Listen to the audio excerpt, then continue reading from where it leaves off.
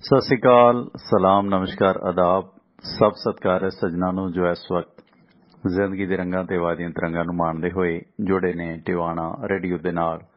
बागां ते रागां दे शहर पटियाला तो मैं परमिंदर सिंह टिवाणा। भारती समां 6:36 हो चुके ने ते अज बुधवार दी शाम 20 जुलाई सन 2022 5 सौण नानक शाही संमत 554 नूं शाम दी सभा दे टिवाणा लाइव प्रोग्राम दे विच आप सब सजना दा पटियाला स्टूडियो तो परमिंदर वल्लों स्वागत।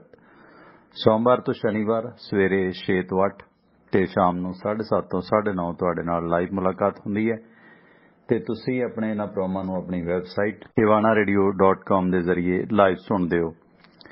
ਆਪਣੀ ਵੈਬਸਾਈਟ tiwanaradio.com ਤੇ ਤੁਹਾਨੂੰ ਭਾਰਤੀ ਸਮੇਂ ਮੁਤਾਬਕ ਸ਼ਾਮੀ 6 ਵਜੇ ਦੇ ਆਸ-ਪਾਸ ਪੰਜਾਬੀ ਦੇ ਵਿੱਚ ਖਬਰਾਂ ਵੀ ਪੜ੍ਹਨ ਨੂੰ ਮਿਲਦੀਆਂ ਤੇ ਇਸ ਦੌਰਾਨ ਨਾਲ ਉੱਥੇ ਰੇਡੀਓ ਸੁਣ ਸਕਦੇ ਹੋ। ਇਸ ਤੋਂ ਇਲਾਵਾ ਤੇ ਆਪਣਾ ਫੇਸਬੁੱਕ ਤੇ YouTube ਪੇਜ ਦਾ ਲਾਈਵ ਦਾ ਲਿੰਕ ਮਿਲੇਗਾ ਕਿਉਂਕਿ ਆਪਾਂ ਇਸ ਫੇਸਬੁੱਕ ਮੇਰਾ ਆਪਣਾ ਪਰਮਿੰਦਰ ਟਿਵਾਣਾ ਦਾ ਰੇਡੀਓ ਟਿਵਾਣਾ ਵਾਲਾ ID ਪੇਜ ਅਤੇ YouTube ਪੇਜ ਟਿਵਾਣਾ ਰੇਡੀਓ ਦਾ ਤੇ ਆਪਾਂ ਲਾਈਵ ਹੁੰਨੇ ਆ ਤੇ ਇਸ ਪ੍ਰੋਗਰਾਮ ਦਾ ਲਾਈਵ ਦਾ ਲਿੰਕ ਤੁਸੀਂ ਆਪਣੇ WhatsApp ਨੰਬਰ ਤੇ ਮੰਗਵਾਉਣਾ ਤਾਂ ਆਪਣੇ WhatsApp ਗਰੁੱਪ ਦੇ ਵਿੱਚ ਸ਼ਾਮਲ ਹੋ ਸਕਦੇ ਹੋ।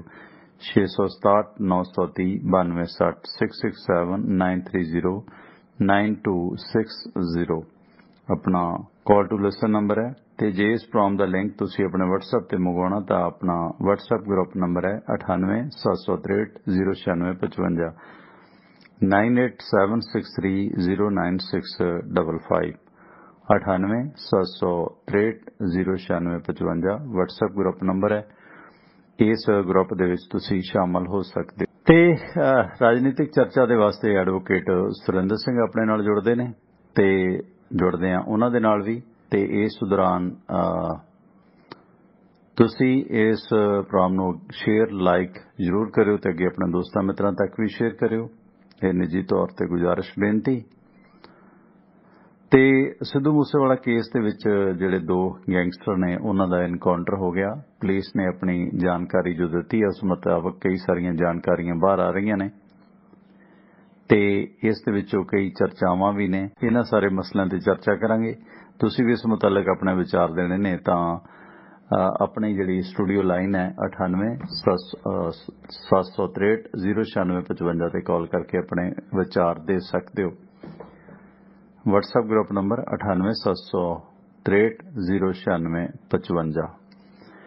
ਸਿੱਧੂ ਮੂਸੇਵਾਲਾ ਕੇਸ ਦੇ ਵਿੱਚ ਦੋਸ਼ੀ ਦੇ ਤੌਰ ਤੇ ਚਰਚਾ ਦੇ ਵਿੱਚ ਆਏ ਗੈਂਗਸਟਰ ਜਿਨ੍ਹਾਂ ਦਾ ਅੱਜ ਹੁਸ਼ਿਆਰਪੁਰ ਪਿੰਡ ਦੇ ਵਿੱਚ ਐਨਕਾਊਂਟਰ ਹੋਇਆ। ਸਿੱਧੂ ਮੂਸੇਵਾਲਾ ਕਤਲ ਕੇਸ ਦੇ ਵਿੱਚ ਇਹ ਪੁਲਿਸ ਨੂੰ ਲੋੜੀਂਦੇ ਸਨ। ਗੈਂਗਸਟਰ ਜਗਰੂਪ ਰੂਪਾ ਤੇ ਮੰਨੂ ਅਟਾਰੀ ਨੇੜੇ ਹੋਏ ਪੁਲਿਸ ਮੁਕਾਬਲੇ ਦੇ ਵਿੱਚ ਇਹ ਹਲਾਕ ਹੋ ਗਏ ਨੇ। ਇਸ ਦੌਰਾਨ 3 ਪੁਲਿਸ ਮੁਲਾਜ਼ਮ ਵੀ ਜ਼ਖਮੀ ਹੋਏ ਨੇ। ਹਾਲਾਂਕਿ ਮਾਰੇ ਗਏ ਸ਼ੂਟਰ ਜਗਰੂਪ ਰੂਪਾ ਦੇ ਪਿਤਾ ਨੇ ਉਹਨਾਂ ਦੀ ਲਾਸ਼ ਲੈਣ ਤੋਂ ਵੀ ਪਹਿਲਾਂ ਹੀ ਇਨਕਾਰ ਕਰ ਦਿੱਤਾ ਕਿਉਂਕਿ ਇਹ ਸਭ ਲੋਕ ਤਕਰੀਬਨ ਘਰਾਂ ਚੋਂ ਬੇਦਖਲ ਕੀਤੇ ਹੋਏ ਨੇ। ਕੋਈ ਵੀ ਇਹਨਾਂ ਦਾ ਪਰਿਵਾਰ ਵਾਲਾ ਇਹਨਾਂ ਦੀ ਕਿਸੇ ਵੀ ਤਰ੍ਹਾਂ ਦੀ ਜ਼ਿੰਮੇਵਾਰੀ ਲੈਣ ਨੂੰ ਤਿਆਰ ਨਹੀਂ ਹੈ ਤੇ ਇਸ ਦੌਰਾਨ ਇਹਨਾਂ ਦੇ ਮਾਰੇ ਜਾਣ ਤੋਂ ਬਾਅਦ ਕਿਤੇ ਨਾ ਕਿਤੇ ਇਸ ਹੁਸ਼ਿਆਰਨਗਰ ਪਿੰਡ ਜਿਹੜਾ ਘਰਿੰਡਾ ਦੇ ਨੇੜੇ ਪਿੰਡ ਪਕਨਾ ਦੇ ਜੂਹ ਦੇ ਨੇੜੇ ਇਹ ਜਿਹੜਾ ਖੇਤਾਂ ਦੇ ਵਿੱਚ ਬੈਕ ਤੇ ਮੁਕਾਬਲਾ ਹੋਇਆ। ਇਸ ਮੁਕਾਬਲੇ ਦੇ ਵਿੱਚ 4-5 ਘੰਟੇ ਮੁਕਾਬਲਾ ਚੱਲਿਆ। ਤੁਸੀਂ ਸਾਰਿਆਂ ਨੇ ਦਿਨ ਭਰੇ ਫੁਟੇਜ ਵੇਖੀ ਹੋਣੀ ਹੈ। ਸੁਰਿੰਦਰ ਭਾਈ ਜੀ ਸਵਾਗਤ, ਸਤਿ ਸ਼੍ਰੀ ਅਕਾਲ, ਮਿਹਰਬਾਨੀ। ਕੀ ਹਾਲ ਚਾਲ ਹੈ? ਬਿਲਕੁਲ ਦਰੁਸਤ ਜੀ। ਜੀ ਸੋ ਜਿਸ ਤਰ੍ਹਾਂ ਇਹ ਸਿੱਧੂ ਮੂਸੇਵਾਲਾ ਕੇਸ ਦੇ ਵਿੱਚ ਦੋਸ਼ੀ ਸਮਝੇ ਜਾਂਦੇ ਸ਼ੂਟਰ ਜਗਰੂਪ ਰੂਪਾ ਤੇ ਮਨਪ੍ਰੀਤ ਸਿੰਘ ਮੰਨੂ ਕੁੱਸਾ ਦੀ ਸ਼ਨਾਖਤ ਹੋ ਗਈ ਹੈ। 3 ਪੁਲਿਸ ਕਰਮਚਾਰੀ ਜ਼ਖਮੀ ਹੋਏ ਨੇ ਜੋ ਜ਼ੇਰੇ ਇਲਾਜ ਨੇ ਤੇ ਇਹ ਪਿੰਡ ਦੇ ਬਾਹਰ ਉਸ ਬੈਕ ਤੇ ਲੁਕੇ ਹੋਏ ਸਨ। ਇਸ ਸੰਬੰਧੀ DGP ਗੌਰਵ ਯਾਦਵ ਹੋਰਾਂ ਦੀ ਵੀ ਇਨਪੁਟ ਸਾਹਮਣੇ ਆਈ ਹੈ। ਪੁਲਿਸ ਦੀ ਜਿਹੜਾ ਵੀ ਬਿਆਨ ਕੁਝ ਸਾਹਮਣੇ ਆਏ ਨੇ। ਪਹਿਲਾਂ ਜਿਹੜੇ ਲੋਕ ਆਏ ਸੀ, ਜਿਹੜੇ ਲੋਕਾਂ ਦੇ ਬਿਆਨ ਸੀ, ਜਿਹੜੇ ਉਸ ਤੇ ਮੱਕੀ ਵਗੈਰਾ ਦਾ ਸਾਇਲੇਜ ਪਾਉਣ ਦੇ ਲਈ ਆਏ ਸੀ, ਉਹਨਾਂ ਦੇ ਬਿਆਨਾਂ ਦੇ ਵਿੱਚ ਥੋੜਾ ਫਰਕ ਹੈ ਕਿ 4 ਦੇ ਕਰੀਬ ਲੋਕ ਆਏ ਸੀ ਤੇ ਉਹਨਾਂ ਨੂੰ ਉੱਥੋਂ ਚਲੇ ਜਾਣ ਲਈ ਆਖਿਆ। ਉਹ ਸਿਵਲ ਵਰਦੀ ਸੀ, ਕੌਣ ਸੀ? ਪਰ ਇਸ ਸੰਬੰਧੀ ਪੁਲਿਸ ਦੀ ਪ੍ਰੈਸ ਕਾਨਫਰੰਸ ਦੇ ਵਿੱਚ ਵੀ ਕਈ ਗੱਲਾਂ ਆ ਰਹੀਆਂ ਨੇ ਕਿ ਇਹ ਜਿਹੜੇ ਲੋਕ ਸੀ ਉੱਥੇ ਸੁੱਤੇ ਸੀ। ਪੁਲਿਸ ਨੇ ਇਹਨਾਂ ਨੂੰ ਫਾਲੋ ਕੀਤਾ ਤੇ ਇਸ ਦੌਰਾਨ ਗੋਲੀ ਚੱਲੀ ਹੈ। ਕੁਝ ਤਸਵੀਰਾਂ ਵੀ ਜਨਤਕ ਹੋਈਆਂ ਨੇ ਜਿਨ੍ਹਾਂ ਦੇ ਬਾਰੇ ਪੁਲਿਸ ਅਧਿਕਾਰੀ ਨੇ ਵੀ ਕਹਿਤਾ ਕਿ ਮੈਂ ਉਹਨਾਂ ਤਸਵੀਰਾਂ ਦੇ ਬਾਰੇ ਨਹੀਂ ਜਾਣਦਾ। ਪ੍ਰੈਸ ਕਾਨਫਰੰਸ ਕੀਤੀ ਹੈ ਤੇ ਜਨਤਕ ਹੋਈਆਂ ਉਹ ਤਸਵੀਰਾਂ ਵੀ ਅੰਦਰੋਂ ਹੀ ਦਿੱਤੀਆਂ ਗਈਆਂ ਹੋਣੀਆਂ। ਪੁਲਿਸ ਦੀ ਉੱਥੇ ਮੌਜੂਦਗੀ ਹੈ ਕਿਉਂਕਿ ਫੋਰੈਂਸਿਕ ਮਾਹਰ ਵੀ ਜਾਂਚ ਕਰ ਰਹੇ ਨੇ। ਪਰ ਪੁਲਿਸ ਅਧਿਕਾਰੀ ਨੇ ਪ੍ਰੈਸ ਕਾਨਫਰੰਸ ਦੇ ਵਿੱਚ ਇਹਨਾਂ ਤਸਵੀਰਾਂ ਤੋਂ ਨਾ ਵਾਕਫ ਹੋਣ ਦੀ ਗੱਲ ਆਖੀ ਹੈ। ਉਹਨਾਂ ਤਸਵੀਰਾਂ ਦੇ ਵਿੱਚੋਂ ਜਿਹੜੀ ਪਹਿਲੀ ਤਸਵੀਰ ਜਿਸ ਦੇ ਵਿੱਚ ਇੱਕ ਵਿਅਕਤੀ ਨੇ ਸਿਰ ਤੇ ਪਰਨਾ ਲਪੇਟਿਆ ਹੋਇਆ ਗੋਡਿਆਂ ਪਰ ਬੈਠਾ ਹੈ, ਉਸ ਦੇ ਕੋਲ ਰਾਈਫਲ ਵੀ ਪਈ ਹੈ। ਮੇਰੇ ਖਿਆਲ ਬਾਹਲੇ ਹੀ ਅਣਜਾਣ ਸੀਗੇ, ਰਾਈਫਲ ਵੀ ਉਸ ਪਾਸਿਓਂ ਫੜ ਕੇ ਚਲਾਉਂਦੇ ਹੋਣੇ ਆ ਜਿਸ ਪਾਸਿਓਂ ਗੋਲੀ ਨਿਕਲਦੀ ਹੈ, ਜਾਣੀ ਉਲਟੀ ਦਿਸ਼ਾ ਦੇ ਵਿੱਚ ਰਾਈਫਲ ਡਿੱਗੀ ਹੋਈ ਹੈ। ਤੇ ਇਹ ਵੀ ਬੜਾ ਅਜੀਬ ਲੱਗਦਾ। ਹੋਰ ਕਈ ਗੱਲਾਂ ਨੇ ਪਰ ਓਵਰਆਲ ਇਸ ਐਨਕਾਊਂਟਰ ਤੋਂ ਬਾਅਦ ਕਿਤੇ ਨਾ ਕਿਤੇ ਲੋਕਾਂ ਨੂੰ ਰਾਹਤ ਵੀ ਮਹਿਸੂਸ ਹੁੰਦੀ ਹੋਣੀ ਹੈ। ਕਾਫੀ ਚਰਚਾਵਾਂ ਹੁੰਦੀਆਂ ਨੇ ਇਸ ਤਰ੍ਹਾਂ ਦੇ ਐਨਕਾਊਂਟਰ ਜਦੋਂ ਹੁੰਦੇ ਨੇ। ਪੁਲਿਸ ਨੇ ਜਿਹੜਾ ਅਦਾਲਤ ਦਾ ਪੱਖ ਵੀ ਵੇਖਣਾ ਹੁੰਦਾ ਹੈ ਤੇ ਕੀ ਸਾਰਾ ਕੁਝ ਇਹ ਚੀਜ਼ਾਂ ਨੇ, ਕਿਉਂਕਿ ਬਹੁਤ ਸਾਰੇ ਐਨਕਾਊਂਟਰ ਅੱਖੀਂ ਦੇਖੇ ਨੇ, ਨਾਲਦਿਆਂ ਤੋਂ ਸੁਣੇ ਨੇ। ਤੇ ਕੀ ਮਹਿਸੂਸ ਕਰਦੇ ਹੋ ਅੱਜ ਜਿਹੜਾ ਇਹ ਗੈਂਗਸਟਰਾਂ ਦਾ ਐਨਕਾਊਂਟਰ ਹੋਇਆ ਟਾਸਕ ਫੋਰਸ ਦੇ ਨਾਲ? ਜੀ, ਐਸਟੀਐਫ ਦੀ ਇੱਕ ਗੱਲ ਨਹੀਂ ਸਮਝ ਆਈ। ਪਹਿਲੀ ਇਹ ਸੀ ਕਿ ਦੇਖੋ 2 ਗੱਡੀਆਂ ਤੇ 4 ਗੈਂਗਸਟਰ ਸੀ ਜਿਹੜੇ ਅੱਗੇ ਆ ਰਹੇ ਸੀ। ਪੁਲਿਸ ਉਹਨਾਂ ਦਾ ਪਿੱਛਾ ਕਰਦੀ ਆ ਰਹੀ ਸੀ ਜਲਦੀ ਦੇ ਨਾਲ। ਪਹਿਲਾਂ ਕਹਿੰਦੇ ਕਿ ਉਹਨਾਂ ਮੱਕੀ ਦੇ ਖੇਤ ਦੇ ਵਿੱਚ ਗੱਡੀਆਂ ਵਾੜ ਦਿੱਤੀਆਂ ਤੇ ਮੱਕੀ ਦੇ ਖੇਤ ਦੇ ਵਿੱਚੋਂ ਟੱਪ ਕੇ ਉਹ ਇਸ ਘਰ 'ਚ ਜਾ ਵੜੇ, ਜਿਹੜੀ ਕੋਈ ਬਲਵਿੰਦਰ ਸਿੰਘ ਦੋਦੀ ਦਾ ਘਰ ਜਿਹੜਾ ਦੱਸਿਆ ਜਾ ਰਿਹਾ। ਪਰ ਉਹ ਘਰ 'ਚ ਕੀ ਕੋਈ ਰਹਿੰਦਾ ਜਾਂ ਨਹੀਂ ਰਹਿੰਦਾ ਇਹਦੇ ਬਾਰੇ ਕੋਈ ਕਨਫਰਮ ਨਹੀਂ। ਠੀਕ ਹੈ, ਹੁਣ ਇਸ ਤੋਂ ਅਗਲੀ ਗੱਲ ਨਾਲ ਦੀ ਨਾਲ ਆ ਗਿਆ ਕਿ ਕਹਿੰਦੇ ਨਹੀਂ ਜੀ 2 ਹੀ ਗੈਂਗਸਟਰ ਸੀਗੇ। ਹੁਣ ਜੇ 2 ਸੀ ਤੇ 2 ਗੱਡੀਆਂ ਤੇ ਕਿਵੇਂ ਆਈ? ਜਾਂ ਉਹ ਪਹਿਲਾਂ ਅੰਦਰ ਸੀ? ਜੇ ਪਹਿਲਾਂ ਅੰਦਰ ਸੀ, ਹੁਣ ਵਾਲੀ ਲਾਸਟ ਵਾਲੀ ਸਟੇਟਮੈਂਟ ਜਿਹੜੀ ਉਹ ਤੇ ਕਹਿੰਦੇ ਕਿ ਦੋਨੋਂ ਅੰਦਰ ਸੁੱਤੇ ਹੋਏ ਸੀ, ਆਰਾਮ ਕਰ ਰਹੇ ਸੀ। ਚਲੋ ਆਰਾਮ ਕਰ ਰਹੇ ਸੀ, ਪਰ ਉੱਥੇ ਜਿਹੜੇ ਪਿੰਡ ਵਾਲੇ ਜਿਹੜੇ ਉਹ ਖੇਤ ਜਿੱਥੇ ਮੱਕੀ ਦਾ ਬਹੁਤਾ ਨੁਕਸਾਨ ਹੋਇਆ ਜਿਹਦਾ ਕੋਲ ਅਚਾਰ ਪਾਉਣ ਆਏ ਸੀ, ਕਿਉਂਕਿ ਮੋਸਟਲੀ ਅਗਲੇ ਨੇ ਮਗਰ ਦੂਜੀ ਫਸਲ ਬੀਜਣੀ ਹੁੰਦੀ ਆ, ਉਹ ਕਹਿੰਦੇ ਇਹਦਾ ਅਚਾਰ ਪਾ ਲਓ, ਅਚਾਰ ਪਾ ਕੇ ਰੱਖ ਲਓ ਤੇ ਲੰਬੇ ਸਮੇਂ ਤੱਕ ਇਹ ਡੰਗਰਾਂ ਨੂੰ ਚਾਰਨ ਦੇ ਕੰਮ ਆ ਜਾਏਗੀ, ਕਿਉਂਕਿ ਜੇ ਪੱਕ ਗਈ ਫਿਰ ਉਹਦਾ ਅਚਾਰ ਨਿਕਲੇ। ਹੁਣ ਅਜੇ ਤੱਕ ਇੱਕ ਇਹ ਗੱਲ ਕਿ ਉਹ 2 ਸੀ ਜਾਂ 4 ਸੀ। 3 ਪੁਲਿਸ ਵਾਲਿਆਂ ਦੇ ਗੋਲੀ ਲੱਗੀ ਆ, ਇੱਕ ਦੇ ਸਾਰਾ ਲੱਗਿਆ। ਜਿਹੜਾ ਇੱਥੇ ਵੀ ਦਵੰਦ ਹੈ, ਥੋੜਾ ਪੁਆਇੰਟ ਦਰ ਪੁਆਇੰਟ ਅਗਰ ਡਿਸਕਸ ਕਰੀਏ ਕਿ ਜਿਹੜਾ ਹੁਣ ਪੁਲਿਸ ਅਧਿਕਾਰੀ ਦੀ ਕਾਨਫਰੰਸ ਮੈਂ ਵੇਖ ਰਿਹਾ ਤੇ ਉਸ ਦੇ ਵਿੱਚ ਉਹਨਾਂ ਨੇ ਆਖਿਆ ਕਿ ਉਹ ਉੱਥੇ ਸੁੱਤੇ ਹੋਏ ਸੀ ਜਦੋਂ ਪੁਲਿਸ ਨੇ ਉਹਨਾਂ ਦਾ ਪਿੱਛਾ ਕੀਤਾ। ਪਰ ਉੱਥੇ ਜਿਹੜੇ ਲੋਕ ਸੀਗੇ ਉਹ ਜੇ ਸੁੱਤੇ ਹੋਏ ਸੀ, ਉਹ ਕਿਸੇ ਦੀ ਬੈਕ ਸੀ। ਅਣਜਾਣ ਬੰਦਾ ਉੱਥੇ ਆ ਕੇ ਇਦਾਂ ਸੌ ਨਹੀਂ ਸਕਦਾ। ਇਹ ਹੋ ਸਕਦਾ ਕਿ ਉਹ ਭੱਜ ਕੇ ਆ ਕੇ ਵੜੇ ਹੋਣ ਤੇ ਪੁਲਿਸ ਉਹਨਾਂ ਦੇ ਪਿੱਛੇ ਆਈ ਹੋਵੇ, ਇਹ ਤੇ ਗੱਲ ਜੱਚਦੀ ਹੈ। ਪਰ ਉਸ ਵਿਅਕਤੀ ਦਾ ਜਿਹੜਾ ਸਾਇਲੇਜ ਪਾਉਣ ਲਈ ਉੱਥੇ ਆਇਆ ਸੀਗਾ, ਪਟਕੇ ਵਾਲਾ ਸਰਦਾਰ, ਉਹਨੇ ਕਿਹਾ ਕਿ ਉਹਨਾਂ ਨੇ ਆਉਂਦਿਆਂ 4-5 ਬੰਦੇ ਸੀ, ਸਾਨੂੰ ਆਉਂਦਿਆਂ ਕਹਿੰਦੇ ਭਾਜੋ ਇੱਥੋਂ। ਸਿਵਲ ਵਰਦੀ ਸੀ, ਪਤਾ ਨਹੀਂ ਕਹਿੰਦੇ ਕੌਣ ਸੀਗੇ। ਇੱਥੇ ਥੋੜੀ ਜਿਹੀ ਸਟੋਰੀ ਟਵਿਸਟ ਕਰਦੀ ਹੈ, ਇੱਕ ਇਹ ਤੇ ਦੂਸਰਾ ਉਹ ਰਾਈਫਲ ਦਾ ਪੁੱਠੇ ਪਾਸੇ ਨੂੰ ਡਿੱਗਿਆ ਹੋਣਾ ਤੇ ਇਹ ਗੱਲਾਂ ਨੇ। ਬਾਕੀ ਦੇਖੋ ਨਾ ਚਾਰ ਸੀਟ 'ਚ ਕੁਛ ਹੋਣਾ ਸੀ, ਬਰੀ ਹੋ ਜਾਣਾ ਸੀ। ਪਰ ਇੱਕ ਜਿਹੜੀ ਪਿਛਲੇ ਦਿਨੀ ਫੁਟੇਜ ਲੀਕ ਹੋਈ ਸੀ, ਕਿਉਂਕਿ ਖਬਰ ਆ ਜਾਂਦੀ, ਖਬਰ ਦੇ ਸੋਰਸ ਨਹੀਂ ਪਤਾ ਲੱਗਦੇ, ਜਿਵੇਂ AK-94 ਮੀਡੀਆ ਦੇ ਮੂੰਹ 'ਚ ਪਾ ਦਿੱਤੀ ਤੇ AK-94 ਰੌਲਾ ਪੈ ਗਿਆ ਤੇ ਉਸ ਤੋਂ ਬਾਅਦ ਫਿਰ ਗੱਲ AK-47 ਤੇ ਆ ਕੇ ਮੁੱਕ ਗਈ, ਕਿਉਂਕਿ ਹਥਿਆਰ ਪ੍ਰੂਵ ਕਰਨੇ ਪੈਣੇ ਸੀ। ਤੇ ਉਹ ਜਿਹੜੀ ਪਿਛਲੇ ਦਿਨੀ ਫੁਟੇਜ ਲੀਕ ਹੋਈ ਸੀ, ਮੇਰੇ ਖਿਆਲ ਵੀਕਐਂਡ ਤੇ, ਜਿਸ ਦੇ ਵਿੱਚ 2 ਮੋਟਰਸਾਈਕਲ ਸਵਾਰ ਜਾਂਦੇ ਦਿਸ ਰਹੇ ਨੇ, ਉਹ ਫੁਟੇਜ ਮੀਡੀਆ ਨੂੰ ਕਿਹਨੇ ਪੇਸ਼ ਕੀਤੀ ਜਾਂ ਕਿਸ ਮੀਡੀਆ ਕੋਲ ਆਈ? ਹਰ ਵਿਅਕਤੀ ਨੇ ਉਸ ਦੀ ਚਰਚਾ ਕੀਤੀ, ਅਖਬਾਰਾਂ 'ਚੋਂ ਨਸ਼ਰ ਹੋਈ, ਕਿਉਂਕਿ ਜੇ ਉਹ ਫੁਟੇਜ ਲੀਕ ਹੋਈ ਹੈ ਤਾਂ ਕਿਸੇ ਦੇ ਘਰ ਦੀ ਹੋਣੀ ਆ। ਉਹਨਾਂ ਨੇ ਫੁਟੇਜ ਲੀਕ ਕੀਤੀ ਹੋਣੀ ਹੈ ਕਿ ਆਹ 2 ਕੁੱਸਾ ਤੇ ਰੂਪਾ ਜਾ ਰਹੇ ਨੇ। ਉਹ ਜਿਹੜੀ ਫੁਟੇਜ ਦੇ ਵਿੱਚ ਜਾਣਕਾਰੀ ਸੀ ਕਿ ਉਹ ਸਮਾਲਸਰ ਤੋਂ ਤਰਨਤਾਰਨ ਨੂੰ ਜਾ ਰਹੇ ਨੇ। ਉਸ ਤੋਂ ਬਾਅਦ ਫਿਰ ਰੌਲਾ ਪਿਆ ਕਿ ਜੋ ਪੰਜਾਬ 'ਚ ਨੇ ਉਹ ਉਸੇ ਪਾਸੇ ਨੂੰ ਕਿ ਉਹ ਡਾਇਰੈਕਸ਼ਨ, ਇੱਕ ਕਹਾਣੀ ਦੀ ਤੰਦ ਜੋੜੀ ਗਈ ਕਿ ਉਹ ਸਮਾਲਸਰ ਤੋਂ ਤਰਨਤਾਰਨ ਨੂੰ ਜਾ ਰਹੇ ਸਨ। ਪਰ ਉਸ ਦੌਰਾਨ ਫਿਰ AK-47 ਫੜੀ ਗਈ ਹੈ ਤੇ ਫਿਰ AK-47 ਮੋਟਰਸਾਈਕਲ ਤੇ ਉਹਨਾਂ ਨੇ ਕਿੱਥੇ ਰੱਖੀ ਹੋਈ ਸੀ? ਜੇ ਇੰਨੀ ਪੁਲਿਸ ਮੁਸਤੈਦੀ ਦੇ ਹੁੰਦਿਆਂ ਉਹ ਰਾਈਫਲ ਲੈ ਕੇ ਘੁੰਮ ਰਹੇ ਨੇ ਮੋਟਰਸਾਈਕਲ ਦੇ AK-47 ਲੁਕੋ ਕੇ, ਤਾਂ ਫਿਰ ਪੁਲਿਸ ਦੀ ਚੈਕਿੰਗ, ਕਾਰਗੁਜ਼ਾਰੀ ਤੇ ਵੀ ਸਵਾਲ ਖੜੇ ਹੁੰਦੇ ਨੇ। ਕਿਤੇ ਨਾ ਕਿਤੇ ਉਹ ਜਿਵੇਂ ਦਿਖਾਇਆ ਗਿਆ ਕਿ ਇਸ ਪਾਸੇ ਨੂੰ ਜਾ ਰਹੇ ਨੇ, ਉਹ ਫੁਟੇਜ ਲੀਕ ਕਿਹਨੇ ਕੀਤੀ ਤੇ ਮੀਡੀਆ ਨੂੰ ਮੁਹੱਈਆ ਕਿਹਨੇ ਕਰਾਈ? ਜਿਵੇਂ ਹੁਣ ਫੋਟੋਆਂ ਵੀ ਮੁਹੱਈਆ ਹੋਈਆਂ ਨੇ ਕਿ ਉਹ ਜਿਹੜੀ ਉਹ ਉੱਥੇ ਪੜਛੱਤੀ ਤੇ ਜਿਹੜੀ ਦਰਵਾਜ਼ੇ ਦੇ ਉੱਤੇ ਆ, ਉੱਥੇ ਉਹ ਡਿੱਗਿਆ ਪਿਆ, ਖੂੰਜੇ ਲੱਗਿਆ ਬੈਠਾ ਤੇ ਰਾਈਫਲ ਉਹਦੇ ਕੋਲ ਪੁੱਠੀ ਹੋਈ ਡਿੱਗੀ ਪਈ ਆ, ਉਹਦੇ ਵੱਲ ਨੂੰ ਹੀ ਡਿੱਗੀ ਹੋਈ ਹੈ ਜਿਸ ਪਾਸੇ ਨੂੰ ਬੈਰਲ ਹੈ। ਨਾ ਕਿ ਜਿਸ ਪਾਸੇ ਨੂੰ ਉਹਦਾ ਹੈਂਡਲ ਹੈ ਉਸ ਪਾਸੇ ਨੂੰ, ਉਲਟੀ ਦਿਸ਼ਾ ਦੇ ਵਿੱਚ ਰਾਈਫਲ ਉਸ ਵੱਲ ਨੂੰ ਡਿੱਗੀ ਹੋਈ ਹੈ। ਕਈ ਪੁਲਿਸੀਆ ਕਹਾਣੀ ਚੋਂ ਕਈ ਤੰਦਾਂ ਤਾਂ ਨਿਕਲਦੀਆਂ ਨੇ, ਜਿਸ ਬਾਰੇ ਅਧਿਕਾਰੀ ਨੇ ਕਹਿਤਾ ਕਿ ਫੋਟੋਆਂ ਬਾਰੇ ਮੈਨੂੰ ਨਹੀਂ ਪਤਾ ਇਹ ਜਾਰੀ ਕਿਹਨੇ ਕੀਤੀਆਂ, ਕਿਉਂਕਿ ਕੋਠੀ ਨੂੰ ਘੇਰਾ ਪਾਇਆ ਹੋਇਆ। ਫੋਰੈਂਸਿਕ ਜਾਂਚ ਜਿਹੜੀ ਹੈ ਉਹਦੀ ਹੋਏਗੀ ਕਿ ਉੱਥੇ ਕੌਣ ਲੋਕ ਸਨ, ਉਹਨਾਂ ਦੇ ਨਿਸ਼ਾਨ ਬਰਾਮਦ ਹੋਣਗੇ। ਇਹ ਤਾਂ ਹੈ ਨਹੀਂ ਕਿ ਪੁਲਿਸ ਜਿਹੜਾ ਕਿਸੇ ਮੀਡੀਆ ਵਾਲੇ ਨੇ ਅੰਦਰ ਵੜ ਕੇ ਫੋਟੋ ਖਿੱਚ ਲਈ ਤੇ ਮੀਡੀਆ ਨੂੰ ਲੀਕ ਕਰ ਦਿੱਤੀ, ਜਿਹਦੇ ਬਾਰੇ ਅਧਿਕਾਰੀ ਮੁਨਕਰ ਹੋ ਗਏ ਨੇ ਕਿ ਸਾਨੂੰ ਉਸ ਫੋਟੋ ਬਾਰੇ ਕੁਝ ਨਹੀਂ ਪਤਾ ਜੀ। ਉਹ ਜਿਹੜੀ ਫੋਟੋ ਪਹਿਲਾਂ ਮੋਟਰਸਾਈਕਲ ਤੇ ਜਾਂਦਿਆਂ ਦੀ ਵਾਇਰਲ ਹੋਈ ਸੀ, ਉਹਦੇ ਬਾਰੇ ਵੀ ਕੋਈ ਇਨਪੁਟ ਨਹੀਂ ਹੈ ਕਿ ਉਹ ਕਿਹਨੇ ਲੀਕ ਕੀਤੀ ਸੀ, ਕਿੱਥੋਂ ਪੇਸ਼ ਕੀਤੀ ਗਈ ਉਹ ਜੀ।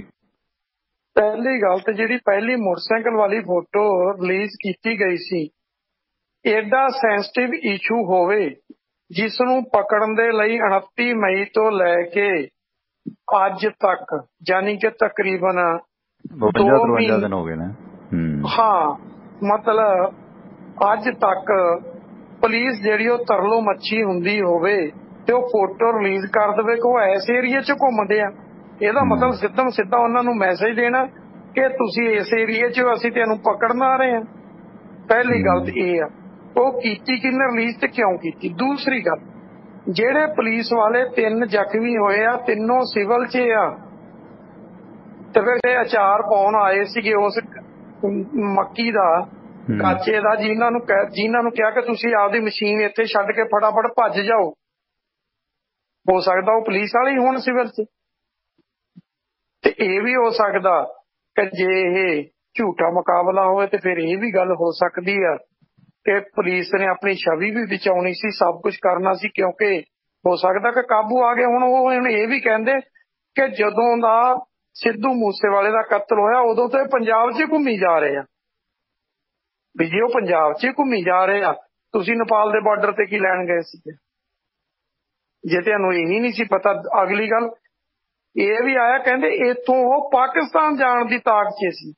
ਵੀ ਇਹ ਹਰ ਬੰਦੇ ਨੂੰ ਪਤਾ, ਪੰਜਾਬ ਦਾ ਜਿੰਨਾ ਬਾਰਡਰ ਉੱਤੇ ਕੰਡਿਆਲੀ ਤਾਰ ਲੱਗੀ ਹੋਈ ਆ ਔਰ ਕਿੰਨੇ ਕਿਲੋਮੀਟਰ ਉਹ ਸਰਹੱਦ ਤੋਂ ਇਸ ਬੰਨੇ ਲੱਗੀ ਹੋਈ ਆ, ਤੇ ਉਹਦੇ ਚੋਂ ਕੇਵਲ ਤੇ ਕੇਵਲ ਗੇਟ ਆ, ਗੇਟ ਦੇ ਉੱਤੇ ਫੋਰਸ ਆ, ਕਿੱਥੋਂ ਦੀ ਟੱਪ ਕੇ ਲੰਘ ਜਾਣਗੇ। ਦੂਜੀ ਗੱਲ, ਜਿਹੜੇ ਉਹਨਾਂ ਕੋਲ ਵੈਪਨ ਨੇ, ਕੀ ਹੈ ਵੈਪਨ ਲੈ ਕੇ ਉਹਨਾਂ ਸਿੱਧਾ ਪਾਕਿਸਤਾਨ ਜਾਣਾ ਸੀ? ਕੌਣ ਲੰਘਣ ਦਿੰਦਾ ਉਹਨਾਂ ਨੂੰ? ਸਵਾਲ ਤਾਂ ਕਈ ਖੜੇ ਹੁੰਦੇ ਨੇ। ਸਵਾਲ ਇਕੱਲਾ ਇਹ ਨਹੀਂ ਕਿ ਉਹ ਬੈਰਲ AK-47 ਦੀ ਉਹਦੇ ਵੱਲ ਨੂੰ। ਦੂਜੀ ਗੱਲ, ਜਿੱਦਾਂ ਉਹਦਾ ਗੋਡਾ ਖੜਾ ਉੱਤੇ ਸਿਰ ਲੱਗਾ ਹੋਇਆ, ਪਰਮਿੰਦਰ ਕਹਿਣਾ ਬੜਾ ਸੌਖਾ, ਜਦੋਂ ਇਨਕਾਊਂਟਰ ਹੁੰਦਾ, ਇਨਕਾਊਂਟਰ ਹੋਣ ਤੋਂ ਬਾਅਦ ਬੰਦਾ ਇਸ ਅਵਸਥਾ 'ਚ ਨਹੀਂ ਪਿਆ ਹੁੰਦਾ, ਇਹ ਆਪਾਂ ਨੂੰ ਵੀ ਪਤਾ। ਅਗਲੀ ਗੱਲ, ਜੇ ਇੱਥੇ ਬੈਠ ਕੇ ਉਹ ਮੁਕਾਬਲਾ ਕਰਦਾ, ਪਹਿਲੀ ਗੱਲ ਜਦੋਂ ਅੰਦਰ ਸੁੱਤੇ ਹੋਏ ਸੀ, ਅੰਦਰ ਵੜਿਆ ਹੋਇਆ ਮੁਕਾਬਲਾ ਕਰਦਾ, ਉਹ ਇੱਥੇ ਚੜ੍ਹ ਕੇ ਕਿਉਂ ਮੁਕਾਬਲਾ ਕਰਨ ਲੱਗ ਗਿਆ? ਸਵਾਲ ਤਾਂ ਇਹ ਵੀ ਆ। ਫਿਰ 4 ਘੰਟੇ ਤੋਂ ਵੱਧ ਫਾਇਰਿੰਗ ਹੁੰਦੀ ਦਿਖ ਰਹੀ ਆ। ਹੁਣ ਅੰਦਰੋਂ ਕੌਣ ਫਾਇਰਿੰਗ ਕਰਦਾ? ਇਹ ਸਵਾਲ ਤੇ ਵੀ ਖੜੇ ਹੁੰਦੇ ਆ ਨਾ। ਬਾਹਰੋਂ ਤਾਂ ਪੁਲਿਸ ਕਰਦੀ ਸੀ, ਪਰ ਅੰਦਰੋਂ ਕੌਣ ਕਰਦਾ ਸੀਗਾ? ਇਸ ਕਰਕੇ ਲੋਕਾਂ ਨੇ, ਚਲੋ ਇੱਕ ਗੱਲ ਤਾਂ ਇਹ ਆ ਕਿ ਉਹ ਦੋਨੋਂ ਇਸ ਕਤਲ 'ਚ ਇਨਵੋਲਵ ਸੀ। ਲੋਕਾਂ ਨੂੰ ਸਾਹ ਆਇਆ, ਪੰਜਾਬ ਦੀ ਪੁਲਿਸ ਨੂੰ ਸਾਹ ਆਇਆ ਤੇ ਸਰਕਾਰ ਨੂੰ ਸਾਹ ਆਇਆ, ਕਿਉਂਕਿ ਜਿਹੜੇ 3 ਸ਼ਾਰਪ ਸ਼ੂਟਰ ਦੂਸਰਾ ਦਿੱਲੀ ਪੁਲਿਸ ਨੇ ਪਕੜ ਕੇ ਦਿੱਤੇ ਸੀ, ਉਹਨਾਂ ਦਾ ਤਾਂ ਕੁਝ ਵਿਗੜ ਨਹੀਂ ਸੀ ਸਕਦਾ, ਕਿਉਂਕਿ ਦਿੱਲੀ ਤੋਂ ਰਾਹਦਾਰੀ ਰਿਮਾਂਡ ਤੇ ਲਿਆਂਦੇ ਇਸ ਕਰਕੇ ਗਏ ਸੀ ਕਿ ਇਹਨਾਂ ਦੀ ਹਿਫਾਜ਼ਤ ਕੀਤੀ ਜਾਏਗੀ, ਤੇ ਉਹ ਤਾਂ ਸੇਫ ਹੋ ਗਏ। ਗੱਲ ਇੱਥੋਂ ਦੀ ਸੀ। ਹੁਣ ਸੱਚ ਕੀ ਆ ਕੀ ਨਹੀਂ ਆ ਉਹ ਸਮਾਂ ਦੱਸੇਗਾ, ਸਮੇਂ ਬਾਅਦ ਆਏਗਾ ਕਿ ਜਾਂ ਮੀਡੀਆ ਨੂੰ ਦਬਾ ਲਿਆ ਜਾਏਗਾ, ਇਹ ਨਹੀਂ ਕਿਹਾ ਜਾ ਸਕਦਾ। ਪਰ ਇਹ ਆ, ਜਿਹੜੀ ਕਹਾਣੀ ਆ ਉਸ ਕਹਾਣੀ ਤੇ ਸਵਾਲ ਜ਼ਰੂਰ ਖੜੇ ਹੋ ਰਹੇ ਆ। ਸੁਰਿੰਦਰ ਜੀ ਹੋਲਡ ਰੱਖੋ ਇੱਕ ਸੈਕਿੰਡ। ਸ਼ੇਰਗਿੱਲ ਸਾਹਿਬ ਸਵਾਗਤ, ਸਤਿ ਸ਼੍ਰੀ ਅਕਾਲ। ਸ਼ੇਰਗਿੱਲ ਜੀ ਗੱਲ ਕਰੋ, ਤੁਸੀਂ ਔਨ 에ਅਰ ਹੋ। ਸੌਰੀ ਕਾਲ ਕੱਟ ਗਈ ਜੀ। ਸੁਰਿੰਦਰ ਕੰਟੀਨਿਊ ਵੀਰ। ਸੁਰਿੰਦਰ ਜੀ ਕੰਟੀਨਿਊ ਪਲੀਜ਼। ਹਾਂਜੀ ਹਾਂਜੀ। ਗੱਲ ਜਿਹੜੀ ਕਹਾਣੀ ਆ ਹਜਮ ਨਹੀਂ ਹੁੰਦੀ। ਜਾਂ ਤਾਂ ਇਹ ਸੀ ਕਿ ਪਿੰਡਾਂ ਵਾਲੇ ਜਿਹੜੇ ਆ ਉਹ ਕਹਿ ਰਹੇ ਨੇ ਕਿ 2 ਗੱਡੀਆਂ ਭੱਜੀਆਂ ਆਈਆਂ ਤੇ ਉਹਦੇ ਮਗਰ ਪੁਲਿਸ ਆਈ ਆ। ਹੁਣ ਉਹ 2 ਗੱਡੀਆਂ ਕੀ ਵਾਕਿਆ ਇਹਨਾਂ ਦੀਆਂ ਸੀ? ਜੇ 2 ਗੱਡੀਆਂ ਆਈਆਂ ਤੇ ਕੀ ਉਹ 'ਚ 4 ਬੰਦੇ ਆਏ ਆ ਤੇ ਜਾਂ ਦੋਨੋਂ ਇੱਕ 'ਚ ਆਏ ਆ? कि ਜਾਂ ਉਹਨਾਂ ਕੋਲ ਗੱਡੀ ਹੈ ਹੀ ਨਹੀਂ ਸੀ, ਉਹ ਅੰਦਰ ਸੀ ਤੇ ਅੰਦਰ ਕਦੋਂ ਦੇ ਸੀ। ਸਵਾਲ ਤਾਂ ਆਉਣ ਵਾਲੇ ਦਿਨਾਂ 'ਚ ਖੜੇ ਹੋਣਗੇ। ਇਹ ਤਾਂ ਨਹੀਂ ਜੇ ਉਹ ਲਾਵਾਰਸ ਮਕਾਨ ਪਿਆ ਵਾ, ਇਹਦਾ ਮਤਲਬ ਇਹ ਤਾਂ ਨਹੀਂ ਕਿ ਉਹ 'ਚ ਕੋਈ ਬੰਦਾ ਰਹਿੰਦਾ ਹੋਵੇ ਤੇ ਕਿਸੇ ਨੂੰ ਪਤਾ ਹੀ ਨਾ ਹੋਵੇ ਨੇੜੇ ਤੇੜੇ। ਜੀ ਸ਼ੇਰਗਿੱਲ ਸਾਹਿਬ ਗੱਲ ਕਰੋ। ਹਾਂਜੀ ਸਰ, ਸਤਿ ਸ਼੍ਰੀ ਅਕਾਲ ਜੀ। ਸਤਿ ਸ਼੍ਰੀ ਅਕਾਲ। ਟਵਾਣਾ ਸਾਹਿਬ ਚਲੋ ਇਹ ਵੀ ਹੋ ਗਈ ਤੇ ਬੀਬੀ ਦਾ ਝੋਲਾ ਝਾਲਾ ਝਾੜ ਕੇ ਫਿਰ ਉਹਦੇ ਪਿਛਲੇ ਪਾਸੇ ਲੈ ਉਹਨੂੰ, ਠੀਕ ਹੈ ਨਾ, ਵੀ ਗੱਲ ਤਾਂ ਉੱਧਰੇ ਜੋੜਨੇ ਜਿੱਧਰੋਂ ਵੋਟ ਮਿਲਦਾ ਜੀ। ਤੇ ਚਲੋ ਜੋ ਹੋਇਆ ਤਾਂ ਠੀਕ ਹੀ ਹੋਇਆ। ਚਲੋ ਸਾਰੇ ਨੇੜੇ ਤੇ ਚੜਾ ਤੇ ਨਾ, ਕਹਿਣ ਦਾ ਭਾਵ ਹੈ ਵੀ ਜੋੜਨਾ ਤਾਂ ਉਹਨਾਂ ਨੂੰ ਪਾਕਿਸਤਾਨ ਵਾਲੇ ਸੀਗਾ ਨਾ, ਇਹਦਾ ਮਸਲਾ ਹੱਲ ਹੋ ਗਿਆ। ਚਲੋ ਜਿਵੇਂ ਵੀ ਹੋਇਆ, ਜੋ ਹੋਇਆ ਠੀਕ ਹੀ ਹੋਇਆ ਸਰ। ਸਮਝ ਤਾਂ ਸਾਰੇ ਗਏ ਨੇ, ਬਾਕੀ ਚਲੋ ਜੋ ਦੱਸ ਰਹੇ ਨੇ ਠੀਕ ਹੈ ਸਰ। ਥੈਂਕ ਯੂ ਸ਼ੇਰ ਸਾਹਿਬ, ਥੈਂਕ ਯੂ, ਮਿਹਰਬਾਨੀ। ਦੇਖੋ ਅਦਾਲਤਾਂ 'ਚ ਇਹ ਲੋਕ ਸੀ ਬਰੀ ਹੋ ਜਾਂਦੇ ਆ, ਪਹਿਲਾਂ 'ਚ ਵੀ ਹੁੰਦਾ, ਗਵਾਹੀਆਂ ਪ੍ਰੂਫ ਕਰਨੀਆਂ ਬੜਾ ਮੁਸ਼ਕਿਲ ਹੈ। ਗੱਲ ਇਹ ਹੈ ਨਾ ਕਿ ਇੱਕ ਪਾਸੇ ਪੰਜਾਬ ਦੇ ਵਿਗੜੇ ਹੋਏ ਮੁੰਡੇ ਤੇ ਦੂਸਰੇ ਪਾਸੇ ਪੰਜਾਬ ਦੇ ਲੋਕ, ਭਾਵੇਂ ਸਟਾਰ ਬਣਿਆ ਮੂਸੇ ਵਾਲਾ, ਘਰ ਉਹਨਾਂ ਦਾ ਵੀ ਉਜੜਿਆ ਤੇ ਘਰ ਇਹਨਾਂ ਦਾ ਵੀ ਉਜੜਿਆ। ਅਸਲ ਦੇ ਵਿੱਚ ਪਿਛਲੇ ਜਿਹੜੇ ਸਿਆਸਤਦਾਨ ਲੋਕ ਨੇ, ਜਿਹੜਾ ਅਸਲ ਗੈਂਗਸਟਰ ਹੈ, ਜਿਹੜਾ ਅਸਲ ਦੁਸ਼ਮਣ ਹੈ, ਉਹ ਤੇ ਦੁੱਧ ਧੋਤਾ ਬਣਿਆ ਬੈਠਾ ਹੈ ਨਾ। ਤੇ ਪੰਜਾਬ ਦੇ ਹਾਲਾਤ ਖਰਾਬ ਹੋ ਰਹੇ ਨੇ। ਕੋਈ ਪੁਲਿਸ ਵਾਲੇ ਦੀ ਜਾਨ ਜਾਂਦੀ, ਉਹ ਵੀ ਨੁਕਸਾਨਦਾਇਕ ਸੀ। ਕਿਸੇ ਜਿਸ ਤਰ੍ਹਾਂ ਇੱਕ ਪੱਤਰਕਾਰ ਦੇ ਗੋਲੀ ਵੱਜੀ ਆ, ਉਹਦਾ ਵੀ ਨੁਕਸਾਨ ਹੋ ਸਕਦਾ ਸੀ, ਚਲੋ ਬਚਾਅ ਹੋ ਗਿਆ। ਜਿੰਨਾ ਵੀ ਨੁਕਸਾਨ ਹੋਇਆ ਮੰਦਭਾਗਾ ਆ।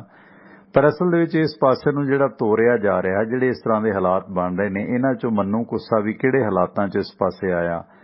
ਪਿੰਡ 'ਚ ਕਾਰਪੈਂਟਰੀ ਕਰਦਾ ਸੀ, ਉਹਦੀ ਮਾਂ ਤੇ ਉਹਦੇ ਪਰਿਵਾਰ ਤੇ ਕਿਸੇ ਨੇ ਅਟੈਕ ਕੀਤਾ, ਰੋਸ ਦੇ ਵਿੱਚ ਆਇਆ, ਉਹ ਇਸ ਪਾਸੇ ਨੂੰ ਤੁਰ ਪਿਆ। ਕਹਾਣੀ ਅੱਗੇ ਅੱਗੇ ਵਿਗੜਦੀ ਗਈ, ਹਾਲਾਤ ਇਦਾਂ ਦੇ ਪੈਦਾ ਹੋ ਗਏ ਨੇ। ਤੇ ਇਸ ਤਰ੍ਹਾਂ ਦੇ ਮੁੰਡਿਆਂ ਨੂੰ ਗੁੰਮਰਾਹ ਕਰਕੇ ਕੋਈ ਕੁਛ ਵੀ ਕਰੀ ਜਾਂਦਾ, ਕੋਈ ਖਾਲਿਸਤਾਨ ਦੇ ਪੋਸਟਰ ਲਵਾਈ ਜਾਂਦਾ, ਕੋਈ ਡਰੱਗ ਵਿਕਾਈ ਜਾਂਦਾ, ਕੋਈ ਐਨਕਾਊਂਟਰ ਕਰਾਈ ਜਾਂਦਾ, ਕੋਈ ਕੁਛ ਕਰਾਈ ਜਾਂਦਾ। ਅਸਲ ਜਿਹੜੇ ਸਮਾਜ ਦੇ ਦੁਸ਼ਮਣ ਨੇ ਉਹ ਸਿਆਸੀ ਲੋਕ ਨੇ, ਧਾਰਮਿਕ ਕੱਟੜ ਲੋਕ ਨੇ, ਜਿਹੜੇ ਅਸਲ ਦੁਸ਼ਮਣ ਨੇ। ਮਰਦਾ ਪੰਜਾਬ ਹੈ, ਮਰਦੀ ਇਨਸਾਨੀਅਤ ਹੈ ਕਿਸੇ ਨਾ ਕਿਸੇ ਰੂਪ 'ਚ। ਜਾਂ ਕੁਰਾਹੇ ਪਈ ਜਵਾਨੀ ਹੈ ਜਿਹੜੀ ਪੈਸੇ ਦਾ, ਸ਼ੋਹਰਤ ਦਾ ਸ਼ਾਰਟਕਟ ਭਾਲਦੀ ਹੈ।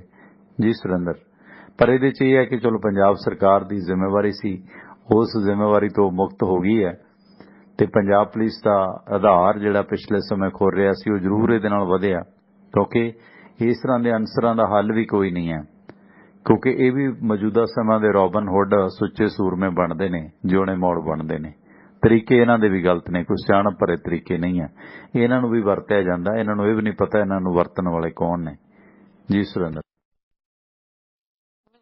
ਮੈਂ ਤਾਂ ਕਈ ਗੱਲ ਕਹਿ ਰਿਹਾ, ਪੋਲੀਟੀਸ਼ੀਅਨ ਤੇ ਬਿਊਰੋਕਰੇਟਸ ਇਹ ਆਪਣੇ ਆਪ ਨੂੰ ਸੁਧਾਰ ਲੈਣ। ਗੈਂਗਸਟਰ ਤੇ ਦਿਨ ਚੜ੍ਹਦੇ ਨੂੰ ਸਾਰਾ ਕੁਝ ਖਾਤਮਾ ਹੋ ਜਾਊਗਾ, ਲੁੱਟ ਖਸੁੱਟ ਸਾਰੀ ਖਤਮ ਹੋ ਜਾਊਗੀ।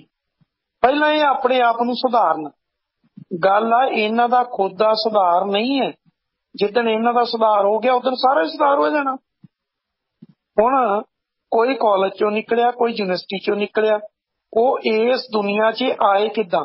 ਛੋਟੇ ਮੋਟੇ ਕ੍ਰਾਈਮ ਤੋਂ ਤੁਰੇ। ਜਦੋਂ ਤੁਰੇ, ਗੱਲ ਤਾਂ ਇਹ ਸੀ ਉਸ ਵੇਲੇ ਪੁਲਿਸ ਦਾ ਇਹਨਾਂ ਨੂੰ ਰੋਕਣਾ ਫਰਜ਼ ਬਣਦਾ ਸੀ, ਸਰਕਾਰਾਂ ਦਾ ਰੋਕਣਾ ਫਰਜ਼ ਬਣਦਾ ਸੀ। ਉਹਨਾਂ ਦੇ ਪਰਿਵਾਰਾਂ ਨੂੰ ਹੈਂਡਓਵਰ ਕਰਦੇ, ਜ਼ਿੰਮੇਵਾਰੀ ਲੈਂਦੇ ਤਾਂ ਕਿ ਇਸ ਰਾਹ ਨਾ ਪੈਂਦੇ।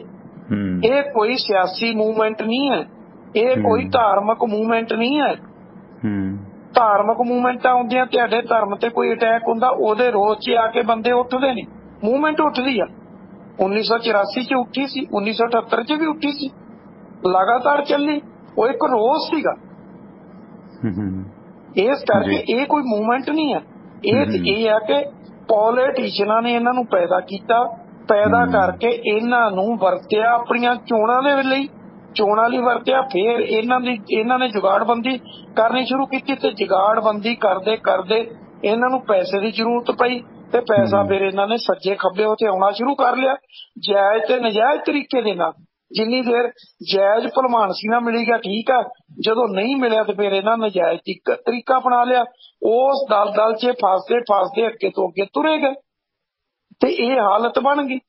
ਹੁਣ ਤੁਸੀਂ ਦੇਖੋ ਕਿ ਦੋਨਾਂ ਦੇ ਵਿੱਚੋਂ ਮੇਰਾ ਖਿਆਲ ਇੱਕ ਤਾਂ ਇਹ ਸੀਗਾ ਮੰਨੂ ਖੋਸਾ ਸੀਗਾ ਤੇ ਦੂਜੇ ਦਾ ਪਤਾ ਨਹੀਂ ਗੁੱਸਾ ਸੀਗਾ, ਜਗਰੂਪ ਰੂਪਾ। ਜਗਰੂਪ ਰੂਪਾ ਦੀ ਪਿਓ ਨੇ ਤੇ ਸਿੱਧਾ ਕਹਿ ਦਿੱਤਾ। ਅੱਜ ਮੀਡੀਆ ਘਰੇ ਪਹੁੰਚ ਗਿਆ, ਉਹਨਾਂ ਕਿਹਾ ਕਿ ਦੇਖੋ ਨਾ ਮੈਂ ਉਹਦੀ ਲਾਸ਼ ਲੈਣ ਜਾਵਾਂਗਾ, ਨਾ ਮੈਂ ਉਹਦਾ ਸੰਸਕਾਰ ਕਰਾਂਗਾ। ਉਹਨੇ ਇਨਕਾਰ ਕਰਤਾ।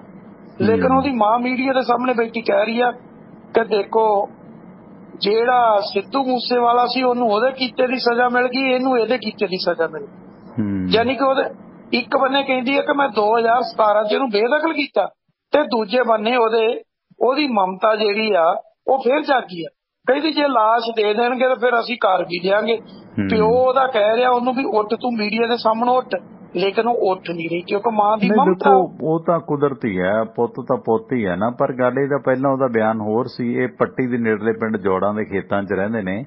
ਗੁਰਸਿੱਖ ਨੇ ਇਹਦੇ ਫਾਦਰ ਸਾਹਿਬ ਨੀਲਾ ਪਟਕਾ ਬੰਨਿਆ, ਗਲ 'ਚ ਪੀਲਾ ਪਟਕਾ ਪਾਇਆ, ਸੋਹਣਾ ਘਰ-ਬਾਰ ਹੈ, ਸੋਹਣਾ ਗੇਟ ਲੱਗਿਆ, ਅੱਛੇ ਪਿੱਲਰ ਬਣੇ ਨੇ, ਫਰਸ਼ ਲੱਗਿਆ ਹੈ ਨਾ, ਇੰਟਰਲੌਕ ਟਾਈਲਾਂ ਲੱਗੀਆਂ ਨੇ। ਤੇ ਜਗਰੂਪ ਰੂਪੇ ਦੇ ਪਰਿਵਾਰ ਵੱਲੋਂ ਕਿਸੇ ਵੀ ਬਾਹਰੀ ਵਿਅਕਤੀ ਨੂੰ ਅੰਦਰ ਨਹੀਂ ਵੜਨ ਦਿੱਤਾ ਜਾ ਰਿਹਾ ਤੇ ਮੀਡੀਆ ਤੋਂ ਦੂਰੀ ਬਣਾਈ ਹੈ। ਰੂਪੇ ਦਾ ਪਿਤਾ ਬਲਵਿੰਦਰ ਸਿੰਘ ਨੇ ਕਿਹਾ ਕਿ ਜੇ ਰੂਪੇ ਨੇ ਕਿਸੇ ਦਾ ਪੁੱਤ ਮਾਰਿਆ ਤੇ ਪੁਲਿਸ ਨੇ ਉਹਦਾ ਵੀ ਮੁਕਾਬਲਾ ਕਰ ਦਿੱਤਾ ਹੈ ਨਾ, ਪਰ ਉਹ ਆਪਣੇ ਪੁੱਤ ਦੀ ਲਾਸ਼ ਲੈਣ ਨਹੀਂ ਜਾਵਾਂਗੇ। ਕਹਿੰਦੇ ਅਸੀਂ ਉਹਦੀਆਂ ਅਪਰਾਧਿਕ ਗਤੀਵਿਧੀਆਂ ਤੋਂ ਦੁਖੀ ਹੋ ਕੇ ਉਹਨੂੰ ਲੰਮਾ ਸਮਾਂ ਪਹਿਲਾਂ ਹੀ ਬੇਦਖਲ ਕੀਤਾ ਸੀ। ਇਹ ਤਾਂ ਹੁੰਦਾ ਹੀ ਹੈ, ਕੋਈ ਵੀ ਕੇਸ ਹੋਵੇ ਪਰਿਵਾਰ ਕਰ ਦਿੰਦਾ। ਆ ਬਠਿੰਡੇ ਵਾਲਾ ਕੇਸ ਏਦਾਂ ਹੀ ਸੀ, ਨਾਲੇ ਉਹਦੀ ਮਾਂ ਕਹਿੰਦੀ ਆਉਂਦਾ ਨਹੀਂ ਸੀ ਘਰੇ, ਸਮਾਨ ਨਹੀਂ ਸੀ ਲੈ ਕੇ ਦਿੰਦਾ। ਤੇ ਇਸ ਕਰਕੇ ਇਹ ਚੀਜ਼ਾਂ ਤਾਂ ਹੁੰਦੀਆਂ ਨੇ। ਸਰ ਜਸਵੀਰ ਸਿੰਘ ਸਵਾਗਤ ਭਾਜੀ, ਸਤਿ ਸ਼੍ਰੀ ਅਕਾਲ। ਸਤਿ ਸ੍ਰੀ ਅਕਾਲ ਟਵਾਣਾ ਸਾਹਿਬ, ਦੋਨੋਂ ਵੀਰਾਂ ਨੂੰ। ਮੈਂ ਕਿਹਾ ਜੀ ਮੁਕਾਬਲਾ ਠੀਕ ਹੋਇਆ ਗਲਤ ਹੋਇਆ ਇਹ ਵਿਸ਼ਾ ਵੱਖਰਾ ਹੈਗਾ, ਪਰ ਜਿਸ ਕ੍ਰਿਮੀਨਲ, ਜਿਸ ਇਨਸਾਨ ਦੀ ਲਾਸ਼ ਉਹਦੇ ਮਾਂ ਪਿਓ ਲੈਣ ਤੋਂ ਇਨਕਾਰ ਕਰ ਦਵੇਂ, ਉਹ ਬੰਦਾ ਸਾਡੀ ਸੁਸਾਇਟੀ ਵਿੱਚ ਰਹਿਣ ਦੇ ਕਿੰਨਾ ਕੁ ਕਾਬਲ ਹੈਗਾ। ਬਿਲਕੁਲ। ਜਿਸ ਇਨਸਾਨ ਦੇ ਮਾਂ ਬਾਪ ਉਹਦੀ ਲਾਸ਼ ਲੈਣ ਤੋਂ ਇਨਕਾਰ ਕਰਦੇ ਆ, ਕਿਉਂ ਚਾਹੇ ਮੈਂ ਹੀ ਕਿਉਂ ਨਾ ਹੋਵਾਂ, ਕਿਆ ਮੈਂ ਸੁਸਾਇਟੀ ਵਿੱਚ ਰਹਿਣ ਦੇ ਕਾਬਲ ਹੈਗਾ? ਬਿਲਕੁਲ ਨਹੀਂ, ਬਿਲਕੁਲ ਨਹੀਂ। ਹਾਂਜੀ, ਉਹ ਵਿਸ਼ਾ ਵੱਖਰਾ ਹੀ ਠੀਕ ਹੋਇਆ ਕਿ ਗਲਤ ਹੋਇਆ, ਮੁਕਾਬਲਾ ਸੱਚਾ ਹੋਇਆ ਕਿ ਝੂਠਾ ਹੋਇਆ। ਨਹੀਂ ਬਿਲਕੁਲ, ਉਹ ਵਾਕਈ ਸੁਸਾਇਟੀ ਦੇ ਕਾਬਲ ਨਹੀਂ ਹੈ। ਉਹਨੂੰ ਜਿਹੜੀ ਸਜ਼ਾ ਮਿਲੀ ਹੈ ਭਾਵੇਂ, ਕਿਉਂਕਿ ਦੇਖੋ ਤੁਸੀਂ ਤਾਂ ਡਿਪਾਰਟਮੈਂਟ 'ਚ ਰਹੇ ਹੋ, ਬਾਵਾਸਤਾ ਡਿਪਾਰਟਮੈਂਟਾਂ ਨਾਲ। ਜਸਵੀਰ ਸਿੰਘ ਜੀ, ਹੱਲ ਹੀ ਕੋਈ ਨਹੀਂ ਹੈ। ਸਖਤ ਕੋਰ ਹਾਰਡ ਕੋਰ ਬੰਦੇ 70 100 ਕੇਸਾਂ ਵਾਲੇ ਆਰਾਮ ਨਾਲ ਬਰੀ ਹੋ ਕੇ ਨੇਤਾ ਬਣੇ ਫਿਰਦੇ ਨੇ। ਕੀ ਕਰੋਗੇ ਤੁਸੀਂ ਜੇ ਪੁਲਿਸ ਉਹਨਾਂ ਨੂੰ ਐਨਕਾਊਂਟਰ ਕਰਦੀ ਹੈ? ਕੱਲ ਜਿਵੇਂ ਹੁਣ DSP ਸੁਰਿੰਦਰ ਦਾ ਕਤਲ ਕਰ ਦਿੱਤਾ ਹਰਿਆਣੇ 'ਚ।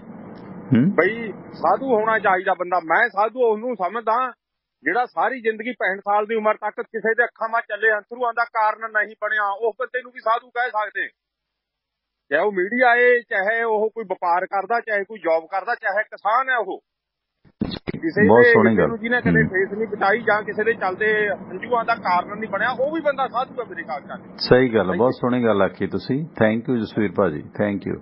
ਬਿਲਕੁਲ, ਜਿਹੜਾ ਕਿਸੇ ਦੀ ਅੱਖਾਂ ਦੇ ਹੰਝੂਆਂ ਦਾ ਕਾਰਨ ਨਹੀਂ ਬਣਿਆ, ਜਿਸ ਬਣਾ ਤੇ ਕਿਸੇ ਨੂੰ ਠੇਸ ਪੁੱਜੀ ਹੈ, ਜਿਸ ਕਾਰਨ ਕਿਸੇ ਦੇ ਹੰਝੂ ਨਿਕਲੇ ਨੇ, ਉਹ ਸਾਧੂ ਨਹੀਂ ਕਿਹਾ ਜਾ ਸਕਦਾ। ਉਹ ਕਿਤੇ ਨਾ ਕਿਤੇ ਗਲਤ ਇਨਸਾਨ ਹੈ, ਜਿਹਦੀ ਲਾਸ਼ ਨੂੰ ਹੁਣ ਉਹਦੇ ਮਾਂ ਪਿਓ ਨੇ ਇਨਕਾਰ ਕੀਤਾ, ਜਗਰੂਪ ਦੇ ਪਿਤਾ ਨੇ, ਕਿ ਲਾਸ਼ ਲੈਣ ਨਹੀਂ ਜਾਵਾਂਗੇ।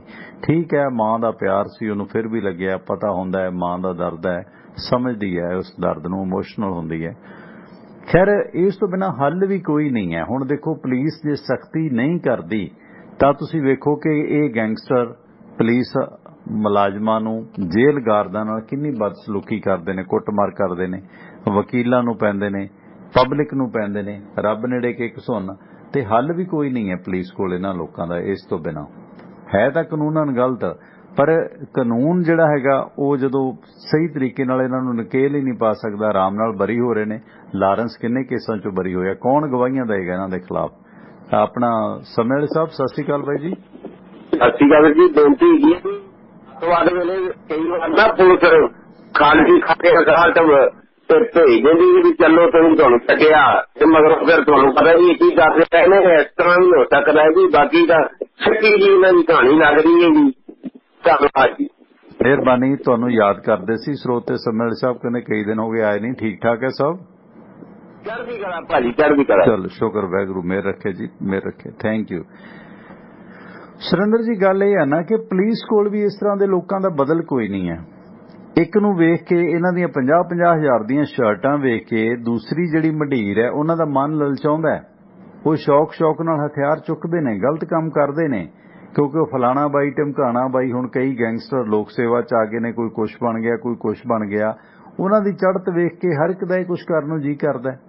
ਈਵਨ ਤੁਸੀਂ ਉਹਨਾਂ ਦੀ ਵਾਲ ਤੇ ਜਾ ਕੇ ਵੇਖੋ, ਸਿਆਸਤ 'ਚ ਆ ਜਾਂਦੇ ਨੇ, ਸਮਾਜ ਸੇਵਾ 'ਚ ਆ ਜਾਂਦੇ ਨੇ, ਜਾਂ ਹੋਰ ਕਿਸੇ ਕੰਮ 'ਚ ਆ ਜਾਂਦੇ ਨੇ, ਮੀਡੀਆ 'ਚ ਆ ਜਾਂਦੇ ਨੇ, ਹਰ ਕਿਸੇ ਕੰਮ 'ਚ ਆ ਜਾਂਦੇ ਨੇ, ਤੇ ਲੋਕ ਉਹਨਾਂ ਦੀ ਫੈਨ ਫਾਲੋਇੰਗ ਹੋ ਜਾਂਦੀ। ਅਗਲਾ ਕਹਿੰਦਾ ਯਾਰ 4 ਬੰਦੇ ਨੇ, ਕਿਤੇ ਕੰਮ ਹੀ ਆਊਗਾ। ਹੁਣ ਇਸ ਤਰ੍ਹਾਂ ਦੇ ਅਨਸਰਾਂ ਨੂੰ ਵੇਖ ਕੇ ਫੈਨ ਫਾਲੋਇੰਗ ਤਾਂ ਇਹਨਾਂ ਦੀ ਵੀ ਵੱਧ ਰਹੀ ਹੈ। ਇਹ ਜਿਹੜਾ ਗਾਇਕੀ 'ਚ ਇਸ ਤਰ੍ਹਾਂ ਦੀਆਂ ਚੀਜ਼ਾਂ ਆ ਗਈਆਂ ਨੇ, ਜਿਹੜੇ ਮੌਜੂਦਾ ਰੋਬਿਨਹੁੱਡ ਬਣਦੇ ਨੇ, ਰਿਸਪੈਕਟ ਵਿਮਨ, ਇਹ ਨਾ ਕਰੋ, ਉਹ ਚਾਹ ਨਹੀਂ ਪੀਂਦਾ, ਉਹ ਜੀ ਕਿਸੇ ਨੇ ਗਾਲ ਨਹੀਂ ਉਹਨੇ ਅੱਜ ਤੱਕ ਕੱਢੀ, ਉਹ ਤਾਂ ਕਬੱਡੀ ਦੇ ਮੇਲੇ ਕਰਾਉਂਦਾ ਸੀ, ਉਹ ਤਾਂ ਫੁੱਟਬਾਲ ਖਿਡਾਉਂਦਾ ਸੀ, ਇੱਦਾਂ ਆਪਣੇ ਆਪ ਨੂੰ ਪੋਲਿਸ਼ ਕਰਦੇ ਨੇ। ਪਰ ਕਾਨੂੰਨਨ ਜਾਂ ਸਮਾਜਿਕ ਤੌਰ ਤੇ ਇਹ ਇਹਨਾਂ ਦੇ ਤਾਣੇ ਬਾਣੇ ਗਲਤ ਨੇ। ਇਹ ਚੀਜ਼ਾਂ, ਇਹ ਰੋਲ ਮਾਡਲ ਬਣਦੇ ਨੇ, ਜਿੰਦਾ ਸ਼ਹੀਦ ਬਣ ਕੇ ਤੁਰੇ ਫਿਰਦੇ ਨੇ, ਫਿਰ ਸਿਆਸਤ 'ਚ ਪੈਰ ਧਰਾਵਾ ਕਰਦੇ ਨੇ। ਇੰਡੀਆ ਦੀ ਸਿਆਸਤ 'ਚ ਕਿੰਨੇ ਗੈਂਗਸਟਰ ਨੇ ਜਿਨ੍ਹਾਂ ਨੂੰ ਬਾਹੂਬਲੀ ਕਹਿ ਕੇ ਵੱਡਾ ਨੇਤਾ, ਫਿਰ ਇਹਨਾਂ ਦੇ ਮਗਰ ਗਰੁੱਪ ਜੁੜੇ ਹੋਏ ਨੇ, ਕੋਟਾਂ ਮਾਰਾਂ ਕਰਨੀਆਂ, ਕਾਲਜਾਂ ਸਕੂਲਾਂ 'ਚ ਰਾਜਨੀਤੀ ਕਰਨੀ, ਉਹ ਵੀ ਗੈਂਗਸਟਰ ਕਲਚਰ ਹੀ ਹੈ ਨਾ। ਜਿਹਨੂੰ ਵੇਖਿਆ ਫੜ ਕੇ ਦੀਪੜ ਦਿਓ, ਦੂਜੇ ਨੂੰ ਜਿੱਤਣ ਨਹੀਂ ਦੇਣਾ, ਬੂਥ ਕੈਪਚਰਿੰਗ ਕਰਨੀ, ਇਹ ਸਾਰਾ ਉਹੀ ਇੱਕ ਸੱਭਿਅਕ ਸਮਾਜ ਦਾ ਇਹ ਤੌਰ ਤਰੀਕਾ ਥੋੜ੍ਹੀ ਨੇ। ਇਸ ਤਰ੍ਹਾਂ ਦੇ ਲੋਕਾਂ ਦਾ ਕੋਈ ਹੱਲ ਵੀ ਨਹੀਂ ਹੈ ਜੋ ਪੰਜਾਬ ਪੁਲਿਸ ਕੋਲ ਜਾਂ ਇਸ ਤਰ੍ਹਾਂ, ਕਿਉਂਕਿ ਯੂਪੀ 'ਚ ਇਸ ਤਰ੍ਹਾਂ ਦੇ ਇਨਕਾਊਂਟਰ ਹੋਏ ਨੇ, ਲੋਕੀ ਕਹਿੰਦੇ ਸਹੀ ਹੈ ਯਾਰ, ਇਹਦਾ ਕੋਈ ਹੱਲ ਨਹੀਂ, ਕਾਨੂੰਨ ਰਾਹੀਂ ਇਹਨਾਂ ਨੂੰ ਹੁੰਦਾ ਕੁਛ ਨਹੀਂ, ਛੁੱਟ ਜਾਂਦੇ ਨੇ, ਤੇ ਫਿਰ ਗੱਡੀ ਪਲਟਾਓ ਇਹਨਾਂ ਦੀ, ਹੱਲ ਵੀ ਕੋਈ ਨਹੀਂ ਹੈ। ਜੀ ਸੁਰਿੰਦਰ। ਦੇਖੋ, ਪੁਲਿਸ ਤਾਂ ਫਿਰ ਆਪਣਾ ਰਸਤਾ ਤਾਂ ਅਖਤਿਆਰ ਕਰ ਲੇਗੀ। ਮੈਂ ਪਹਿਲਾਂ ਕਿਹਾ ਕਿ ਜਿਹੜੇ 3 ਸ਼ਾਰਪ ਸ਼ੂਟਰ ਸੀ, ਜਿਹੜੇ ਦਿੱਲੀ ਪੁਲਿਸ ਨੇ ਅਰੈਸਟ ਕੀਤੇ ਸੀ, ਪੰਜਾਬ ਉਹਨੂੰ ਰਾਹਦਾਰੀ ਰਿਮਾਂਡ ਤੇ ਲੈ ਕੇ ਆਇਆ ਸੀ। ਉਹ 3 ਸ਼ਾਰਪ ਸ਼ੂਟਰ ਸੀ, ਉਹਨਾਂ ਦਾ ਤਾਂ ਕੁਝ ਵਿਗੜ ਨਹੀਂ ਸੀ ਸਕਦਾ। ਜੇ ਏਦਾਂ ਦੀ ਕੋਈ ਘਟਨਾ ਵਾਪਰਦੀ ਤਾਂ ਕਾਨੂੰਨ ਦੇ ਮੋਹਰੇ, ਜੁਡੀਸ਼ਰੀ ਦੇ ਮੋਹਰੇ ਪੰਜਾਬ ਪੁਲਿਸ ਨੇ ਕਸੂਤੇ ਫਸ ਜਾਣਾ ਸੀ। ਲੇਕਿਨ ਇੱਥੇ ਕੁਛ ਨਹੀਂ, ਭਾਵੇਂ ਕਹਾਣੀ ਸੱਚੀ ਹੋਵੇ ਤੇ ਭਾਵੇਂ ਹੋਵੇ ਝੂਠੀ, ਲੇਕਿਨ ਪੁਲਿਸ ਤੇ ਕੋਈ ਆਂਚ ਨਹੀਂ ਆਉਣੀ ਹੈ। ਜਿੱਦਾਂ ਮਰਜੀ ਕਹਾਣੀ ਬਣੀ ਆ, ਚਾਹੇ ਬਣਾਈ ਗਈ ਆ, ਜੋ ਕੁਛ ਮਰਜੀ ਉਹ ਤਾਂ ਹੈ ਹੀ ਹੈ। ਆਪਣੇ ਐਡਵੋਕੇਟ ਪ੍ਰਿਤਪਾਲ ਸਿੱਧੂ ਨੇ ਧੂਰੀ ਤੋਂ ਕਹਿੰਦੇ ਜੀ ਤੁਹਾਡੀ ਗੱਲ ਬਿਲਕੁਲ ਠੀਕ ਹੈ ਕਿ AK-47 ਦੀ ਬੈਰਲ ਉਸ ਮਾਰੇ ਗਏ ਮੁੰਡੇ ਵੱਲ ਸੀ। ਕਹਿੰਦੇ ਤੁਸੀਂ ਵਕੀਲਾਂ ਦਾ ਕੰਮ ਸੌਖਾ ਕਰ ਦਿੱਤਾ। ਉਹ ਹੈ ਹੀ ਹੈ, ਪਤਾ ਹੀ ਲੱਗਦਾ, ਕਿਉਂਕਿ ਕਿਸੇ ਵੀ ਕੰਡੀਸ਼ਨ 'ਚ ਇੱਕ ਵਿਅਕਤੀ ਜਿਹੜਾ ਵੈਪਨ ਚਲਾ ਰਿਹਾ ਤੇ ਉਹਦੀ ਬੈਰਲ ਉਹਦੇ ਪਾਸੇ ਨੂੰ ਨਹੀਂ ਹੋਵੇਗੀ, ਜਾਂ ਤਾਂ ਫਿਰ ਭਾਈ ਬਾਹਲਾ ਅਣਜਾਣ ਹੋਊਗਾ ਕਿ ਬੱਟ ਵਾਲਾ ਪਾਸਾ ਉਹਨਾਂ ਨੂੰ ਵੱਲ ਕਰਕੇ ਆਪਣੇ ਵੱਲ ਨੂੰ ਇਹ ਚਲਾ ਲਈ ਹੋਊਗੀ, ਹੈ ਨਾ। ਜਾਂ ਜੇ ਆਪਣੇ ਗੋਲੀ ਮਾਰੀ ਹੋਊਗੀ ਤਾਂ ਵੀ ਇਦਾਂ ਨਹੀਂ, ਕਿਉਂਕਿ ਜੇ ਆਪਣੇ ਗੋਲੀ ਮਾਰੀ ਹੈ, ਰਾਈਫਲ ਬੁੜਕ ਕੇ ਦੂਰ ਜਾ ਕੇ ਡਿੱਗੇਗੀ, ਉਹ ਇੰਨੀ ਨੇੜੇ ਨਹੀਂ ਡਿੱਗੇਗੀ ਜੇ ਉਹਨੇ ਖੁਦ ਨੂੰ ਗੋਲੀ ਮਾਰੀ ਹੋਏਗੀ, ਹੈ ਨਾ। ਇਹ ਤਾਂ ਇਹ ਆ ਵੀ ਕਿਸੇ ਨੇ ਬੋਚਕ ਦੇਣਾ, ਉਹਦੇ ਕੋਲ ਰੱਖਦੀ, ਉਹਦੇ ਵੱਲ ਨੂੰ ਬੈਰਲ ਦਾ ਮੂੰਹ ਕਰਕੇ, ਕਿਉਂਕਿ ਕਿਸੇ ਵੀ ਕੰਡੀਸ਼ਨ 'ਚ AK-47 ਇਦਾਂ ਨਹੀਂ ਡਿੱਗ ਸਕਦੀ ਜਿਵੇਂ ਉਸ ਮੁੰਡੇ ਵੱਲ ਡਿੱਗੀ ਹੋਈ ਹੈ। ਜੀ ਪਰਮਿੰਦਰ, ਦੂਜੀ ਗੱਲ ਸੀ AK-47 ਦੀ ਮਾਰ ਕਿੰਨੇ ਫੁੱਟ ਆ ਦੱਸਣ ਪਹਿਲਾਂ। 500 ਗਜ ਤੋਂ ਦੂਰ ਤੱਕ ਗੋਲੀਆਂ ਜਾ ਰਹੀਆਂ ਸੀਗੀਆਂ, 500 ਗਜ ਦੂਰ ਤੱਕ ਜਾ ਕੇ ਡਿੱਗਣੀ। ਮੈਨੂੰ ਤੇ ਨਹੀਂ ਹਜਮ ਹੋ ਰਹੀ, ਕਿਉਂਕਿ AK-47 ਦੀ ਮਾਰ ਦਾ ਆਪਾਂ ਨੂੰ ਪਤਾ, ਫਾਸਟ ਬਹੁਤ ਆ, ਪਰ ਇਹਦੀ ਮਾਰ ਲੰਬੀ ਨਹੀਂ ਹੈ। ਹੁਣ ਜਿਹੜੀਆਂ ਲੰਬੀਆਂ ਆ ਰਹੀਆਂ ਸੀ, ਜਾਂ ਤਾਂ ਫਿਰ ਕੋਈ ਵੱਡਾ ਵੈਪਨ ਫੜਿਆ ਗਿਆ। ਵੱਡਾ ਉਹ ਕਹਿੰਦੇ ਹੈ ਹੀ ਨਹੀਂ, ਉਹ ਕਹਿੰਦੇ ਪਿਸਟਲ ਨੇ ਤੇ ਇੱਕ AK-47, ਬਾਕੀ ਕਹਿੰਦੇ ਬੈਗ ਆ। ਉਹ ਅਜੇ ਫੋਰੈਂਸਿਕ ਵਾਲੇ ਆ ਰਹੇ ਨੇ, ਉਹ ਜਾਂਚ ਕਰਨਗੇ। ਅਸੀਂ ਪੁਲਿਸ ਨੂੰ ਕਹਿਤਾ ਐਨਕਾਊਂਟਰ ਹੋਣ ਤੋਂ ਬਾਅਦ ਤੁਸੀਂ ਬਾਹਰ ਆ ਜਾਓ, ਪਹਿਲਾਂ ਫੋਰੈਂਸਿਕ ਮਾਰ ਇਹਦੀ ਸਾਰੀ ਜਾਂਚ ਕਰ ਲੈਣ, ਉਹਦੇ ਬਾਅਦ ਬਾਕੀ ਦਾ ਆਪਾਂ ਦੇਖਾਂਗੇ ਕੀ ਕਰਨਾ। ਹੁਣ ਸਮਝ ਤੋਂ ਬਾਹਰ ਆ ਸਾਰਾ ਕੁਝ, ਪਰ ਚਲੋ ਜੋ ਕੁਝ ਹੋ ਗਿਆ ਉਹ ਹੋ ਗਿਆ। ਹੋਰ ਇਲਾਜ ਵੀ ਕੋਈ ਨਹੀਂ ਸੀਗਾ, ਇਲਾਜ ਵੀ ਇਹੀ ਸੀਗਾ। ਜਾਂ ਇਲਾਜ ਇੱਕ ਹੋਰ ਆ ਜਿਹੜਾ ਮੈਂ ਵਾਰ-ਵਾਰ ਕਹਿਣਾ, ਇੱਕ ਜੇਲ੍ਹ ਖਾਲੀ ਕੋਈ ਵੀ ਕਰ ਲੈਣ, ਸਿਕਿਉਰਿਟੀ ਜੇਲ੍ਹ ਬਣਾ ਦਿਓ। ਸੰਗਰੂਰ ਵਾਲੀ ਵੀ ਡਿਸਟ੍ਰਿਕਟ ਜੇਲ੍ਹ ਆ, ਉਹਨੂੰ ਬਣਾ ਦਿਓ। ਨਾਭੇ ਵਾਲੀ ਨੂੰ ਬਣਾ ਲਓ, ਨਾਭੇ 'ਚ ਇੱਕ ਓਪਨ ਪਈ ਆ। ਪਹਿਲਾਂ ਵੀ ਸਾਰੇ ਪੰਜਾਬ ਦੇ ਵਿੱਚ ਸਾਰੀਆਂ ਛੱਡ ਕੇ ਕੱਲਾ ਨਾਭੇ ਨੂੰ ਹੀ ਸਿਕਿਉਰਿਟੀ ਜੇਲ੍ਹ ਐਂਡ ਤੇ ਰਹਿਣ ਦਿੱਤਾ ਸੀ। ਇੱਕ ਬਣਾ ਲਓ, ਸਾਰੇ ਪੰਜਾਬ 'ਚ ਜਿੰਨੇ ਨੇ ਸਾਰੇ ਇੱਕ 'ਚ ਇਕੱਠੇ ਕਰ ਦਿਓ। ਅੱਧਿਆਂ ਕੋ ਨੇ ਤਾਂ ਮੂੰਹ ਸਿਰ ਆਪਣੇ ਆਪ ਇੱਕ ਦੂਜੇ ਨਾਲ ਛਿੱਲ ਲੈਣੇ ਆ, ਕਿਉਂਕਿ 40 ਕੋ ਤਾਂ ਇਹਨਾਂ ਦੇ ਗਰੁੱਪ ਨੇ। ਤੇ ਪੁਲਿਸ ਦਾ ਤੇ ਜੇਲ੍ਹ ਡਿਪਾਰਟਮੈਂਟ ਦਾ ਕੰਮ ਸੌਖਾ ਹੋ ਜਾਊਗਾ, ਉਹਨਾਂ ਨੂੰ ਇਹਨਾਂ ਨਾਲ ਬਹੁਤੀ ਸਿਰਦਰਦੀ ਨਹੀਂ ਲੈਣੀ ਪਏਗੀ। ਤੇ ਦੂਸਰੀ ਗੱਲ, ਨਵੀਂ ਕਿਸੇ ਨੂੰ ਟ੍ਰੇਨਿੰਗ ਨਹੀਂ ਦੇ ਸਕਣਗੇ, ਕਿਉਂਕਿ ਇੱਥੇ ਅੰਦਰ ਹੋਣਗੇ ਇਹੀ। ਇਸ ਕਰਕੇ ਇਹ ਆ ਜੋ ਕੁਝ ਹੋ ਗਿਆ ਚੰਗਾ ਹੋ ਗਿਆ ਚਾਹੇ ਮਾੜਾ ਹੋ ਗਿਆ, ਪਰ ਕੁੱਲ ਮਿਲਾ ਕੇ ਇਹ ਆ ਕਿ ਦੂਸਰੇ ਬੰਨੇ ਵੀ ਕਿਸੇ ਮਾਂ ਦਾ ਪੁੱਤ ਗਿਆ ਜਿਹਦਾ ਏਡੀ ਪਲਾਨਿੰਗ ਦੇ ਨਾਲ ਇਨਕਾਊਂਟਰ ਕੀਤਾ ਗਿਆ। ਤੇ ਘੱਟੋ ਘੱਟ ਚਲੋ ਹੁਣ ਪੰਜਾਬ ਪੁਲਿਸ ਦੀ ਕਿਰਕਰੀ ਜਿਹੜੀ ਹੋ ਰਹੀ ਸੀ ਪੰਜਾਬ ਸਰਕਾਰ ਦੀ, ਉਹ ਤੋਂ ਬਚ ਜਾਣਗੇ। ਇੱਕ ਸ਼ਾਰਪ ਸ਼ੂਟਰ ਰਹਿ ਗਿਆ, ਉਹ ਲੱਭਣਾ ਪਊਗਾ ਕਿ ਉਹ ਕਿੱਥੇ ਆ। ਉਹਦੇ ਤੋਂ ਬਗੈਰ ਬਾਕੀ ਹੈ ਕਿ ਕੇਸ ਬਹੁਤੇ ਨੂੰ ਹੱਲ ਕਰਨ 'ਚ ਹੁਣ ਇਹ ਕਾਮਯਾਬ ਹੋ ਗਏ। ਹੁਣ ਇਹਨਾਂ ਨੇ AK-47 ਜਿਹੜੀ ਉਹ ਸ਼ੋਅ ਕਰ ਦੇਣੀ ਆ ਕਿ ਉੱਥੇ AK-47 ਦੀਆਂ ਗੋਲੀਆਂ ਲੱਗੀਆਂ ਸੀ, AK-47 ਉਹੀ ਆ, ਕਿਉਂਕਿ ਫੋਰੈਂਸਿਕ ਮਾਰ ਜਿਹੜੇ ਆ ਉਹ ਆਉਣਗੇ ਉਹਦੇ ਨਾਲ ਮੈਚ ਕਰ ਦੇਣਗੇ ਤੇ ਮੈਚ ਹੋ ਜਾਣੀਆਂ ਨੇ ਮੋਸਟਲੀ, ਕਿਉਂਕਿ ਹੋਰ ਕੇਸ ਨੂੰ ਸੋਲਵ ਕਰਨ ਦਾ ਕੋਈ ਤਰੀਕਾ ਹੀ ਨਹੀਂ ਹੈ। ਤਰੀਕਾ ਇੱਕੋ ਇੱਕ ਬਚਿਆ ਤੇ ਉਹ ਕਰਕੇ ਹੁਣ ਕੇਸ ਨੂੰ ਹੱਲ ਕਰ ਲਿਆ। ਮੁੱਕਦੀ ਗੱਲ ਇਹ ਆ ਜਿਹੜਾ ਇੱਕ ਬਚ ਗਿਆ ਜਾਂ ਜਿਹੜੇ ਵਿਦੇਸ਼ ਬੈਠੇ ਨੇ ਗੋਲਡੀ ਬਰਾੜ ਵਰਗੇ, ਉਹ ਕਦੋਂ ਆਉਂਦੇ ਨੇ ਕਦੋਂ ਨਹੀਂ ਆਉਂਦੇ। ਤੇ ਮੁੱਕਦੀ ਗੱਲ ਇਹ ਆ ਕਿ ਪੰਜਾਬ ਸਰਕਾਰ ਇੱਕ ਗੱਲ ਤੇ ਦਮਗਜੇ ਮਾਰੇਗੀ ਕਿ ਅਸੀਂ ਕੇਸ ਨੂੰ ਹੱਲ ਕਰ ਲਿਆ, 2 ਮਾਰੇ ਗਏ, 3 ਸ਼ਾਰਪ ਸ਼ੂਟਰ ਫੜ ਲਏ ਤੇ ਬਾਕੀ ਗੱਡੀਆਂ ਮੁਹੱਈਆ ਕਰਨ ਵਾਲੇ ਤੇ ਬਾਕੀ ਸਾਰੇ ਹੋ ਗਏ ਤੇ ਹਥਿਆਰ ਇੰਨੇ ਫੜੇ ਗਏ। ਬਸ ਇੱਥੇ ਆ ਕੇ ਕੰਮ ਜਿਹੜਾ ਉਹ ਹੁਣ ਨਿਪਟ ਗਿਆ। ਹਾਂ, ਉਹਦੇ ਚ ਦੇਖੋ ਪਹਿਲਾਂ ਕਹਿੰਦੇ ਸੀ ਵੀ AK-94 ਆ ਤੇ ਹੁਣ ਉਹ 94 ਪ੍ਰੂਵ ਕਰਨੀ ਔਖੀ ਆ ਕਿਉਂਕਿ ਮਿਲਦੀ ਘੱਟ ਹੈ। ਫਿਰ ਬਾਅਦ ਚ AK-47 ਤੇ ਗੱਲ ਹੋ ਗਈ। ਚਲੋ ਗੱਲ ਇਹ ਹੈ ਨਾ ਕਿ ਹੁਣ ਵੈਸੇ ਕਿਉਂਕਿ ਲੇਟੈਸਟ ਵੈਪਨ ਜਿਹੜਾ ਹੈਗਾ ਉਹਦਾ ਮਿਲਾਨ ਕਿਸ ਆਧਾਰ ਤੇ ਕਰਦੀ ਹੈ ਫੋਰੈਂਸਿਕ, ਉਹ ਖੋਲ ਜਿਹੜੇ ਨੇ ਉਹ ਵੀ ਪੁਲਿਸ ਦੀ ਕਸਟਡੀ 'ਚ ਹੁੰਦੇ ਆ ਜਿਹੜੇ ਇਹਦੇ 'ਚੋਂ ਹਾਲੀਆ ਚੱਲੇ ਹੋਣਗੇ। ਕੋਈ ਜ਼ਰੂਰੀ ਥੋੜਾ ਕਿ ਪਹਿਲਾਂ ਚੱਲਿਆ ਕਾਰਤੂਸ ਦਾ ਮਿਲਾਨ ਉਸ ਗਨ ਨਾਲ ਹੀ ਹੋਵੇ, ਹੈ ਨਾ। ਇਹ ਫੋਰੈਂਸਿਕ ਜਾਂਚ ਦਾ ਜਿਹੜਾ ਫੰਡਾ ਕਿ ਦੇਖੋ ਵੈਪਨ AK-47 ਇਸਤੇਮਾਲ ਹੋਇਆ, ਉਸ ਆਧਾਰ ਤੇ ਉਹ ਪ੍ਰੂਵ ਕਰਨਾ ਅਦਾਲਤ 'ਚ ਸੌਖਾ ਹੋ ਜਾਣਾ ਜੋ ਮੌਕਾ ਵਾਰਦਾਤ ਤੇ ਇਹਨਾਂ ਕੋਲੋਂ ਇਹ ਫੜਿਆ ਗਿਆ। ਕਿਉਂਕਿ ਪਹਿਲੇ ਜਿਹੜੇ ਫੜੇ ਗਏ ਨੇ ਉਹਨਾਂ ਕੋਲ AK-47 ਜਿਹੜੀ ਆ ਬਰਾਮਦ ਨਹੀਂ ਹੋਈ। ਇਸ ਦੌਰਾਨ ਮੇਰੇ ਖਿਆਲ ਫੋਰੈਂਸਿਕ ਜਾਂਚ ਦੇ ਵਿੱਚ ਹੁਣ ਕੋਈ ਇਸ ਤਰ੍ਹਾਂ ਦੀ ਗੱਲਬਾਤ ਨਹੀਂ ਆਏਗੀ ਜੀ, ਕੋਈ ਦਿੱਕਤ ਨਹੀਂ ਆਏਗੀ ਸੋਲਵ ਕਰਨ ਦੇ ਤਕਨੀਕੀ ਪੱਖੋਂ।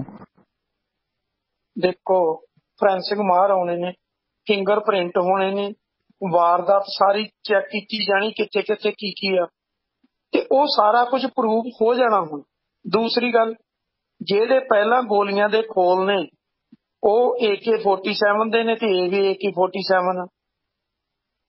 ਹੁਣ ਇਹ ਤਾਂ ਨਹੀਂ ਹੋ ਸਕਦਾ ਕਿ AK-47 ਚ ਉਹ ਚ ਗੋਲੀ ਵੱਖਰੀ ਹੋਵੇ ਤੇ ਇਹ ਚ ਵੱਖਰੀ ਹੋਵੇ।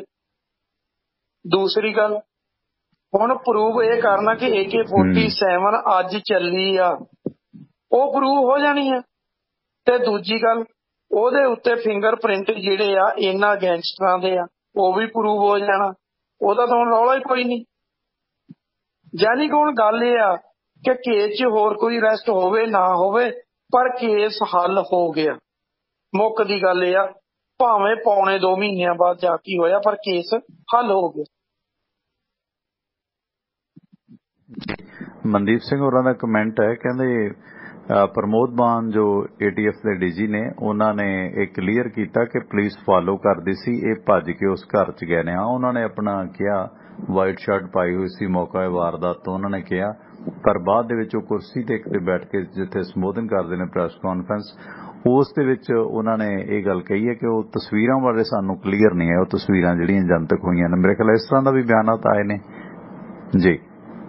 ਹਾਂ, ਇਹ ਵੀ ਬਿਆਨ ਉਹਨਾਂ ਦਿੱਤੇ। ਹੁਣ ਗੱਲ ਇਹ ਹੈ ਕਿ ਮੌਕਾ ਵਾਰਦਾਤ ਤੇ ਸਟੇਟਮੈਂਟ ਕੋਈ, ਪ੍ਰੈਸ ਕਾਨਫਰੰਸ ਕਰਦਿਆਂ ਕੋਈ, ਤੇ ਜਿਹੜੀਆਂ ਫੋਟੋ ਵਾਇਰਲ ਕੀਤੀਆਂ ਗਈਆਂ ਨੇ ਤਸਵੀਰਾਂ ਜਿਹੜੀਆਂ, ਜੇ ਉੱਥੇ ਪੁਲਿਸ ਦਾ ਪਹਿਰਾ ਤੇ ਫਿਰ ਉਹ ਫੋਟੋਆਂ ਵਾਇਰਲ ਕਿਉਂ ਕੀਤੀਆਂ ਗਈਆਂ? ਫੋਰੈਂਸਿਕ ਮਾਹਰ ਆਉਣੇ ਨੇ, ਉਹਨਾਂ ਦੇ ਆਇਆਂ ਤੋਂ ਬਾਅਦ ਹੋ ਜਾਂਦੀਆਂ। ਏਡੀ ਕਿਹੜੀ ਕਾਹਲੀ ਸੀਗੀ? ਦਲਵੀਰ ਸਿੰਘ ਨੇ ਲਿਖਿਆ, ਕਹਿੰਦੇ 50 ਗਜ ਮਾਰ ਕਰਦਾ AK-47 ਤੇ 20 ਤੋਂ 25 ਗਜ ਮਾਰ ਕਰਦਾ ਮੌਜਰ, ਇੱਕ ਪਿਸਟਲ ਮੌਜਰ ਤੇ ਇੱਕ AK-47 ਫੜੀ ਗਈ ਹੈ। ਤੇ ਇਸ ਦੌਰਾਨ ਹਰਜੀਤ ਸਿੰਘ ਬਾਈ ਜੀ ਮਿੱਠੜੀ ਬੁੱਧਗੜ ਤੋਂ ਵਾਲੇ ਲਿਖਦੇ ਨੇ, ਕਹਿੰਦੇ ਮਿੱਡੂ ਖੇੜਾ 4 ਕਿਲੋਮੀਟਰ ਦੂਰ ਹੈ ਮਿੱਠੜੀ ਬੁੱਧਗੜ ਤੋਂ, ਮੁਕਤਸਰ ਜ਼ਿਲ੍ਹੇ ਦੇ ਵਿੱਚ ਹੈ ਪਿੰਡ। ਮੁਕਤਸਰ ਦਾ ਮੰਨਿਆ ਪਿੰਡ ਹੈ, ਮਿੱਡੂ ਖੇੜਾ ਸਰਦਾਰਾਂ ਦਾ ਪਿੰਡ ਹੈ, ਪਰ ਪੁੱਤਰ ਪਤਾ ਨਹੀਂ ਕਿੱਧਰ ਤੁਰ ਪਿਆ। ਵਿੱਕੀ ਮਿੱਡੂ ਖੇੜਾ ਦੇ ਮਾਮਲੇ ਦੇ ਵਿੱਚ ਇਹਨਾਂ ਨੇ ਜ਼ਿਕਰ ਕੀਤਾ ਗੋਲਡੀ ਬਰਾੜ ਹੋਰਾਂ ਦੇ। खैर इस दौरान ਜਿਹੜਾ ਸੁਰਿੰਦਰ ਬਾਈ ਜੀ ਹੁਣ ਪੰਜਾਬ ਪੁਲਿਸ ਦੀ ਅਗਲੀ ਇਨਵੈਸਟੀਗੇਸ਼ਨ ਇਸ ਕੇਸ ਦੀ ਚਾਰਜ ਸ਼ੀਟ ਜਾਂ ਤਕਨੀਕੀ ਪੱਖ ਰਹਿ ਗਏ ਨੇ ਜਾਂ ਫਿਰ ਇਹਨਾਂ ਗੈਂਗਸਟਰਾਂ ਦੇ ਨਾਲ ਸੰਬੰਧਿਤ ਕੋਈ ਹੋਰ ਕਲੂ ਦੀ ਵੀ ਉਡੀਕ ਰਹੇਗੀ? ਕੇਸ ਦੀ ਚਾਰਜ ਸ਼ੀਟ, ਕੇਸ ਦਾ ਅਦਾਲਤੀ ਪ੍ਰੋਸੈਸ ਬਹੁਤ ਫਾਸਟ ਟਰੈਕ ਤੇ ਹੋਏਗਾ? ਕਿਵੇਂ ਰਹੇਗਾ ਇਸ ਦਾ ਜੁਡੀਸ਼ਰੀ ਦਾ ਸਿਸਟਮ ਹੁਣ ਇਸ ਇਨਕਾਊਂਟਰ ਤੋਂ ਬਾਅਦ? ਕਿਉਂਕਿ ਦੂਸਰੀ ਧਿਰ ਵੱਲੋਂ ਵੀ ਸ਼ਾਇਦ ਕਿਸੇ ਨੇ ਇਸਤਗਾਸਾ ਜਾਂ ਉਹ ਨਹੀਂ ਪਾਉਣਾ ਇਸ ਇਨਕਾਊਂਟਰ ਤੇ, ਕਿਉਂਕਿ ਲੱਗਦਾ ਨਹੀਂ ਕੌਣ ਇਹਨਾਂ ਦੀ, ਜਦੋਂ ਮਾਪੇ ਹੀ ਕਹਿੰਦੇ ਨੇ ਪੈਰਵਾਈ ਕਿਹਨੇ ਕਰਨੀ ਹੈ, ਕਿਉਂਕਿ ਵਿੱਕੀ ਗੌਂਡਰ ਉਸ ਕੇਸ ਦਾ ਵੀ ਬੜਾ ਰੌਲਾ ਕੁਝ ਸਿੱਖ ਜਥੇਬੰਦੀਆਂ ਨੇ ਤਾਂ ਪਾਇਆ ਸੀ ਵਿੱਕੀ ਗੌਂਡਰ ਇਨਕਾਊਂਟਰ ਦਾ, ਪਰ ਉਹ ਸਾਰਾ ਢਮਢਮਾ ਠੱਪ ਹੋ ਗਿਆ ਸੀ। ਪਰ ਇਸ ਦੇ ਵਿੱਚ ਕਿਉਂਕਿ ਮੂਸੇਵਾਲੇ ਦੀ ਜਨਤਕ ਸਪੋਰਟ ਬਹੁਤ ਹੈ ਤੇ ਮੂਸੇਵਾਲੇ ਦੀ ਕਤਲ ਦੇ ਲਈ ਦੋਸ਼ੀ ਇਹਨਾਂ ਵਿਅਕਤੀਆਂ ਦੇ ਇਨਕਾਊਂਟਰ ਦੇ ਵਿੱਚ ਕਿਸੇ NGO ਨੇ ਜਾਂ ਖਾਲਿਸਤਾਨੀ ਜਥੇਬੰਦੀਆਂ ਨੇ ਜਿਵੇਂ ਵਿੱਕੀ ਗੌਂਡਰ ਦੇ ਕੇਸ 'ਚ ਹਾਂ ਦਾ ਨਾਰਾ ਮਾਰਿਆ ਸੀ, ਸ਼ਾਇਦ ਇਸ ਕੇਸ ਦੇ ਵਿੱਚ ਕੋਈ ਵੀ ਦੂਸਰੀ ਧਿਰ ਵੱਲੋਂ ਹਾਂ ਦਾ ਨਾਰਾ ਨਹੀਂ ਮਾਰੇਗਾ। ਸਵਾਗਤ 42 ਨੰਬਰ। ਸਤਿ ਸ਼੍ਰੀ ਅਕਾਲ ਸਰ। ਸਤਿ ਸ਼੍ਰੀ ਅਕਾਲ ਜੀ, ਗੱਲ ਕਰੋ, ਕੌਣ ਬੋਲ ਰਹੇ ਹੋ? ਮੈਂ ਸਤਪਾਲ ਗੁਲੇਰੀਆ ਬੋਲ ਰਿਹਾ ਸਰ। ਹਾਂਜੀ ਗੁਲੇਰੀਆ ਸਾਹਿਬ, ਸਵਾਗਤ ਹੈ। ਸਰ ਜਿਹੜਾ ਫਾਇਰ ਜਿਹੜੇ ਮੂਸੇਵਾਲੇ ਦੇ ਸਰੀਰ 'ਚ ਜਿਹੜੇ ਬੁਲਟ ਮਿਲੇ ਨਾ ਸਰ, ਉਹ ਬੁਲਟ ਦਾ ਨਿਸ਼ਾਨ ਤੇ ਜਿਹੜੇ ਵੈਪਨ ਤੋਂ ਗੋਲੀ ਚੱਲੀ ਹੁੰਦੀ ਹੈ, ਬੁਲਟ ਦਾ ਉਹਦੇ ਉੱਤੇ ਫਿੰਗਰਪ੍ਰਿੰਟ ਆ ਜਾਂਦਾ ਜੀ। ਮਤਲਬ ਉਹਦਾ ਜਿਹੜਾ ਡਿਜ਼ਾਈਨ ਹੈ ਇੱਕੋ ਜਿਹਾ ਨਹੀਂ ਹੁੰਦਾ ਹਰ ਹਥਿਆਰ ਦਾ ਨਹੀਂ, ਹਰ ਕਾਰਤੂਸ ਦਾ ਕੋਈ ਵੱਖਰੀ ਛਾਪ ਹੁੰਦੀ ਹੈ, ਕਿਉਂਕਿ ਇਹਦੇ 'ਚ ਵੀ ਕਿੰਨੀਆਂ ਗੋਲੀਆਂ ਚੱਲ ਗਈਆਂ, ਉਹ ਨਿਸ਼ਾਨ ਬੁਲੇਟ ਹੈ ਨਾ ਸਰ, ਜਿਹੜਾ ਖੋਲ ਹੈ ਉਹ ਤਾਂ ਦਿਖਿਆ ਉਹਦਾ ਆ ਸਕਦਾ ਵੀ ਇੱਕ ਦਾ ਹੈ, ਪਰ ਜਿਹੜਾ ਬੁਲੇਟ ਜਿਹੜਾ ਹੁੰਦਾ ਨਾ ਸਰ, ਜੇ ਉਹ ਮਿਲ ਜੇ ਤੇ ਜੇ ਨਿਸ਼ਪਕਸ਼ ਜਾਂਚ ਕੀਤੀ ਜਾਏ ਫੋਰੈਂਸਿਕ ਐਕਸਪਰਟ ਦੁਆਰਾ ਲੈਬੋਰਟਰੀ 'ਚ, ਤਾਂ ਉੱਥੇ ਹਰ ਬਦਲ ਦਾ ਰਾਉਂਡ ਦਾ ਅਲੱਗ ਹੋਊਗਾ ਉਹਦਾ। ਓਕੇ, ਜਿਹੜਾ ਬੁਲੇਟ ਦਾ ਹੁੰਦਾ ਜੀ, ਮਤਲਬ ਹਰ ਖੋਲ ਦਾ ਜਿਹੜਾ ਉਹਦੇ 'ਚ ਲੋਡ ਕੀਤਾ ਜਾਂਦਾ ਉਹਦਾ ਇੱਕ ਵੱਖਰਾ ਨਿਸ਼ਾਨ ਰਹਿੰਦਾ ਹੈ? ਹਾਂਜੀ, ਜਿਹੜਾ ਲੋਡ ਅੱਗੇ ਜਿਹੜਾ ਬੁਲਟ ਜਾਂਦਾ ਨਾ ਜਿਹੜਾ, ਹਾਂ ਉਹਦੇ ਨਿਸ਼ਾਨ ਆਉਂਦਾ, ਜਿਹੜੀ ਬੈਰਲ ਤੋਂ ਚੱਲਿਆ ਉਹ ਦੱਸ ਸਕਦੇ ਆ ਵੀ ਇਹ ਬੈਰਲ ਦਾ ਹੀ ਚੋਂ ਚੱਲਿਆ ਹੋਇਆ ਇਹ ਬੁਲਟ ਹੈ। ਉਹਦਾ ਜਦੋਂ ਪਤਾ ਲੱਗ ਜਾਂਦਾ ਵੀ ਇਹ ਬੁਲਟ ਕਿਹੜੀ ਰਾਈਫਲ ਦਾ ਹੈ। ਪਰ ਜਿਹੜਾ ਬੁਲਟ ਅੱਗੇ ਜਾਂਦਾ ਨਾ ਸਰ, ਉਹ ਦੱਸ ਦਿੰਦਾ ਕਿ ਇਸ ਬੈਰਲ ਤੋਂ ਹੀ ਸਪੈਸ਼ਲ ਚੱਲਿਆ, ਕੋਈ ਇਹਨਾਂ ਚ ਲੱਖਾਂ ਇੱਕ ਸਿੰਗਲ ਨਹੀਂ ਹੋਣੀ। ਇੱਕੋ ਜਿਹਾ ਨਹੀਂ ਹੁੰਦਾ ਸਾਰਿਆਂ ਦਾ, ਉਹ ਸਾਰਿਆਂ ਦਾ ਅਲੱਗ ਅਲੱਗ ਹੀ ਆਏਗਾ ਸਰ। ਅੱਛਾ, ਉਹ ਜਦੋਂ ਗਰੂਮ ਕਰਦਾ ਵਿੱਚ ਘੁੰਮਦਾ, ਹਰ ਕਾਰਤੂਸ ਵਿੱਚੋਂ ਘੁੰਮ ਕੇ ਜਾਂਦਾ ਜਿਹੜਾ ਅੱਗੇ, ਮਤਲਬ ਨਿਸ਼ਾਨ ਬਣ ਜਾਂਦੇ ਜਿਹੜਾ ਬੈਰਲ ਦਾ ਨਿਸ਼ਾਨ ਲੈ ਕੇ ਜਾਂਦਾ ਨਾਲ। ਅੱਛਾ, ਜਿਵੇਂ ਸਾਫ਼ ਕਰਦੇ ਆ ਰਾਈਫਲ ਨੂੰ, ਤੁਸੀਂ ਕਿਉਂਕਿ ਆਰਮੀ ਬੈਕਗਰਾਉਂਡ ਨਾਲ ਜੁੜੇ ਹੋ ਗੁਲੇਰੀਆ ਸਾਹਿਬ, ਜਦੋਂ ਉਹਨੂੰ ਸਾਫ਼ ਕਰ ਦਿੱਤਾ ਜਾਂਦਾ ਜਾਂ ਪਿੱਛੋਂ ਬਹੁਤ ਸਾਰੀਆਂ ਗੋਲੀਆਂ ਚੱਲ ਜਾਂਦੀਆਂ ਨੇ, ਕੀ ਹੋ ਫਿਰ ਵੀ 150 ਕਾਰਤੂਸਾਂ ਤੋਂ ਪਹਿਲੇ ਚੱਲੇ ਕਾਰਤੂਸਾਂ ਦਾ ਵੀ ਨਿਸ਼ਾਨ ਰਹਿ ਜਾਂਦਾ? ਹਾਂ ਸਰ, ਉਹ ਪੱਕਾ ਹੀ ਨਿਸ਼ਾਨ ਹੁੰਦਾ, ਜਿੰਨਾ ਮਰਜ਼ੀ ਸਾਫ਼ ਕਰੋਗੇ ਉਹਦਾ ਮੈਟਲ ਜਿਹੜਾ ਬਹੁਤ ਹੀ ਸਟਰੋਂਗ ਮੈਟਲ ਹੁੰਦਾ ਸਰ, ਕਿੰਨੇ ਇੰਨਾ ਛੇਤੀ ਨਹੀਂ ਹੁੰਦਾ। ਜਿਵੇਂ ਆਪਾਂ ਹੱਥ ਨੂੰ ਕਿੰਨੇ ਵਾਰੀ ਧੋ ਲਈਏ ਤੇ ਆਪਣਾ ਪ੍ਰਿੰਟ ਹੋ ਰਹਿੰਦਾ ਹੈ, ਫਿੰਗਰਪ੍ਰਿੰਟ ਹੋ ਰਹਿੰਦਾ ਹੈ, ਤੇ ਉਹਦਾ ਜਿਹੜਾ ਮੈਟਲ ਹੁੰਦਾ ਹੈ ਜਿਹੜਾ ਬਹੁਤ ਹੀ ਮਤਲਬ ਵਧੀਆ ਕੁਆਲਿਟੀ ਦੇ ਲੋਹੇ ਨਾਲ ਬਣਿਆ ਹੁੰਦਾ ਹੈ। ਅੱਛਾ, ਇਹਦੇ 'ਚ ਇਹ ਵੀ ਹੈ ਨਾ, ਫੋਰੈਂਸਿਕ ਵਾਲੇ ਜਿਹੜਾ ਸਰਟੀਫਿਕੇਟ ਦੇ ਦੇਣਗੇ ਉਹਨੂੰ ਕੋਈ ਚੁਣੌਤੀ ਵੀ ਨਹੀਂ ਕਰੇਗਾ ਨਾ ਦੂਜੀ ਪਾਰਟੀ ਦੀ ਤਰਫ? ਉਹਨੂੰ ਕੋਈ ਚੁਣੌਤੀ ਨਹੀਂ ਹੈ, ਜਿਹੜੇ ਦੇ ਦੇਣਗੇ। ਕਿਉਂਕਿ ਇਸ ਕੇਸ 'ਚ ਗੈਂਗਸਟਰਾਂ ਦੀ ਡਿਫੈਂਸ ਕੋਈ ਨਹੀਂ ਹੈ ਨਾ, ਉਹਨਾਂ ਦਾ ਪੱਖ ਰੱਖਣ ਵਾਲੀ ਹੈ ਤਾਂ ਗਲਤੀ ਨੇ ਉਹ ਲੋਕ, ਅਗਲਾ ਕਹਿੰਦਾ ਚੰਗਾ ਹੋਇਆ ਯਾਰ ਇਹ ਗੰਦ ਚੁੱਕਿਆ ਗਿਆ। ਨਹੀਂ ਸਰ, ਜੇ ਹੋਇਆ ਤਾਂ ਜਿਹੜਾ ਹੋਇਆ ਉਹ ਤਾਂ ਵਧੀਆ ਹੋਇਆ ਹੈ, ਪੁਲਿਸ ਨੇ ਜੋ ਕੀਤਾ ਹੈ।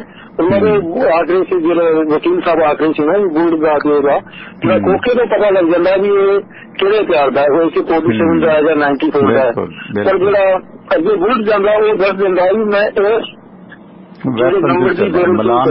ਮਤਲਬ। ਜੀ ਥੈਂਕ ਯੂ ਗੁਲੇਰੀਆ ਸਾਹਿਬ, ਸਤਪਾਲ ਜੀ, ਥੈਂਕ ਯੂ ਮਿਹਰਬਾਨੀ। ਸਤਪਾਲ ਗੁਲੇਰੀਆ ਜੀ ਡਿਫੈਂਸ ਦੇ ਨਾਲ ਵਾਬਸਤਾ ਨੇ।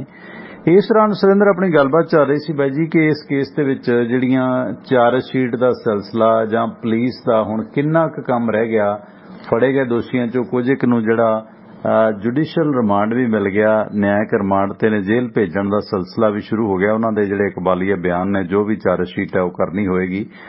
ਤੇ ਇਸ ਦੌਰਾਨ ਉਸ ਤੇ ਦਿਓ ਅਪਡੇਟ ਤੇ ਸਾਨੂੰ ਸਪੋਰਟ ਕੀਤਾ ਹੈ ਗੋਲਡਨ ਕੀ ਐਕਸਪ੍ਰੈਸ LLC ਪੈਨਸਿਲਵੇਨੀਆ ਵਾਲਿਆਂ ਨੇ, ਜਿਨ੍ਹਾਂ ਕੋਲੋਂ ਤੁਸੀਂ ਰਿਫਰ ਦੇ ਲੋਡ ਲੈ ਸਕਦੇ ਹੋ ਲਰੀਡੋ ਟੈਕਸਸ ਤੋਂ ਲਵੇਨੀਆ ਮਿਸ਼ੀਗਨ ਦੇ ਤੇ ਲਰੀਡੋ ਟੈਕਸਸ ਤੋਂ ਜੌਨਸਟਾਊਨ ਪੈਨਸਿਲਵੇਨੀਆ ਦੇ।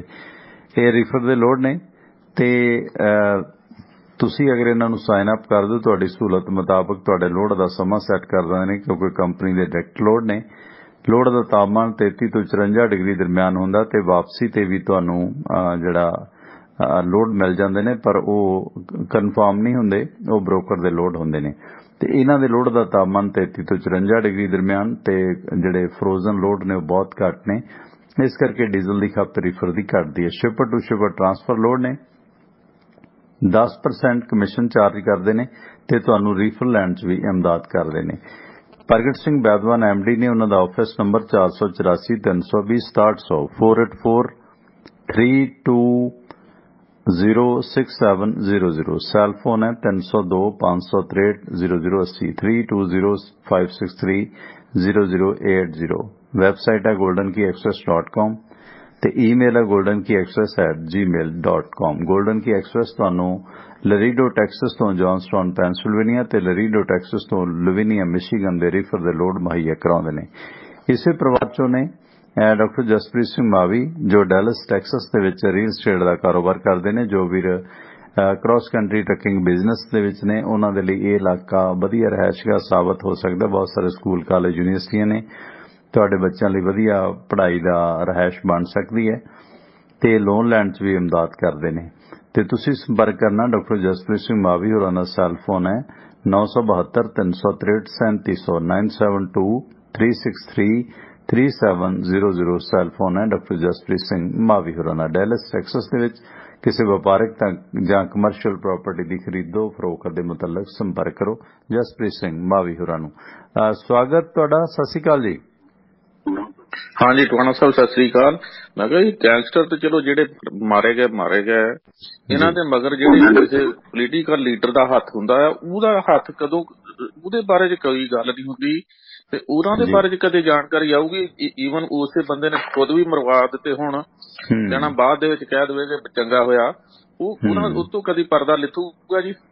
ਮੁਸ਼ਕਿਲ ਹੈ ਹੁੰਦਲ ਸਾਹਿਬ, ਕਿਉਂਕਿ ਅਸਲ ਤਾਂ ਪੋਲੀਟੀਕਲ ਮਰਡਰ ਹੈ।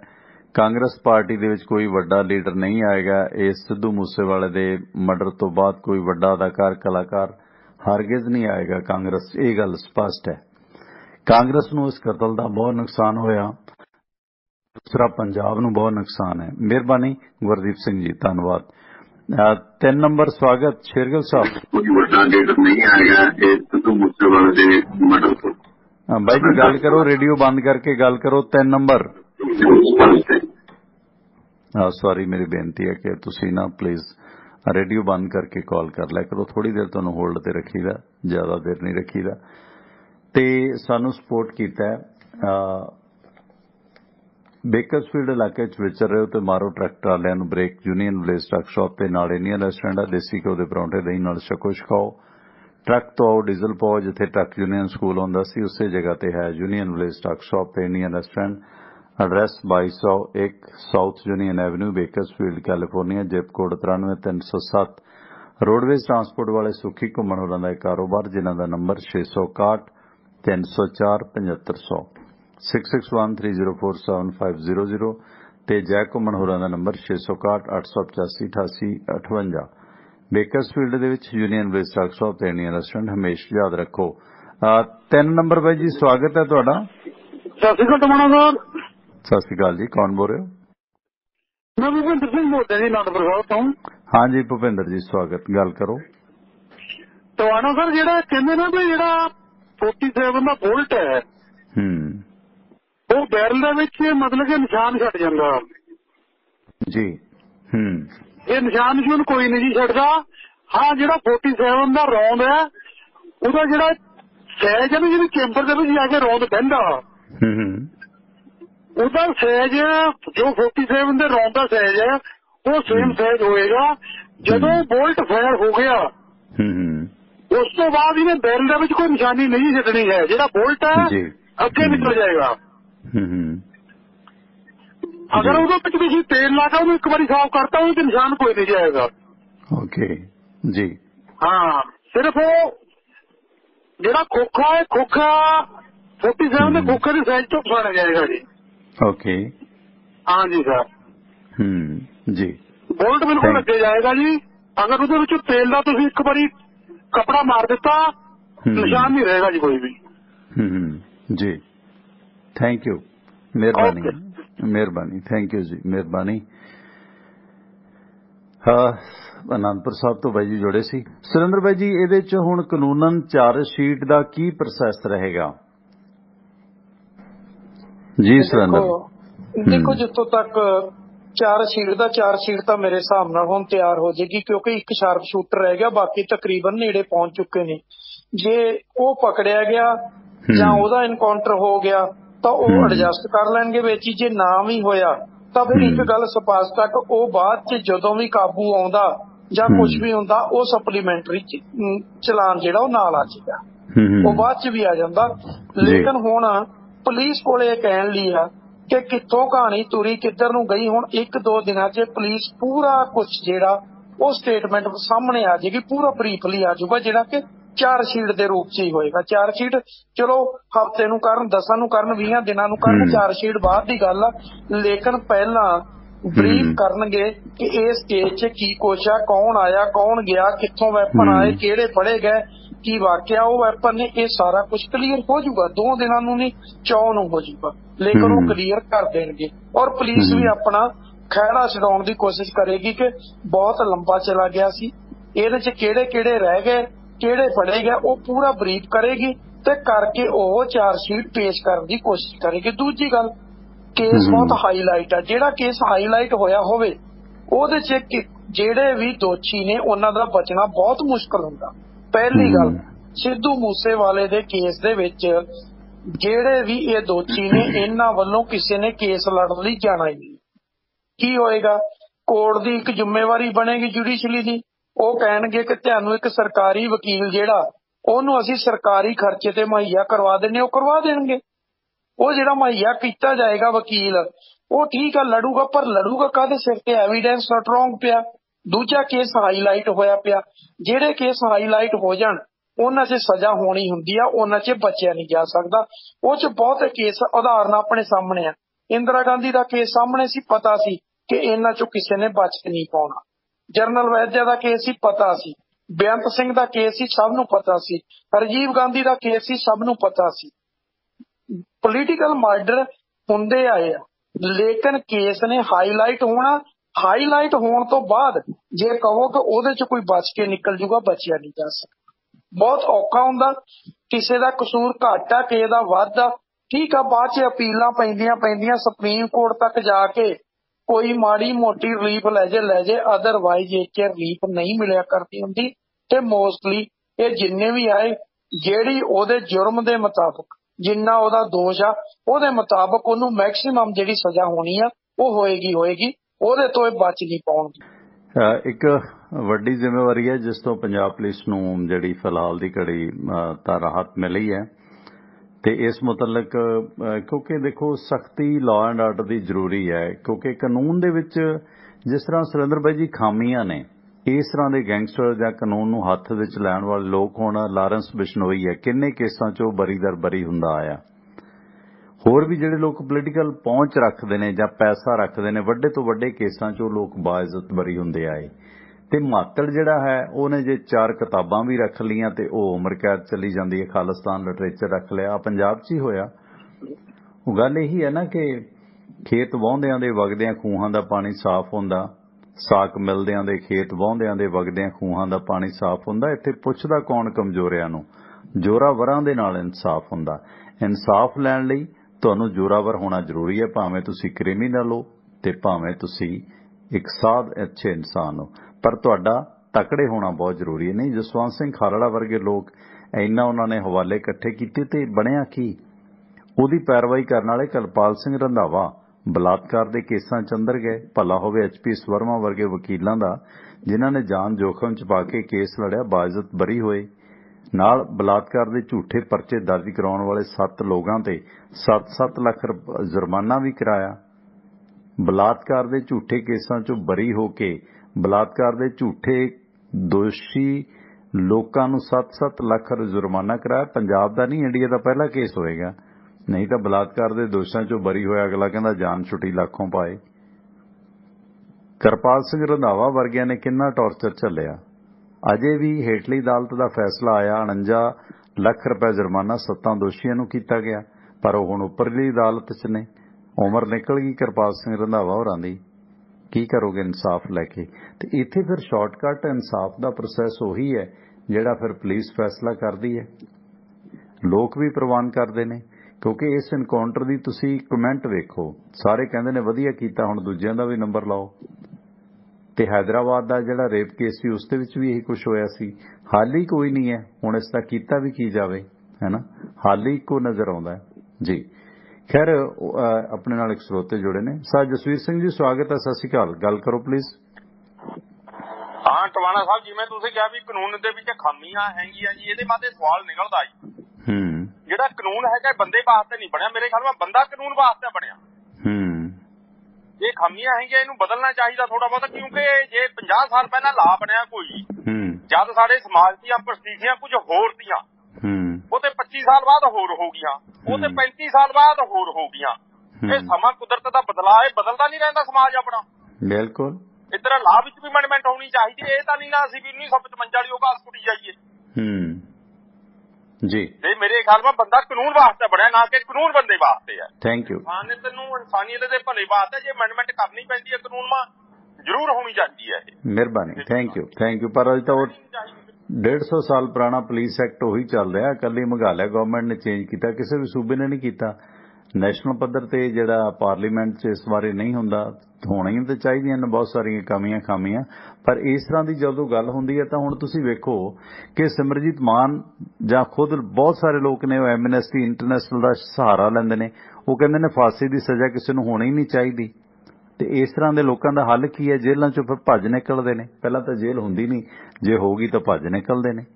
ਤੇ ਫਾਂਸੀ ਦੀ ਸਜ਼ਾ ਅਸੀਂ ਦੇਣਾ ਨਹੀਂ ਚਾਹੁੰਦੇ, ਖਾਤਮਾ ਇਸ ਤਰ੍ਹਾਂ ਦੇ ਲੋਕਾਂ ਦਾ ਕਰਨਾ ਨਹੀਂ ਚਾਹੁੰਦੇ। ਹਾਲਾਂਕਿ ਜੇ ਇੱਛਾ ਸ਼ਕਤੀ ਹੋਵੇ, ਅਮਰੀਕਾ ਜਾਂ ਹੋਰ ਮੁਲਕਾਂ 'ਚ ਜਿੱਥੇ ਫਾਂਸੀ ਦੀ ਸਜ਼ਾ ਆਇਦ ਨਹੀਂ ਕੀਤੀ ਜਾਂਦੀ, ਤੇ ਉੱਥੇ ਵੀ ਜਿਹੜਾ ਫਸ ਗਿਆ ਸਾਰੀ ਉਮਰ ਜੇਲ੍ਹ 'ਚ ਨਿਕਲ ਜਾਂਦੀ ਹੈ। ਵਾਕਈ ਸੁਧਾਰ ਕਰਕੇ ਬਾਹਰ ਕੱਢਦੇ ਆ। ਪਰ ਗੱਲ ਇੱਥੇ ਹੈ ਨਾ, ਇੱਥੇ ਸੂਟ ਕਰਦਾ ਕਿ ਮੈਨੂੰ ਕਿਹੜਾ ਬੰਦਾ ਸੂਟ ਕਰਦਾ, ਉਹ ਮੇਰੇ ਲਈ ਸ਼ਹੀਦ ਹੈ ਤੇ ਦੂਸਰੇ ਲਈ ਗਦਾਰ ਹੈ। ਇਸ ਦੌਰਾਨ ਇਸ ਕੇਸ ਤੇ ਕੋਈ ਅਪਡੇਟ ਹੋਵੇ ਤਾਂ ਕੰਪਲੀਟ ਕਰ ਦਿਓ। ਤੇ ਦੂਸਰਾ ਜਿਹੜਾ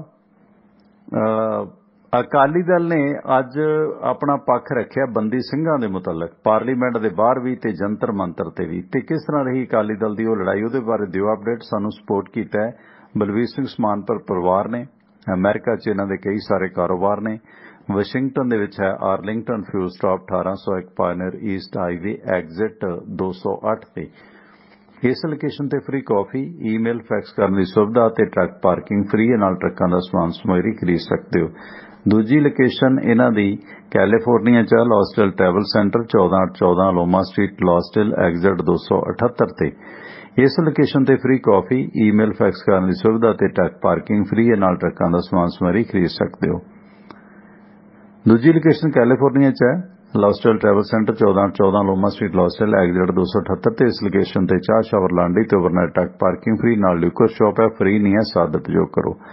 ਬਲਵੀਰ ਸਿੰਘ ਸਮਾਨਪੁਰ ਹੋਰਾਂ ਦੇ ਭਰਾ ਹਰਜਾਪ ਸਿੰਘ ਦਾ ਫਿਊਲ ਕੰਪਨੀਆਂ ਦਾ ਕਾਰੋਬਾਰ ਹੈ। ਇਹਨਾਂ ਦੀ ਡੈਲਟਾ ਫਿਊਲ ਕੰਪਨੀ ਤੇ ਮੋਬਾਈਲ ਐਕਸ਼ਨ ਮੈਰਾਥਨ ਫਿਊਲ ਕੰਪਨੀਆਂ ਨੇ, ਜਿਨ੍ਹਾਂ ਤੋਂ ਗੈਸ ਸਟੇਸ਼ਨਾਂ ਵਾਲੇ ਸੱਜਣ ਫਿਊਲ ਫਰੈਂਚਾਈਜ਼ ਬ੍ਰਾਂਡਡ ਤੇ ਅਨਬ੍ਰਾਂਡਡ ਡੀਜ਼ਲ ਖਰੀਦ ਸਕਦੇ ਨੇ। ਕੋਈ ਡੀਲ ਬਣਾਉਣੀ ਹੈ ਬਲਵੀਰ ਸਿੰਘ ਸਮਾਨਪੁਰ ਹੋਰਾਂ ਦੇ ਭਰਾ ਹਰਜਾਪ ਸਿੰਘ ਦਾ ਨੰਬਰ ਨੋਟ ਕਰ ਲਓ, 425 232 84 13 425 232 8413 ਨੰਬਰ ਹਰਜਾਪ ਸਿੰਘ ਹੋਰਾਂ ਦਾ। ਵਾਸ਼ਿੰਗਟਨ ਫੀਡ ਸਰਵਿਸ ਹੈ, ਸਿਆਟਲ ਇਲਾਕੇ ਦੇ ਲੋਕਲ ਲੋਡ ਮੁਹੱਈਆ ਕਰਾਉਂਦੇ ਨੇ। ਲੰਮੇ ਰੂਟਾਂ ਤੋਂ ਕਤਾਏ ਹੋ, ਦਿਨੇ ਟਰੱਕ ਚਲਾਓ, ਸ਼ਾਮਾਂ ਨੂੰ ਘਰ ਆਓ, ਸਾਂਝ ਬਣਾਓ ਵਾਸ਼ਿੰਗਟਨ ਫੀਡ ਸਰਵਿਸ ਵਾਲਿਆਂ ਨਾਲ, ਜੋ ਤੁਹਾਡੀ ਸਹੂਲਤ ਵਾਸਤੇ ਡਿਸਪੈਚ ਪੰਜਾਬੀ ਅੰਗਰੇਜ਼ੀ 'ਚ ਦਿੰਦੇ ਨੇ। ਡਰਾਈਵਿੰਗ ਦੀ ਜੌਬ ਚਾਹੀਦੀ ਹੈ ਤੇ ਪ੍ਰਤੀ ਘੰਟੇ ਦੇ ਹਿਸਾਬ ਦੇ ਨਾਲ ਅੱਛੇ ਵੇਜਸ ਅਦਾ ਕਰਦੇ ਨੇ। ਸੋ ਡਰਾਈਵਿੰਗ ਦੀ ਜੌਬ ਦੇ ਵਾਸਤੇ ਤੇ ਸਿਆਟਲ ਇਲਾਕੇ ਦੇ ਲੋਕਲ ਲੋਡ ਵਾਸਤੇ ਯਾਦ ਰੱਖੋ ਵਾਸ਼ਿੰਗਟਨ ਫੀਡ ਸਰਵਿਸ ਤੋਂ ਜਗਦੇਵ ਸਿੰਘ ਸੰਧੂ ਹੋਰਾਂ ਦਾ ਨੰਬਰ 253 266 6924 253 266 6924। ਗਿਆਰੀ ਧਾਲੀਵਾਲ ਦਾ ਨੰਬਰ 206 354 4060 206 354 4060 ਨੰਬਰ ਹੈ ਗਿਆਰੀ ਧਾਲੀਵਾਲ ਦਾ। ਸੈਟਲ ਦੇ ਲੋਡ ਅਤੇ ਡਰਾਈਵਿੰਗ ਦੀ ਜੌਬ ਲਈ ਹਮੇਸ਼ਾ ਯਾਦ ਰੱਖੋ। ਸੁਰਿੰਦਰ ਜੀ ਇਸ ਕੇਸ ਤੇ ਕੋਈ ਅਪਡੇਟ ਹੈ ਕੰਪਲੀਟ ਕਰ ਦਿਓ, ਬਾਕੀ ਬਾਅਦ ਚ ਕਰ ਲਾਂਗੇ। ਤੇ ਦੂਸਰਾ ਬੰਦੀ ਸਿੰਘਾਂ ਦੀ ਰਿਹਾਈ ਦੇ ਮੁਤਲਕ ਅਕਾਲੀ ਦਲ ਦਾ ਅੱਜ ਦਾ ਪ੍ਰਦਰਸ਼ਨ ਕਿੱਦਾਂ ਰਿਹਾ ਪਾਰਲੀਮੈਂਟ ਅਤੇ ਜੰਤਰ ਮੰਤਰ? ਜੀ ਸੁਰਿੰਦਰ, ਪਹਿਲਾਂ ਇਹਨੂੰ ਕੰਪਲੀਟ ਕਰ ਦਿੰਦੇ। ਦੇਖੋ ਗੱਲ ਕਾਨੂੰਨ ਦੀ ਚੱਲੀ ਆ, 150 ਸਾਲ ਜਾਂ 200 ਸਾਲ ਪੁਰਾਣੇ ਕਾਨੂੰਨ ਦੀ ਅਸੀਂ ਗੱਲ ਕਰਦੇ ਹਾਂ। ਜਿਨ੍ਹਾਂ ਨੇ ਕਾਨੂੰਨ ਬਣਾਇਆ ਸੀ ਅਸੀਂ ਉਹਨੂੰ ਸਿਰਫ ਉਹਦਾ ਉੱਪਰਲਾ ਮੋਹਰਾ ਬਦਲ ਕੇ ਉਹੀ ਕਾਨੂੰਨ ਰੱਖ ਲਿਆ। ਪਰ 161 ਦੇ ਬਿਆਨ ਅੱਜ ਵੀ ਉਸ ਇੰਗਲੈਂਡ ਦੇ ਅੰਦਰ ਵੈਲਿਡ ਨੇ, ਜਾਨੀ ਕਿ ਉੱਥੋਂ ਦੀ ਪੁਲਿਸ ਦੀ ਕਾਰਜਕਾਰੀ ਤੇ ਕੋਈ ਵੀ ਉਂਗਲ ਨਹੀਂ ਉਠਾਉਂਦਾ, ਜੁਡੀਸ਼ਲੀ ਉਹਨੂੰ ਅਸੈਪਟ ਕਰਦੀ ਆ। ਸਾਡੇ 161 ਦੇ ਨੂੰ ਇਸ ਕਰਕੇ ਨਹੀਂ ਕੀਤੇ ਜਾਂਦੇ, ਅਗਲੇ ਨੂੰ ਪਤਾ ਹੁੰਦਾ ਕੁਛ ਉਹਨੂੰ ਮੁੱਕੀ ਕਰਕੇ ਲਿਖਾਏ ਹੋਣੇ, ਕੋਈ ਗੱਲ ਨਹੀਂ। ਦੂਸਰੀ ਗੱਲ, ਸਾਡੇ 164 ਦੇ ਆ ਜਿਹੜੇ ਜੁਡੀਸ਼ਰੀ ਦੇ ਸਾਹਮਣੇ ਹੁੰਦੇ, ਜਿਹੜੇ ਮੈਜਿਸਟਰੇਟ ਦੇ ਸਾਹਮਣੇ ਬਿਆਨ ਹੁੰਦੇ ਆ, ਉਹਨੂੰ ਵੈਲਿਡ ਮੰਨਿਆ ਜਾਂਦਾ, 161 ਦਿਆਂ ਨੂੰ ਨਹੀਂ। ਇਹਦਾ ਮਤਲਬ ਕਿਤੇ ਨਾ ਕਿਤੇ ਕਾਨੂੰਨ ਨੂੰ ਇੰਪਲੀਮੈਂਟ ਕਰਨ ਵਾਲੇ ਜਾਂ ਕਾਨੂੰਨ ਦੀ ਰਖਵਾਲੀ ਕਰਨ ਵਾਲਿਆਂ 'ਚ ਵੀ ਬਹੁਤ ਵੱਡੀਆਂ ਖਾਮੀਆਂ ਨੇ। ਹੁਣ ਅਸੀਂ ਉਹਨੂੰ ਹਮੇਸ਼ਾ ਕਹਿ ਦਿੰਦੇ ਹਾਂ, ਅਸੀਂ ਕਹਿ ਦਿੰਦੇ IPC ਹੈ, ਬੜੇ ਆਰਾਮ ਨਾਲ ਕਹਿ ਦਿੰਦੇ ਹਾਂ। ਅਸੀਂ ਕਹਿ ਦਿੰਦੇ ਹਾਂ CRPC ਆ, ਬਹੁਤ ਆਰਾਮ ਨਾਲ ਕਹਿੰਦੇ ਆ ਸਾਰਾ ਕੁਛ। ਪਰ ਕੀ IPC ਜਾਂ CRPC ਨੂੰ ਇੰਪਲੀਮੈਂਟ ਕਰਨ ਵਾਲੇ ਜੇ ਉਹਨਾਂ ਦੇ ਸਵਾਲ ਉੱਠਦੇ ਆ ਤੇ ਕਿਤੇ ਉਹਨਾਂ ਨੂੰ ਵੀ ਆਪਣੇ ਅੰਦਰ ਝਾਤੀ ਮਾਰਨੀ ਬਣਦੀ ਆ। ਤੇ ਸਾਡੀ ਪੇਸ਼ ਕੀਤੀ ਹੋਈ ਚਾਰਜ ਸ਼ੀਟ ਜਿਹੜੀ ਆ, ਉਹਦੇ ਚੋਂ ਮੁਲਜ਼ਮ ਜਿਹੜਾ ਉਹ ਕਿਵੇਂ ਬਚ ਕੇ ਨਿਕਲ ਗਿਆ, ਉਹਦੇ ਕਾਰਨ ਕੀ ਨੇ, ਇਹ ਸੋਚਣਾ ਪਏਗਾ। ਰਹਿ ਗਈ ਗੱਲ ਹੁਣ ਦਿੱਲੀ ਪਾਰਲੀਮੈਂਟ ਦੇ ਬਾਹਰ ਵੀ ਪ੍ਰਦਰਸ਼ਨ, ਪਾਰਲੀਮੈਂਟ ਦੇ ਅੰਦਰ ਵੀ ਪ੍ਰਦਰਸ਼ਨ ਤੇ ਜੰਤਰ ਮੰਤਰ ਤੇ ਵੀ ਪ੍ਰਦਰਸ਼ਨ, ਜਾਨੀ ਕਿ ਵੇਲੇ ਦੀ ਨਮਾਜ਼ ਤੇ ਕਵੇਲੇ ਦੀਆਂ ਟੱਕਰਾਂ।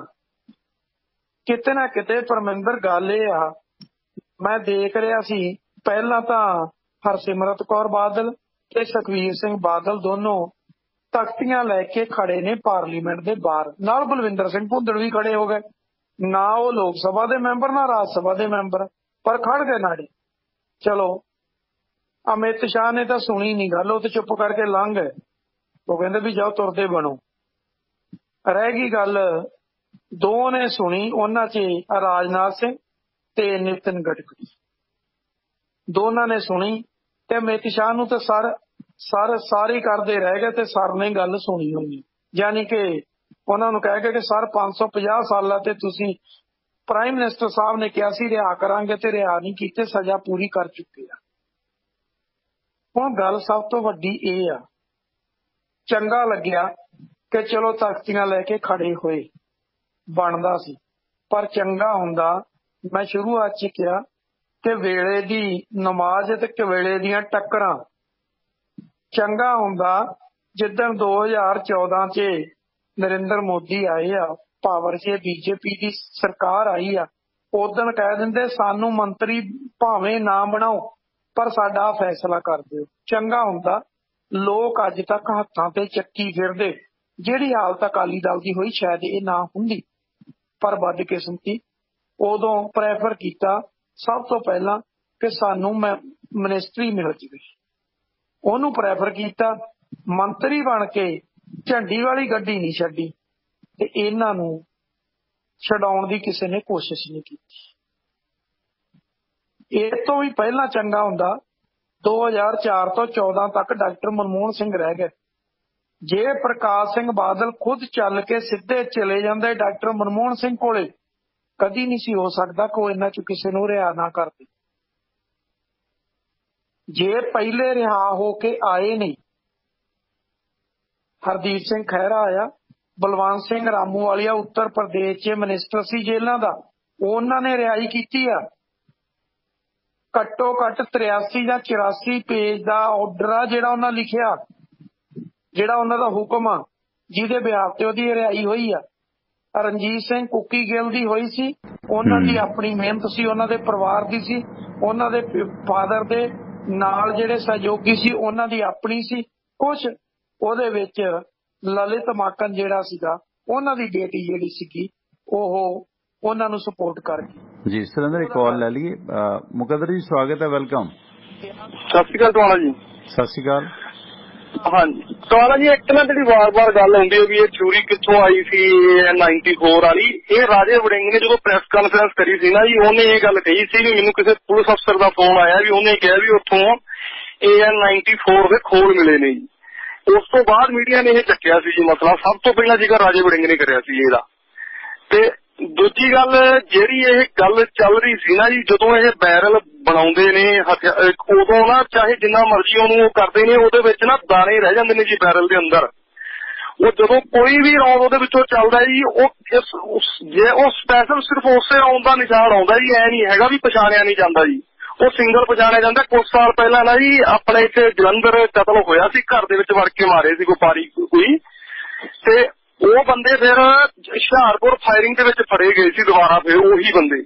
ਉਹਦੇ ਵਿੱਚ ਉਹ ਪਿਸਤੌਲ ਜਿਹੜਾ ਨਾ ਜੀ ਉਹ ਉਸ ਹਿਸਾਬ ਨਾਲ ਡਿਜ਼ਾਈਨ ਕੀਤਾ ਗਿਆ ਸੀ, ਉਹਦੇ ਵਿੱਚੋਂ ਸਿਰਫ ਸਪੈਸ਼ਲ ਉਹੀ ਇੱਕੋ ਹੀ ਸੀ ਵੀ 3-4 ਤਰ੍ਹਾਂ ਦੇ ਰੌਂਦ ਇੱਕੋ ਪਿਸਤੌਲ ਦੇ ਵਿੱਚੋਂ, ਇੱਥੋਂ ਤੱਕ ਕਿ AK-47 ਦਾ ਰੌਂਦ ਵੀ ਫਾਇਰ ਹੁੰਦਾ ਸੀ ਉਹ ਪਿਸਤੌਲ ਦੇ ਵਿੱਚੋਂ ਜੀ। ਤੇ ਉਹ ਕਨਫਿਊਜ਼ਨ ਇਸੇ ਕਰਕੇ ਹੋ ਗਈ ਉਹਨਾਂ ਨੂੰ ਵੀ ਇਹ ਦੋ ਲੇਡੀਜ਼ ਵੀ ਮਾਰੀ ਗਈ ਸੀ, ਤੇ ਉਹ ਵੀ ਅਲੱਗ-ਅਲੱਗ ਕਿਵੇਂ ਚੱਲੇ ਨੇ। ਤੇ ਮੁੜ ਕੇ ਜਦੋਂ ਫੜੇ ਗਏ ਉਹ ਪਿਸਤੌਲ ਵੀ ਉਹਨਾਂ ਨੇ ਫੜਿਆ, ਤੇ ਫਿਰ ਬਾਅਦ ਚੋਂ ਇਹ ਔਨ ਰੈਕਡ ਹੈ ਜੀ, ਇਹਨਾਂ ਨੇ ਫਿਰ ਉਹ ਅਮਰੀਕਾ ਭੇਜਤਾ ਸੀ ਉਹਦੀ ਜਾਂਚ ਵਾਸਤੇ ਵੀ ਇਹ ਕਿਹੜੀ ਤਰੀਕੇ ਨਾਲ ਬਣਾਇਆ ਗਿਆ ਜੀ ਪਿਸਤੌਲ ਇਹ, ਕਿਉਂਕਿ ਹਥਿਆਰਾਂ ਬਾਰੇ ਜ਼ਿਆਦਾ ਉੱਥੇ ਕੀਤਾ ਜਾਂਦਾ ਅਮਰੀਕਾ ਵਿੱਚ।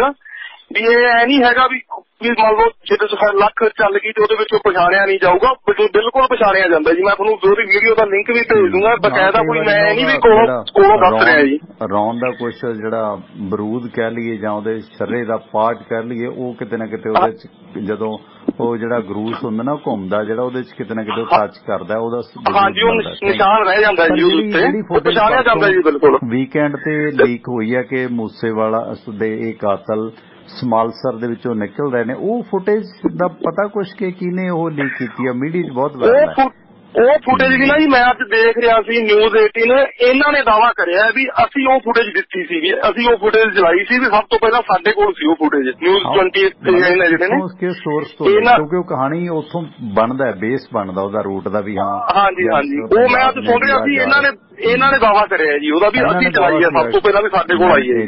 ਇਹਨਾਂ ਦਾਅਵਾ ਕੀਤਾ, ਪਰ ਇਹ ਮਤਲਬ ਹੁਣ ਕਿਸ ਆਧਾਰ ਤੇ ਉਹ ਪਲਾਂਟ ਹੋਇਆ ਉਹ ਸਾਰੇ। ਹਾਂਜੀ ਉਹ ਤਾਂ ਚਲੋ ਕੁਝ ਵੀ ਹੈ, ਪਰ ਮੈਂ ਅੱਜ ਸੁਣ ਰਿਹਾ ਸੀ ਇਹ ਦਾਅਵਾ ਕਰਦੇ ਪਏ ਸੀ ਵੀ ਅਸੀਂ ਸਭ ਤੋਂ ਪਹਿਲਾਂ ਵੀ ਅਸੀਂ ਪ੍ਰੋਵਾਈਡ ਕਰਾਈ ਹੈ ਉਹ ਫੁਟੇਜ। ਬਿਲਕੁਲ। ਤੇ ਬਾਕੀ ਜੋ ਵੀ ਹੋ ਰਿਹਾ ਦੇਖੋ, ਸਿੱਧੂ ਵੀ ਮਾਰਿਆ ਗਿਆ ਜੀ, ਉਹ ਵੀ ਪੰਜਾਬੀ, ਇਹ ਵੀ ਜਿਵੇਂ ਹੁਣ ਪਹਿਲਾਂ ਖਾੜਕੂਵਾਦ ਚ ਮਾਰੇ ਗਏ, ਹੁਣ ਇਹਦੇ ਚ ਮਾਰੇ ਜਾ ਰਹੇ ਨੇ। ਨੁਕਸਾਨ ਤਾਂ ਪੰਜਾਬ ਦਾ ਹੋ ਰਿਹਾ ਜੀ ਹਰ ਪਾਸੇ। ਵਿਚਲਾ ਦੁਸ਼ਮਣ ਸਾਰੀ ਗੇਮ ਖੇਡ ਰਿਹਾ। ਥੈਂਕ ਯੂ ਮੁਕੱਦਰ ਜੀ, ਮਿਹਰਬਾਨੀ। ਤੇ ਜੀ ਸੁਰਿੰਦਰ ਆਪਣੀ ਗੱਲਬਾਤ ਚੱਲ ਰਹੀ ਸੀ, ਕੰਟੀਨਿਊ ਪਲੀਜ਼। ਸਿੰਘ ਢੀਂਡਸਾ ਵੀ ਆ ਗਏ, ਉਹਦੇ ਚ ਬਲਵੰਤ ਸਿੰਘ ਰਾਮੂਵਾਲੀਆ ਵੀ ਆ ਗਏ, ਉਹ ਚ ਭਾਈ ਜਸਵੀਰ ਸਿੰਘ ਰੋਡੇ ਵੀ ਆ ਗਏ, ਸਾਰੇ ਉਸ ਦਾ। ਹੁਣ ਇੱਧਰ ਬਚੇ ਸੀ ਪਰਮਜੀਤ ਸਿੰਘ ਸਰਨਾ ਤੇ ਮਨਜੀਤ ਸਿੰਘ ਜੀ ਕੇ, ਉਹ ਦੋਨੋਂ ਜਿਹੜੇ ਅਕਾਲੀ ਦਲ ਬਾਦਲ ਤੋਂ ਇੱਕ ਲੰਬੇ ਸਮੇਂ ਤੋਂ ਅਲੱਗ ਬੈਠੇ ਸੀ 1999 ਤੋਂ ਹੀ, ਤੇ ਦੂਸਰੇ ਜਿਹੜੇ ਸੀਗੇ ਉਹ ਪਿਛਲੇ 3 ਕੁ ਸਾਲਾਂ ਤੋਂ ਬੈਠੇ ਸੀ ਅਲੱਗ। ਉਹ ਵੀ ਆ ਕੇ ਅਕਾਲੀ ਦਲ ਨਾਲ ਖੜ ਗਏ। ਉਹ ਕਹਿੰਦੇ ਨਹੀਂ ਜੀ ਦੂਜਾ ਤਾਂ ਸਰਕਾਰੀ ਦਲ ਆ, ਅਸਲ ਅਕਾਲੀ ਦਲ ਤੇ ਇਹੀ ਆ। ਉਹਨਾਂ ਨੂੰ ਨਵੀਂ ਸਮੀਕਰਨ ਸੁਰਿੰਦਰ ਬਾਈ ਜੀ ਬਣੇ ਨੇ ਦਿੱਲੀ ਦੇ ਵਿੱਚ, ਹੁਣ 2 ਧੜੇ ਆਮੋ ਸਾਹਮਣੇ ਹੋ ਗਏ। ਸੁਰਿੰਦਰ ਜੀ ਜਿਹੜੇ ਨਵੇਂ ਸਮੀਕਰਨ ਬਣੇ ਨੇ, ਥੋੜਾ ਜਿਹਾ ਆਪਾਂ ਇਸ ਪਾਸੇ ਨੂੰ ਜਾਈਏ ਕਿ ਪਰਮਜੀਤ ਸਿੰਘ ਸਰਨਾ ਧੜਾ ਮੁੱਢ ਕਦੀਮੀ ਇੱਟ ਖੜਾ ਕਰ ਰਿਹਾ। ਵੈਸੇ ਸਰਨਾ ਧੜਾ RSS BJP ਦੇ ਬਹੁਤ ਟੁੱਟ ਕੇ ਪੈਂਦਾ, ਇਹਨਾਂ ਨੂੰ ਗੱਲ ਮੰਨਣ ਵਾਲੀ ਹੈ। ਤੇ ਉਸ ਦੌਰਾਨ ਸਰਨਾ ਧੜੇ ਦਾ ਅਕਾਲੀ ਦਲ ਬਾਦਲ ਦੇ ਨਾਲ ਉੱਥੇ ਜੁਆਇੰਟ ਆਉਣਾ, ਇਕੱਠੇ ਹੋਣਾ, ਕਿਵੇਂ ਵੇਖਦੇ ਹੋ ਸਰਕਮਸਟੈਂਸ, ਖਾਸ ਕਰਕੇ ਮਨਜੀਤ ਸਿੰਘ ਜੀਕੇ ਦਾ ਤੇ ਸਰਨਾ ਸਾਹਿਬ ਦਾ ਖਾਸ ਕਰਕੇ ਅਕਾਲੀ ਦਲ ਬਾਦਲ ਨਾਲ ਖੜਨਾ ਕਿੱਦਾਂ ਵੇਖਦੇ ਹੋ ਜੀ ਸੁਰਿੰਦਰ? ਜੇ ਇਹ ਤਿੰਨਾਂ ਧਿਰਾਂ ਦੇ ਵਿੱਚ ਹੁਣ ਇੱਕ ਧਿਰ ਦੀ ਕਮਾਂਡ ਆ ਅਵਤਾਰ ਸਿੰਘ ਹਿੱਤ ਕੋਲੇ, ਜਿਹੜੇ ਪਟਨਾ ਸਾਹਿਬ ਕਮੇਟੀ ਦੇ ਮੌਜੂਦਾ ਪ੍ਰਧਾਨ ਨੇ, ਦੂਸਰੇ ਬੰਨੇ ਮਨਜੀਤ ਸਿੰਘ ਜੀਕੇ ਆ ਜਾਗੋ ਪਾਰਟੀ ਵਾਲਾ, ਤੀਜੇ ਬੰਨੇ ਦਿੱਲੀ ਅਕਾਲੀ ਦਲ ਦੇ ਸਰਨਾ ਭਰਾ ਨੇ। ਹੁਣ ਤਿੰਨਾਂ ਦੇ ਵਿੱਚੋਂ ਕਮਾਂਡ ਦਿੱਲੀ ਦੀ ਕਿਹੜੇ ਕੋਲ ਆਏਗੀ ਜੇ ਬਾਦਲ ਦਲ 'ਚ ਰਹਿੰਦੇ ਆ ਤਾਂ? ਹੁਣ ਇੱਕ ਬੰਨੇ ਤਾਂ ਤੈਅ ਹੋ ਗਿਆ, ਜਿਹੜਾ ਦੂਜਾ ਧੜਾ ਬਣ ਗਿਆ, ਹਰਮੀਤ ਸਿੰਘ ਕਾਲਕਾ ਦੀ ਅਗਵਾਈ 'ਚ ਨਵਾਂ ਅਕਾਲੀ ਦਲ ਕਾਇਮ ਹੋ ਗਿਆ, ਬਾਕੀਆਂ ਉਹਦੀ ਸਪੋਰਟ ਕਰ ਦਿੱਤੀ, ਤੇ ਮਨਜਿੰਦਰ ਸਿੰਘ ਸਿਰਸਾ ਸਿੱਧਾ BJP 'ਚ ਬੈਠਾ। ਹੁਣ ਦਮਦਮੀ ਟਕਸਾਲ ਉਹ ਵੀ ਉਹਨਾਂ ਦੀ ਸਪੋਰਟ ਤੇ ਚਲੀ ਗਈ। ਉਹ ਕਹਿੰਦੀ ਕਿ ਅਕਾਲੀ ਦਲ ਬਾਦਲ ਨੇ ਬਹੁਤ ਵੱਡਾ ਨੁਕਸਾਨ ਕੌਮ ਦਾ ਕਰ ਦਿੱਤਾ। ਹੁਣ ਕਿਸੇ ਟਾਈਮ ਇਹ ਸਾਰਾ ਜਿਹੜਾ ਸੰਤ ਸਮਾਜ ਸੀ ਇਹ ਅਕਾਲੀ ਦਲ ਬਾਦਲ ਦੀ ਸਪੋਰਟ ਤੇ ਖੜਾ ਸੀ। ਹੁਣ ਇਹ ਸਾਰੇ ਸਾਬਕਾ ਦੇ ਵਿੱਚ 2 ਧੜੇ ਆਮੋ ਸਾਹਮਣੇ ਹੋ ਗਏ। ਇੱਕ ਧੜਾ ਤਾਂ ਬੜਾ ਸਪਸ਼ਟ ਆ, ਦੂਜੇ ਧੜੇ 'ਚ ਅਜੇ ਸਮਝ ਨਹੀਂ ਆਉਂਦੀ ਕਿ ਮਨਜੀਤ ਸਿੰਘ ਜੀਕੇ ਨੂੰ ਦਿੱਲੀ ਦੀ ਕਮਾਂਡ ਦੇਣੀ ਆ, ਸਰਨਾ ਭਰਾਵਾਂ ਨੂੰ ਦੇਣੀ ਜਾਂ ਅਵਤਾਰ ਸਿੰਘ ਹਿੱਤ ਕੋ ਰੱਖਣੀ। ਇਹ ਅਜੇ ਤੱਕ ਸਮਝ ਆ, ਕਿਉਂਕਿ ਇੱਕ ਪਲੇਟਫਾਰਮ ਤੇ 3 ਅਕਾਲੀ ਦਲ ਇਕੱਠੇ ਹੋਏ ਆ ਦਿੱਲੀ 'ਚ, ਕਿ ਤਿੰਨੋਂ ਆਪੋ ਆਪਣੇ ਦਲ ਚਲਾਉਣਗੇ ਜਾਂ ਕੀ ਹੋਊਗਾ। ਪਹਿਲਾਂ ਗੱਲ ਇਹ ਵੀ ਚੱਲੀ ਸੀ ਕਿ ਸਰਨਾ ਭਰਾ ਜਦੋਂ 2000 ਆਪਣੇ ਵਾਲੀ 21 ਵਾਲੀ ਚੋਣ ਆਈ ਆ ਦਿੱਲੀ ਕਮੇਟੀ ਦੀ, ਉਦੋਂ ਆਈ ਸੀ ਕਿ ਸਰਨਾ ਭਰਾ ਚੋਣ ਨਹੀਂ ਲੜਨਗੇ ਤੇ ਮਨਜੀਤ ਸਿੰਘ ਜੀਕੇ ਦੀ ਜਾਗੋ ਪਾਰਟੀ ਦੀ ਸਪੋਰਟ ਕਰਨਗੇ। ਪਰ ਮਨਜੀਤ ਸਿੰਘ ਜੀਕੇ ਬਾਅਦ ਦੇ ਵਿੱਚ ਇੱਕ ਕੇਸ ਸਾਹਮਣੇ ਆ ਗਿਆ ਤੇ ਉਹਨਾਂ ਨੇ ਆਪਣੀ ਚੋਣ ਲੜ ਲਈ, ਆਪਣੀ ਲੜਦੀ ਤੇ ਉਹਦੇ 'ਚ ਮਨਜਿੰਦਰ ਸਿੰਘ ਸਿਰਸਾ ਆਪਣੀ ਚੋਣ ਜ਼ਰੂਰ ਹਾਰ ਗਏ, ਪਰ ਉਹਦੀ ਪਾਰਟੀ ਜਿਹੜੀ ਸੀ ਉਹ ਜਿੱਤ ਗਈ। ਉਹ ਅਕਾਲੀ ਦਲ ਬਾਦਲ ਨਾਲ ਸੀਗੇ ਤੇ ਉਹ ਦਿੱਲੀ ਦੀ ਕਮੇਟੀ ਤੇ ਕਾਬਜ਼ ਹੋ ਗਏ। ਹੁਣ ਕਮੇਟੀ ਸਾਰੀ ਦੀ ਸਾਰੀ ਉਹਨਾਂ ਦੇ ਹੱਥਾਂ 'ਚ ਹੈ। ਸੋ ਇਸ ਕਰਕੇ ਦਿੱਲੀ ਦੇ ਵਿੱਚ ਇੱਕ ਬੰਨੇ ਇੱਕ ਧੜਾ ਖੜਾ ਹੋ ਗਿਆ, ਉਹਦੀ ਕਈ ਬਾਕੀ ਜਿਹੜੇ ਅਕਾਲੀ ਦਲ ਬਾਦਲ ਦੇ ਵਿਰੋਧੀ ਸੀ ਉਹ ਸਾਰੇ ਉਹਦੇ ਨਾਲ ਖੜੇ ਹੋ ਗਏ। ਇੱਧਰ 3 ਧੜੇ ਇਕੱਠੇ ਹੋਏ ਆ, ਕਿ 3 ਧੜੇ ਇੱਕ ਜਗ੍ਹਾ ਰਹਿੰਦੇ ਆ ਤੇ ਜਾਂ ਇਹ ਵੀ ਤੱਕੜੀ ਦੇ ਛਾਬਿਆਂ 'ਚੋਂ ਛਾਲਾ ਮਾਰ ਕੇ ਭੱਜਦੇ ਆ, ਇਹ ਸਮਾਂ ਤੈਅ ਕਰੇਗਾ। ਦਿੱਲੀ ਦੇ ਵਿੱਚ ਜਿਸ ਤਰ੍ਹਾਂ ਪਰਮਜੀਤ ਸਿੰਘ ਸਰਨਾ ਪੁਰਾਣੇ ਬੰਦੇ ਨੇ, ਸਰਮਾਏਦਾਰ ਇਹ ਵੀ ਚੰਗੇ ਨੇ ਮਨਜਿੰਦਰ ਸਿਰਸਾ ਵਾਂਗੂ, ਤੇ ਕੁਛ ਇਹਨਾਂ ਦਾ ਆਧਾਰ ਵੀ ਹੈ। ਠੀਕ ਹੈ, ਕਾਂਗਰਸ ਨਾਲ ਜਾਂ ਕੈਪਟਨ ਨਾਲ ਵੀ ਇਹਨਾਂ ਦੇ ਵਧੀਆ ਤਾਲੁਕ ਰਹੇ ਨੇ। ਤੇ ਉਧਰ ਮਨਜੀਤ ਸਿੰਘ ਜੀਕੇ ਆ, ਸੰਤੋਖ ਸਿੰਘ ਹੋਰਾਂ ਦਾ ਬੇਟਾ ਹੈ, ਤੇ ਮਨਜਿੰਦਰ ਸਿੰਘ ਸਿਰਸਾ ਹੋਰਾਂ ਦੀ ਛਵੀ ਸਾਰੀ ਭਾਜਪਾ ਹੀ ਹੈ। ਈਵਨ ਹਰਮੀਤ ਸਿੰਘ ਕਾਲਕਾ ਦੀ ਵੀ, ਕਿ ਭਾਜਪਾ ਦੀ ਸਪੋਰਟ ਵਾਲੇ ਨੇ। ਜਿਹੜਾ ਪਿਛਲੇ ਦਿਨੀ ਉਹਨਾਂ ਨੇ ਟੋਕਰੀ ਵਾਲਾ ਦਲ ਬਣਾਇਆ, ਉਸ ਤੋਂ ਬਾਅਦ ਸਾਰਾ ਕੁਝ ਜਨਤਕ ਹੋ ਗਿਆ। ਪਰ ਅਕਾਲੀ ਦਲ ਬਾਦਲ ਦਾ ਇਹਨਾਂ ਦੇ ਨਾਲ ਅਲਾਇੰਸ ਹੋਣਾ ਤੇ ਜਨਤਕ ਤੌਰ ਤੇ ਦੋਹਾਂ ਧਿਰਾਂ ਦਾ ਇਕੱਠਾ ਹੋਣਾ, ਕੀ ਲੱਗਦਾ ਕਿ ਬਰਾਬਰ ਦੀ ਧਿਰ ਬਾਦਲ ਖੜੀ ਕਰਨ 'ਚ ਕਾਮਯਾਬ ਹੋ ਗਿਆ, ਜਾਂ ਅਜੇ ਭਾਜਪਾ ਵਾਲੀ ਧਿਰ ਦਾ ਹੱਥ, ਜਿਹੜੀ ਟੋਕਰੀ ਵਾਲੀ ਧਿਰ ਦਾ ਹੱਥ ਕਹਿ ਲਈ ਉਹ ਤੇ ਅਜੇ ਵੀ ਉੱਪਰ ਹੈ? ਕਿਉਂਕਿ ਸਮੀਕਰਨ ਕਦੇ ਨਹੀਂ ਸੀ ਕਿ ਬਾਦਲਾਂ ਦੇ ਨਾਲ ਸਰਨੇ ਇਕੱਠੇ ਹੋਣਗੇ। ਜੀ 2025 'ਚ ਦਿੱਲੀ ਕਮੇਟੀ ਦੀ ਦੁਬਾਰਾ ਚੋਣ ਹੋਣੀ ਆ। ਹੁਣ ਇਹ ਤੈਅ ਕਰੇਗਾ 2025 ਜਾ ਕੇ ਕਿ ਉਸ ਵੇਲੇ ਹਾਲਾਤ ਕੀ ਬਣਦੇ ਨੇ, ਕਿ ਉਦੋਂ ਤੱਕ ਇਹ 3 ਧਿਰਾਂ ਇੱਕ ਜਗ੍ਹਾ ਇਕੱਠੀਆਂ ਰਹਿੰਦੀਆਂ ਜਾਂ ਨਹੀਂ ਰਹਿੰਦੀਆਂ। ਤੋਂ ਪਹਿਲਾਂ 2024 ਤੈਅ ਕਰੇਗਾ ਕਿ ਅਕਾਲੀ ਦਲ ਬਾਦਲ ਦਾ ਬੀਜੇਪੀ ਨਾਲ ਸਮਝੌਤਾ ਹੁੰਦਾ ਕਿ ਨਹੀਂ ਹੁੰਦਾ, ਤੇ ਜਾਂ ਦੂਜੀ ਧਿਰ ਤਕੜੀ ਹੁੰਦੀ ਹੈ ਸਾਰੇ ਉਧਰ ਭੱਜ ਜਾਂਦੇ ਨੇ। ਅਜੇ ਕੁਛ ਨਹੀਂ ਕਿਹਾ ਜਾ ਸਕਦਾ। ਅਜੇ ਇਹਨਾਂ ਨੇ, ਕਿਉਂਕਿ ਉਹਨਾਂ ਦੋਨਾਂ ਦੀ ਆਪੋ ਆਪਣੀ ਮਜਬੂਰੀ ਆ, ਪਰ ਆਪਣੇ ਮਨਜਿੰਦਰ ਸਿੰਘ ਸਿਰਸਾ ਦੇ ਵਿਰੁੱਧ ਤੇ ਹਰਮੀਤ ਸਿੰਘ ਕਾਲਕਾ ਦੇ ਵਿਰੁੱਧ ਬੋਲਣਾ, ਕਿਉਂਕਿ ਉਹਨਾਂ ਤੋਂ ਚੋਣ ਹਾਰੇ ਨੇ, ਇਸ ਕਰਕੇ ਉਹਨਾਂ ਦੇ ਵਿਰੁੱਧ ਬੋਲਣਗੇ। ਲੇਕਿਨ ਕੀ 3 ਧਿਰਾਂ ਇੱਕ ਜਗ੍ਹਾ ਇਕੱਠੀਆਂ ਹੁੰਦੀਆਂ ਨੇ? ਸਵਾਲ ਇਹ ਆ। 2024 ਦੀ ਪਾਰਲੀਮੈਂਟ ਨੇ ਤੇ 2025 ਦੀ ਦਿੱਲੀ ਕਮੇਟੀ ਦੀ ਦੁਬਾਰਾ ਜਿਹੜੀ ਚੋਣ ਆਉਣੀ ਆ, ਉਹਨੇ ਬੜਾ ਕੁਝ ਤੈਅ ਕਰਨਾ ਕਿ ਇਸ ਚੋਣ ਦੇ ਵਿੱਚ ਦੁਬਾਰਾ ਕਿਹੜਾ ਕਬਜ਼ਾ ਧੜਾ ਕਾਬਜ਼ ਹੁੰਦਾ, ਤੇ ਜਾਂ ਕਿ ਇਹ 3 ਧੜੇ ਜਿਹੜੇ ਇੱਕ ਜਗ੍ਹਾ ਇਕੱਠੇ ਹੋਏ ਨੇ, ਇਕੱਠੇ ਰਲ ਕੇ ਚੋਣ ਲੜਦੇ ਨੇ, ਅਲੱਗ-ਅਲੱਗ ਸਿੰਬਲ ਤੇ ਲੜਦੇ ਨੇ, ਸੀਟਾਂ ਅਲੱਗ-ਅਲੱਗ ਲੈਂਦੇ ਨੇ, ਕੀ ਹੁੰਦਾ ਇਹ ਉਹ ਸਮਾਂ ਤੈਅ ਕਰੇਗਾ। ਉਨੀ ਦੇਰ ਤੱਕ ਨਹੀਂ ਕਹਿ ਸਕਦੇ ਕਿ ਅਕਾਲੀ ਦਲ ਬਾਦਲ ਬਹੁਤ ਵੱਡਾ ਆਪਦਾ ਧੜਾ ਦਿੱਲੀ 'ਚ ਕਾਇਮ ਕਰਨ 'ਚ ਕਾਮਯਾਬ ਹੋ ਗਿਆ, ਕਿਉਂਕਿ ਅਜੇ ਤਾਂ ਉਹਨਾਂ ਨੂੰ ਪੰਜਾਬ 'ਚ ਹੱਥਾਂ ਪੈਰਾਂ ਦੀ ਪਈ ਹੋਈ ਹੈ ਕਿ ਦਿੱਲੀ ਪੰਜਾਬ 'ਚ SGPC ਦਾ ਕੀ ਬਣਨਾ। ਹਰਿਆਣਾ ਕਮੇਟੀ ਅਲੱਗ ਪਈ ਆ, ਚੋਣ ਹੋਣੀ ਆ ਨਹੀਂ ਹੋਣੀ, ਕਿੱਦਾਂ ਹੋਣੀ ਆ, ਕੀ ਮੈਂਬਰ ਬਚੇ ਰਹਿੰਦੇ ਆ, ਕੀ ਅਕਾਲੀ ਦਲ ਬਚਦਾ ਜਾਂ ਅਕਾਲੀ ਦਲ 'ਚ ਟੁੱਟ ਭੱਜ ਹੁੰਦੀ, ਕੀ ਕੁਛ ਹੁੰਦਾ, ਇਹ ਬਹੁਤ ਕੁਝ ਤੈਅ ਕਰੇਗਾ। ਕਿਉਂਕਿ 2-3 ਆਵਾਜ਼ਾਂ ਇਕੱਠੀਆਂ ਨਿਕਲ ਆਈਆਂ, ਚਾਹੇ ਉਹਨਾਂ 'ਚੋਂ ਵਿਰਸਾ ਸਿੰਘ ਵਲਟੋਆ ਦੀ ਆਵਾਜ਼ ਹੋਵੇ, ਚਾਹੇ ਗੁਰਪ੍ਰਤਾਪ ਸਿੰਘ ਵਡਾਲਾ ਦੀ ਆਵਾਜ਼ ਹੋਵੇ, ਉਹ ਸਾਰੀਆਂ ਆਪਣੇ ਦੇ ਜਿਹੜਾ ਮਨਪ੍ਰੀਤ ਯਾਲੀ ਉਹਦੇ ਮਗਰ ਆਵਾਜ਼ ਉਹਨਾਂ ਦੀ ਆ ਚੁੱਕੀ ਆ। ਹੋਰ ਕਿੰਨੀਆਂ ਆਵਾਜ਼ਾਂ ਆਉਣਗੀਆਂ ਇਹ ਸਮਾਂ ਤੈਅ ਕਰੂਗਾ। ਉਹਦੇ ਬਾਅਦ ਦੇਖਿਆ ਜਾਏਗਾ ਕਿ ਰੂਪ ਰੇਖਾ ਅਕਾਲੀ ਦਲ ਬਾਦਲ ਦੀ ਕੀ ਬਣਦੀ। ਬਿਲਕੁਲ ਤੇ ਸਾਨੂੰ ਸਪੋਰਟ ਕੀਤਾ ਹੈ ਗੋਲਡਨ ਕੀ ਐਕਸਪ੍ਰੈਸ LLC ਪੈਨਸਿਲਵੇਨੀਆ ਵਾਲੇ ਨੇ, ਜਿਨ੍ਹਾਂ ਨੂੰ ਓਨਰ ਆਪਰੇਟਰਾਂ ਦੀ ਜ਼ਰੂਰਤ ਹੈ, ਜਿਨ੍ਹਾਂ ਕੋਲ ਆਪਣੇ ਰੀਫਰ ਦੇ ਇੰਤਜ਼ਾਮਾਤ ਹੋਣ, ਕਿਉਂਕਿ ਇਹਨਾਂ ਕੋਲ ਰੀਫਰ ਦੇ ਲੋਡ ਨੇ ਲਰੀਡੋ ਟੈਕਸਸ ਤੋਂ ਜੌਨਸਟਾਊਨ ਪੈਨਸਿਲਵੇਨੀਆ ਦੇ ਤੇ ਲਰੀਡੋ ਟੈਕਸਸ ਤੋਂ ਲਵੀਨੀਆ ਮਿਸ਼ੀਗਨ ਦੇ। ਕੰਪਨੀ ਦੇ ਡਾਇਰੈਕਟ ਲੋਡ ਨੇ। ਤੁਸੀਂ ਇਹਨਾਂ ਨੂੰ ਸਾਈਨ ਅਪ ਕਰ ਦਿਓ, ਤੁਹਾਡੀ ਸਹੂਲਤ ਵਾਸਤੇ ਜਿਹੜਾ ਫਿਰ ਤੁਹਾਡੇ ਲੋਡ ਦਾ ਸਮਾਂ ਸੈੱਟ ਕਰ ਦਿੰਦੇ ਨੇ, ਤੁਹਾਡਾ ਦਿਹਾੜੀ ਜੋਤਾ ਬਚਦਾ। ਇਸ ਦੌਰਾਨ shipper to shipper transport load ਨੇ। ਤਾਪਮਾਨ 33 ਤੋਂ 54 ਡਿਗਰੀ ਦਰਮਿਆਨ ਤੇ ਫਰੋਜ਼ਨ ਲੋਡ ਬਹੁਤ ਘੱਟ ਨੇ। ਤੁਹਾਡੇ ਰੀਫਰ ਦੀ ਖਪਤ ਘਟਦੀ ਹੈ। ਰੀਫਰ ਲੈਣ 'ਚ ਵੀ ਇਮਦਾਦ ਕਰਦੇ ਨੇ। 10% ਕਮਿਸ਼ਨ ਚਾਰਜ ਕਰਦੇ ਨੇ। ਪ੍ਰਗਟ ਸਿੰਘ ਬੈਦਵਾਨ MD ਨੇ। ਉਹਨਾਂ ਦਾ ਆਫਿਸ ਨੰਬਰ 484 320 6700, 4843206700, ਸੈੱਲਫੋਨ 302 563 0080 302 563 ਸੈੱਲਫੋਨ ਹੈ ਪ੍ਰਗਟ ਸਿੰਘ ਬੈਦਵਾਨ ਦਾ। ਵੈਬਸਾਈਟ ਹੈ goldenkeyaccess.com ਤੇ ਈਮੇਲ ਹੈ goldenkeyaccess@gmail.com। ਲਰੀਡੋ ਟੈਕਸਸ ਤੋਂ ਜੌਨਸਟਾਊਨ ਪੈਂਸਿਲਵੇਨੀਆ ਤੇ ਲਰੀਡੋ ਟੈਕਸਸ ਤੋਂ ਲਵੀਨੀਆ ਮਿਸ਼ੀਗਨ ਦੇ ਲੋਡ ਤੁਸੀਂ ਇਹਨਾਂ ਕੋਲੋਂ ਚੁੱਕ ਸਕਦੇ ਹੋ ਰੀਫਰ ਦੇ, ਤੇ ਵਾਪਸੀ ਤੇ ਵੀ ਤੁਹਾਨੂੰ ਲੋਡ ਮੁਹੱਈਆ ਕਰਾ ਦਿੰਦੇ ਨੇ, ਪਰ ਉਹ ਬ੍ਰੋਕਰ ਦੇ ਲੋਡ ਨੇ ਕਈ ਵਾਰੀ ਕਨਫਰਮ ਨਹੀਂ ਹੁੰਦੇ। ਇਸੇ ਪਰਿਵਾਰ ਚੋਂ ਨੇ ਡਾਕਟਰ ਜਸਪ੍ਰੀਤ ਸਿੰਘ ਮਾਵੀ, ਡੈਲਸ ਟੈਕਸਸ ਦੇ ਵਿੱਚ ਰੀਅਲ ਏਸਟੇਟ ਕਾਰੋਬਾਰ ਕਰਦੇ ਨੇ। ਤੇ ਜੇ ਤੁਸੀਂ ਕ੍ਰਾਸ ਕੰਟਰੀ ਟਰੱਕਿੰਗ ਬਿਜ਼ਨਸ ਦੇ ਵਿੱਚੋਂ ਤੁਹਾਡੇ ਲਈ ਡੈਲਸ ਟੈਕਸਸ ਦੇ ਵਿੱਚ $3 ਤੋਂ $5 ਲੱਖ ਦੇ ਵਧੀਆ ਘਰ ਮਿਲ ਸਕਦੇ ਨੇ। ਇਸ ਇਲਾਕੇ 'ਚ ਬਹੁਤ ਸਾਰੇ ਸਕੂਲ, ਕਾਲਜ, ਯੂਨੀਵਰਸਿਟੀਆਂ ਨੇ, ਵਧੀਆ ਰਿਹਾਇਸ਼ ਸਾਬਤ ਹੋ ਸਕਦੀ ਹੈ। ਤੁਹਾਡੀ ਲੋਨ ਲੈਣ 'ਚ ਵੀ ਇਮਦਾਦ ਕਰਦੇ ਨੇ। ਕੋਈ ਘਰੇਲੂ ਜਾਂ ਵਪਾਰਕ ਜਾਇਦਾਦ ਟੈਕਸਸ ਡੈਲਸ ਦੇ ਵਿੱਚ ਖਰੀਦਣੀ ਹੈ ਤਾਂ ਤੁਸੀਂ ਸੰਪਰਕ ਕਰੋ।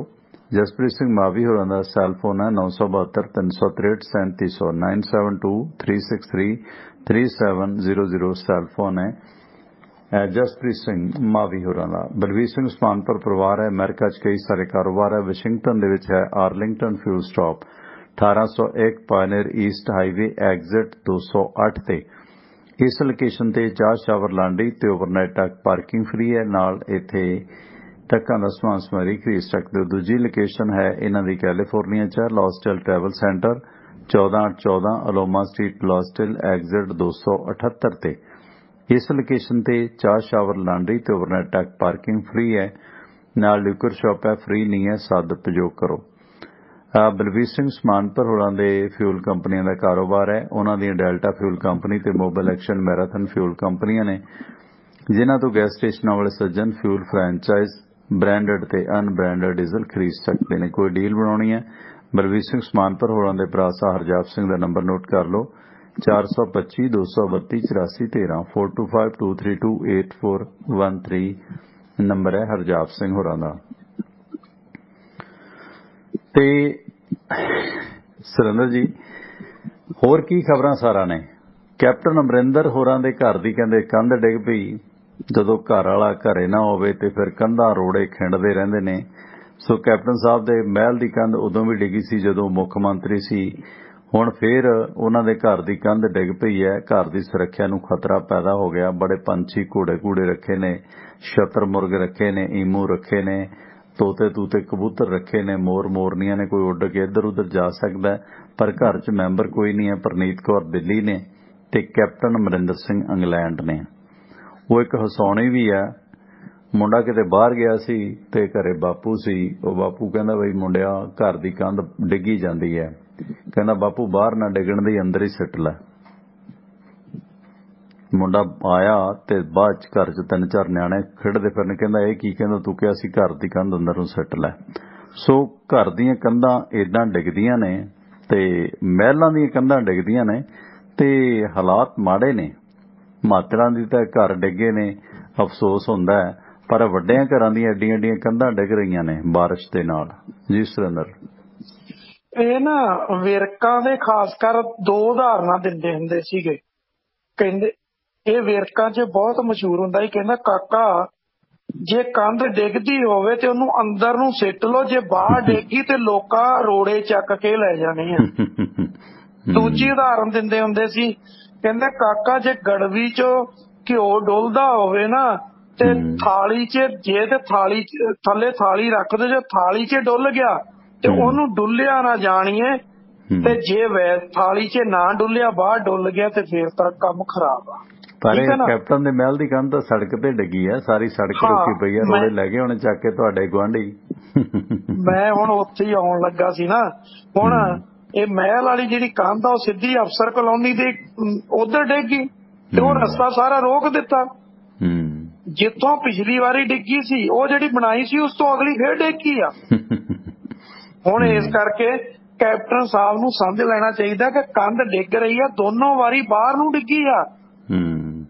ਤੇ ਕੈਪਟਨ ਸਾਹਿਬ ਨੂੰ ਕਿਸੇ ਵਿਰਕ ਭਰਾ ਦੀ ਸਲਾਹ ਲੈ ਲੈਣੀ ਚਾਹੀਦੀ ਆ ਕਿ ਕੰਧ ਸਾਰੀ ਦੁਬਾਰਾ ਤੋਂ ਕੱਢ ਲਾ ਤੇ ਚੰਗੀ ਮਜ਼ਬੂਤ ਕੱਢ ਲਾ ਤੇ ਬਾਹਰ ਨਾ ਡਿੱਗੇ, ਅੰਦਰ ਨੂੰ ਡਿੱਗੇ। ਜੇ ਦੁਬਾਰਾ ਡਿੱਗੇ ਤਾਂ नहीं देखो अंदरला जगह नीवी है, सड़क की जगह उच्ची है, पर फिर भी ये भी फितरत है ना, उच्चे पासे नूं कंध डिगी है, नीवे पासे नूं नहीं डिगी। खैर ਹੁਣ ਵੱਡਿਆਂ ਚਲੋ ਘਰਾਂ ਖੈਰ ਦੀਆਂ ਵੱਡੀਆਂ ਗੱਲਾਂ। ਗੱਲ ਇਹ ਹੈ ਕਿ ਕੰਧ ਡਿੱਗੀ ਆ, ਅੰਦਰਲੇ ਮਹਿਲ ਦੀ ਨਹੀਂ ਡਿੱਗੀ। ਮਹਿਲ ਤਾਂ 1998 ਤੋਂ ਬਾਅਦ ਚੰਗੇ ਉਹਨੂੰ ਪੇਂਟ ਪੂੰਟ ਹੋ ਗਏ, ਨਹੀਂ ਆ ਉਹ ਤਾਂ ਬਚਿਆ ਹੋਇਆ। ਪਰ ਇਹ ਕੰਧਾਂ ਤੇ ਦੁਬਾਰਾ ਨਹੀਂ ਉਹਨਾਂ ਨੇ ਧਿਆਨ ਦਿੱਤਾ। ਵੈਸੇ ਇੱਟਾਂ ਨਹੀਂ ਖਰਾਬ ਹੋਈਆਂ, ਇੱਟਾਂ ਪੁਰਾਣੀਆਂ ਨੇ। ਹਾਂ ਅੱਜ ਵਾਲੀਆਂ ਹੁੰਦੀਆਂ ਕੰਧਾਂ ਤਾਂ ਬਹੁਤ ਪੁਰਾਣੀਆਂ ਨੇ, ਪੁਰਾਣੇ ਸਟਰਕਚਰ ਦੀਆਂ ਬਣੀਆਂ ਹੋਈਆਂ ਨੇ। ਇਹ ਠੀਕ ਹੈ, ਮਹਿਲ ਦੀ ਰੈਨੋਵੇਸ਼ਨ ਹੋਣ ਲੱਗ ਪਈ ਹੈ। ਪਹਿਲਾਂ ਜਦੋਂ ਕੈਪਟਨ ਸਿਆਸਤ 'ਚ ਨਹੀਂ ਸੀ ਉਦੋਂ ਰੰਗ ਰੁੰਗ ਨਹੀਂ ਸੀ ਹੁੰਦਾ, ਉਦੋਂ ਤਾਂ ਕਪਤਾਨ ਸਾਹਿਬ ਸ਼ੋਰੂਮ ਵੀ ਕੱਢ ਕੇ ਵੇਚਣ ਲੱਗ ਪਏ ਸੀ ਮੂਹਰਲੇ ਬ੍ਰਹਮਿੰਦਰਾ ਦੀ ਸਾਈਡ ਵਾਲੇ। ਪਰ ਇਹ ਕਿਉਂਕਿ ਕੰਧਾਂ ਬਹੁਤ ਇਹ ਨੇ ਪੁਰਾਣੀਆਂ ਨੇ, ਮੋਟੀਆਂ ਬਹੁਤ ਨੇ, ਹੈ ਨਾ, 1.5 ਫੁੱਟ ਮੋਟੀਆਂ ਕੰਧਾਂ ਨੇ ਕਈ ਥਾਂ ਤੇ, ਤਾਂ ਵਿੱਚ ਪਿੱਲਰ ਬੁਰਜੀਆਂ ਵੀ ਨੇ, ਪਰ ਲਗਾਤਾਰ ਡਿੱਗ ਰਹੀਆਂ। ਖੈਰ ਮਾੜਾ ਆ। ਤੇ ਹੋਰ ਕੀ ਖਬਰਾਂ ਸਾਰਾ ਨੇ, ਤੇ ਉਧਰੋਂ ਪਾਕਿਸਤਾਨ ਦੇ ਵਿੱਚੋਂ ਵੀ। ਤੇ ਇਹ ਮਨਪ੍ਰੀਤ ਮੈਨੂੰ ਦੇਖੋ ਗੱਲ ਨਿੱਕੀ ਜੀ ਹੁੰਦੀ ਹੈ, ਤਰਖਾਣਾ ਕੰਮ ਕਰਦਾ ਸੀ, ਪਰਿਵਾਰ ਦੁਕਾਨ ਚਲਾਉਂਦਾ ਸੀ। ਇੱਕ ਕਾਲ ਲੈ ਲਾਂ ਮੈਂ। Welcome 53 number. ਸਤਿ ਸ਼੍ਰੀ ਅਕਾਲ ਟਵਾਣਾ ਸਾਹਿਬ। ਸਤਿ ਸ਼੍ਰੀ ਅਕਾਲ ਜੀ। ਮਨਜੀਤ ਬੈਲਵਣਾ ਮੋਹਾ ਟਵਾਣਾ ਸਾਹਿਬ। ਬੈਦਵਾਨ ਸਾਹਿਬ ਕੀ ਹਾਲ ਚਾਲ ਹੈ? ਮੀਂਹ ਮੂੰਹ ਪਈ ਜਾਂਦਾ, ਪਟਿਆਲੇ ਤੇ ਕੰਧਾਂ ਡਿੱਗੀ ਜਾਂਦੀਆਂ, ਤੁਹਾਡੇ ਕੀ ਨੇ ਹਾਲਾਤ? ਬਹੁਤ ਵਧੀਆ ਜੀ। ਮੈਂ ਵੀ ਟਵਾਣਾ ਸਾਹਿਬ ਹੁਣ ਆਇਆ, ਮੈਨੂੰ ਮੈਂ ਬਾਹਰ ਸੀਗਾ, ਆਪਣੀ ਗੱਲ ਹੀ ਨਹੀਂ ਹੋ ਪਾਈ ਜੀ। ਤੇ ਮੈਂ ਹੁਣ ਪ੍ਰੋਗਰਾਮ ਆਨ ਕੀਤਾ ਟਵਾਣਾ ਸਾਹਿਬ। ਚਾਰ ਸ਼ਾਇਦ ਕੈਪਟਨ ਦੀ ਕੋਈ ਕੰਧ ਕੋਈ ਡਿੱਗੀ, ਉਹ ਤੇ ਗੱਲ ਚੱਲ ਰਹੀ ਸੀ। ਹਾਂ, ਕਪਤਾਨ ਸਾਹਿਬ ਦੀ ਮਹਿਲ ਦੀ ਕੰਧ ਡਿੱਗੀ। ਦੱਸੋ ਕੋਈ ਗਰੀਬਾਂ ਦੀਆਂ ਤਾਂ ਡਿੱਗਣੀ ਨੇ। ਅਜੇ ਤਾਂ ਨੱਥ ਚੂੜਾ ਚੜਾਉਣ ਦੀ ਲੋੜ ਪੈ ਗਈ, ਫੇਰ ਔਖਾ ਹੋ ਜੂ ਪਟਿਆਲੇ ਵਾਲਿਆਂ ਨੂੰ। ਨੱਥ ਚੂੜਾ ਕੌਣ ਚੜਾਊ ਇਸ ਵਾਰੀ? ਅੱਛਾ ਟਵਾਣਾ ਸਾਹਿਬ ਥੋੜਾ ਹਟ ਕੇ ਜਿਹਾ ਕੁਐਸਚਨ ਸੀਗਾ, ਜੇ ਆਪਾਂ ਡਿਸਕਸ ਕਰ ਸਕਦੇ ਹਾਂ। ਮੈਂ ਮਾਨ ਸਾਹਿਬ ਬਾਰੇ ਗੱਲ ਕਰਨੀ ਸੀ। ਕਰੋ। ਇਹ ਸਿਮਰਨਜੀਤ ਸਿੰਘ ਮਾਨ ਨੇ ਬੁੱਢੇ ਵਾਲੇ ਟਵਾਣਾ ਸਾਹਿਬ ਉੱਥਾ ਜਿਹਾ ਵਾਰ ਛੇੜ ਕੇ ਬੈਠ ਕੇ ਮੈਂ ਖਬਰਾਂ ਕੀ ਸੁਣਿਆ ਨਾ, ਮਾੜਾ ਮੋਟਾ ਟਾਈਮ ਲਾ ਸੀ ਡੀਪ ਵਾਲੇ ਸੁਣ ਲਈਦਾ ਸੀਗਾ। ਤੇ ਇਹ ਹੁਣ ਭਗਤ ਨੂੰ ਅੱਤਵਾਦੀ ਕਹੀ ਜਾਂਦੇ ਆ, ਤੇ ਮੈਂ ਲੋਕ ਵੀ ਸਕੇ ਸਕੇ ਮਹਿਸੂਸ ਕਰਦੇ ਹੋਣੇ ਅਸੀਂ ਕੀ ਕਰ ਬੈਠੇ ਆ। ਜੀ ਕੋਈ ਨਹੀਂ। ਤੇ ਇਹਦਾ ਬਾਕੀ ਹਿਸਟਰੀ ਵੀ ਕਈ ਮੈਂ ਚੈਨਲਾਂ ਤੇ ਦੇਖਦੇ ਨਾ, ਆਪਣੇ ਜਿੰਨੇ ਵੀ ਰਿਪੋਰਟਰ ਵੀਰ ਨੇ ਸਭ ਰੋਲਦੇ ਵੀ ਬੈਕਗਰਾਉਂਡ ਕੀ ਆ, ਇਹ ਕਰੀ ਕੀ ਜਾਂਦੇ ਮੈਨੂੰ ਸਮਝ ਤੋਂ ਬਾਹਰ। ਨਾਲੇ ਉਸਦੇ ਸੰਵਿਧਾਨ ਦੀ ਸਹੁੰ ਚੁੱਕੀ ਜਾਂਦੇ ਨੇ, ਤੇ ਨਾਲੇ ਉਸੇ ਮਾਰਾ ਟੀ ਜਾਂਦੇ ਨੇ, ਕਹੀ ਜਾਂਦੇ ਸਾਨੂੰ ਵੱਖਰਾ ਕਰ ਦੋ, ਪੁਰਾਣਾ ਕਰ ਦੋ। ਸਮਝ ਤੋਂ ਬਾਹਰ ਹੈ ਟਵਾਣਾ ਸਾਹਿਬ, ਕਰੀ ਕੀ ਜਾਂਦੇ ਨੇ।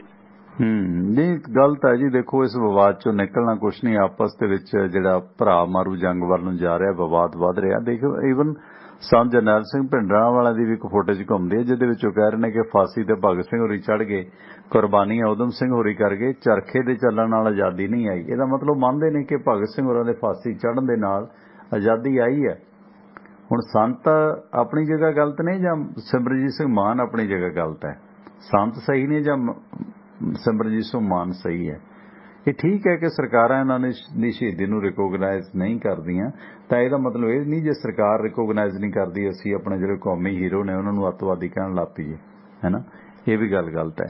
ਸੰਤ ਜਰਨੈਲ ਸਿੰਘ ਭਿੰਡਰਾਂਵਾਲੇ ਨੇ ਚਲੋ ਸਿੱਖਾਂ 'ਚ ਸਨਮਾਨਿਤ ਨੇ, ਉਹਨਾਂ ਦੇ ਬਾਰੇ ਵੀ ਕਿਸੇ ਨੂੰ ਗਲਤ ਬੋਲਣਾ ਨਹੀਂ ਚਾਹੀਦਾ, ਤੇ ਇਸ ਕਰਕੇ ਜਿਹੜੇ ਕੌਮੀ ਹੀਰੋ ਨੇ ਗਰੇਜ਼ ਕਰਨਾ ਚਾਹੀਦਾ ਇਹਨਾਂ ਨੂੰ।